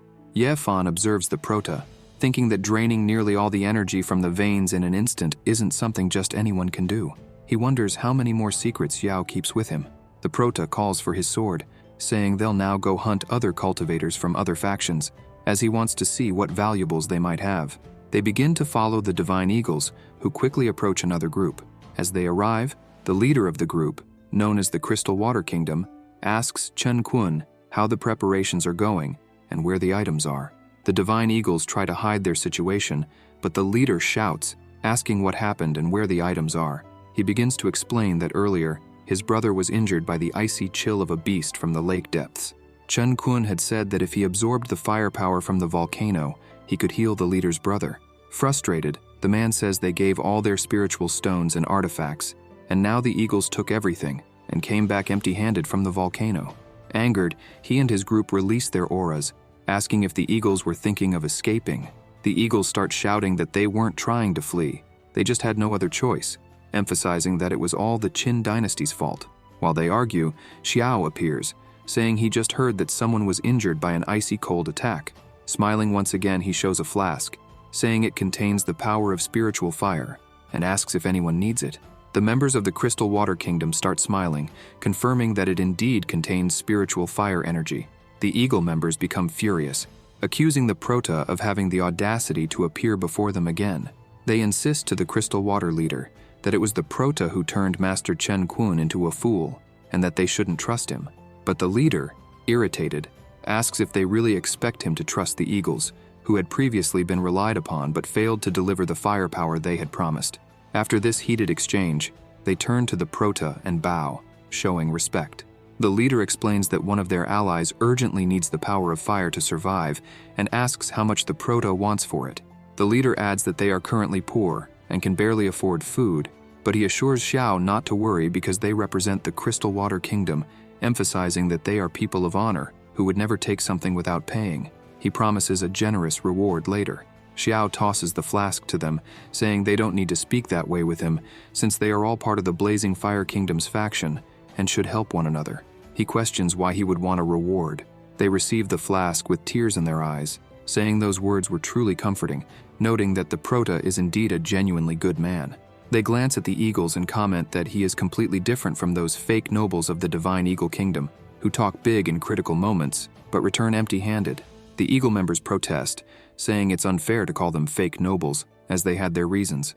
The leader invites the Prota to enter the cave, assuring him that if they ever needed help, he shouldn't hesitate to ask, emphasizing that from this day forward, Xiao would be the benefactor of the Crystal Water Kingdom. The Prota nods, thanking him for his kindness. Before entering, Xiao warns the Crystal Water leader that the Divine Eagle Kingdom had committed treachery and caused the death of their leader during the National Destiny Games a few years ago. The Prota adds that his companion, Chong, can confirm this story. The Divine Eagles become furious.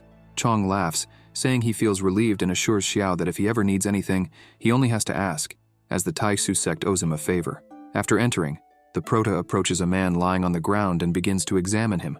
He notes that the man's pulse is indeed quite irregular. As he uncorks the flask, the firepower begins to be released.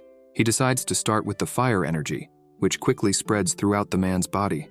The man starts to regain consciousness. The leader, overjoyed, holds his brother, exclaiming that he's awake. He explains to his brother that he had sent him on a mission to investigate the power of the water spirit near the lake. The leader emphasizes that there shouldn't have been any powerful demonic beasts in the rising dragon kingdom. Confused, he asks his brother how he ended up in such a state. The younger brother begins to explain that he entered the lake and found the source of the water spirit's power, which turned out to be a water spirit fungus. However, when he tried to collect the energy, a giant serpent appeared and started attacking him. The serpent emitted an intense cold with extraordinary power. They fought, but in the end he was injured and defeated. Xiao listens to the entire story, intrigued. Suddenly, the injured man begins to scream in pain as the cold that afflicted him earlier starts to return, covering a large portion of his body once more. The Prota approaches and tells the leader that perhaps his brother wasn't injured by a demonic beast. He suggests it seems more like he was afflicted by a poisonous curse intertwined with cold energy. The Prota explains that simply expelling the cold would only treat the symptoms, not the root cause. He states they need to find a way to break the curse. The leader, alarmed, asks Xiao if there's any way to break it. The Prota replies that, unfortunately, he's not an expert in poisons, noting that he can identify them but cannot dispel them. Xiao, however, mentions that there's always a universal solution to such problems. With a crazed look in his eyes, he says they just need to kill whoever cast it. Xiao adds that he's somewhat interested in collecting the power of the 5 elements, which could help locate the person responsible for the curse. As the Prota is about to leave, the leader calls out to him. He explains that the nearby forest is shrouded in a sophisticated mental confusion formation, and that among them, only his younger brother can identify the correct direction. Holding something in his hand, he reveals it's a compass that can point the right way, but can only be used once. He pleads with the Prota not to refuse it. Xiao accepts it, commenting that it's a very valuable item. Before leaving the cave, Ying asks what they plan to do. The Prota instructs everyone to stay put, saying he'll go alone. Smiling to himself, he thinks that this national destiny battle is perfect for him, as the battlefield is filled with dense elemental energies, ideal for practicing his yin-yang 5 elements body refinement technique. Meanwhile, elsewhere, a group of people is walking through the forest. The leader starts to grow weary, as does the rest of his group. He wonders aloud what's going on with this forest, as they've been walking for at least half a day without finding an exit. Another man approaches a tree and notices a mark, asking if it's not the same mark they left earlier. A spiky-haired member begins to shout, realizing they've been walking in circles all this time. Others mention that the scouts they sent to explore haven't returned. Frightened, they begin to question if this is some kind of mental confusion formation, and whether they'll be trapped there forever. Amidst their desperation, a figure appears behind them. The person asks if they, too, are stuck in the formation. The entire group turns, startled, asking who's there. The Prota holds the compass in his hand and reassures them not to be afraid. He introduces himself, explaining that he got separated from his companions and is also a cultivator. Xiao asks if they have any solution for breaking the forest's mental confusion formation. They exchange glances, replying that if they did, they wouldn't still be wandering aimlessly. The Prota eyes them, questioning if that's really the case, and hints that he has a strategy. After a while of conversing, Xiao takes charge, saying he spent considerable time studying the forest and has a general understanding of the mental confusion formation. He explains that the formation is mainly divided into 3 levels, each with 2 death gates and 1 life gate. For each death gate, someone must use spiritual energy to destroy the core of the sub-formation. Once a sub-formation is neutralized, they will soon encounter a second fork, marking the 2nd level of the formation, and so on, until all the death gate sub-formations are destroyed. Xiao looks at them and points out that they are 7 in number. They only need to ensure that each person enters a death gate. That person must destroy the core of the formation and then hold that position. In doing so, they can completely break the formation. One person hesitantly asks what would happen if someone entered a death gate but couldn't break the formation. The Prota responds, saying that if he's not mistaken, this formation is derived from the spirit wood flower. He explains that this type of spiritual object dislikes murderous energy. It doesn't harm people directly, but instead causes them to become lost. Xiao tells them that if they succeed in this, their companions would also be saved. The group begins to discuss among themselves, considering that this plan might actually work, and they wonder if they should give it a try. Another member mentions that they really don't have a better option. The leader calls over someone and asks him to examine the book at the prota's waist. He explains that, during his studies with his master at the auction house, he learned that, if he isn't mistaken, the book Xiao carries is a celestial-grade artifact. The man is astonished upon hearing this. They continue talking and note that the compass in the prota's hand also appears to be an extremely valuable item, emphasizing that it's a tool specifically designed for breaking mental confusion formations. The leader explains that the artifact can only be used once, which is why he's so eager to cooperate with everyone there. The two begin plotting, given that the prota claimed to have been separated from his companions, so they decide to act at the final level of the formation. After walking for some time, they reach the first level of the formation, and 3 people prepare to enter. A young man asks if only one person needs to enter to break the formation. The 2 people next to him are determined to do it. As soon as they enter, one of them shouts, saying he's found the life gate and urges everyone to hurry over there as quickly as possible. Xiao starts moving forward and orders everyone to enter. An hour later, they reach the 3rd level of the formation. The prota remarks that all the cores of the earlier levels have been destroyed, and now only 2 death gates and 1 life gate remain, depending on the luck of the 3. Suddenly, the 2 men begin to laugh and draw their swords, declaring that the prota was mistaken because they would survive while Xiao would die. They attack simultaneously, but the prota remains still. One of them says that, with the compass artifact to indicate the source of life, they no longer need the prota. Xiao, surprised, comments that they plan to kill him to steal his treasures and escape the formation, noting that while their dream is nice, a massive surge of energy suddenly envelops the 2 fools. The prota, with his usual grin, remarks that reality is far too cruel. With a single blow, the 2 men are already on the ground, injured. Xiao continues his movements, lifting the 2 men with his energy. They start panicking, screaming for help, and asking what the prota is doing. Clearly enjoying himself, the prota says that since they've been companions for so long, he's decided to break the formation in a rather elegant manner. With a simple gesture, he throws the 2 through the entrances and continues using his mana to guide them, forcing them to run deeper into the formation. The 2 men scream, saying it's unnecessary since they will break the formation right away. Xiao observes all this and thinks that he should have anticipated it earlier. Upon entering the mental confusion formation, all directional information transmitted through his divine consciousness was incorrect. Additionally, he had imbued his divine consciousness into his spiritual energy to pursue those 2, and it appears they were running upwards the whole time, as neither of them entered the subsequent level of the formation. The prota gazes at the last entrance, thinking that the other 2 were unlucky and encountered the death gates. After walking a bit further, the prota discovers a flower emitting a strong energy. He looks at it and realizes that the dense wood spirit energy it contains would normally take about 100 years of cultivation to reach that level if refined alone.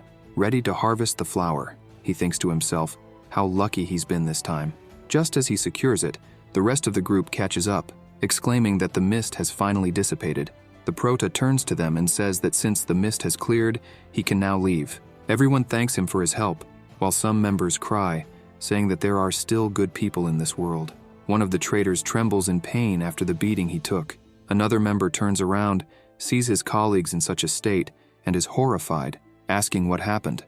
Meanwhile, elsewhere, Hong stands before a door. He begins to report to His Majesty that more than half of the participating teams have already been eliminated. He highlights that, among their own nations, only the Great Qin has managed to keep its forces completely intact. However, the old man remains silent. Hong grows worried. Suddenly, the door is smashed open, and the old man shouts that such information does not need to be reported to him in the future. Hong is sent flying, crashing several meters away. The old man continues to yell, berating Hong for not being mindful of his position and emphasizing that he failed to bring Juxuan as ordered. He warns that this is the last chance Hong will receive. The old man adds that the mandate for the Great National Protection Formation is already in Hong's hands. Once he concludes the National Destiny War, he must activate the formation and annihilate everyone from the superior Qingque nation. The old man roars that he wants all the elite forces of the superior Qingque nation dead in this great national destiny war. Turning around, he says that this way, Simeren will no longer have the strength to oppose him. He threatens that if anything goes wrong now, Hong's entire family will be killed. Hong, kneeling on the ground, remains silent, while a woman nearby is horrified by what she hears and sees. Hong slowly rises and declares that this humble servant will obey the imperial command.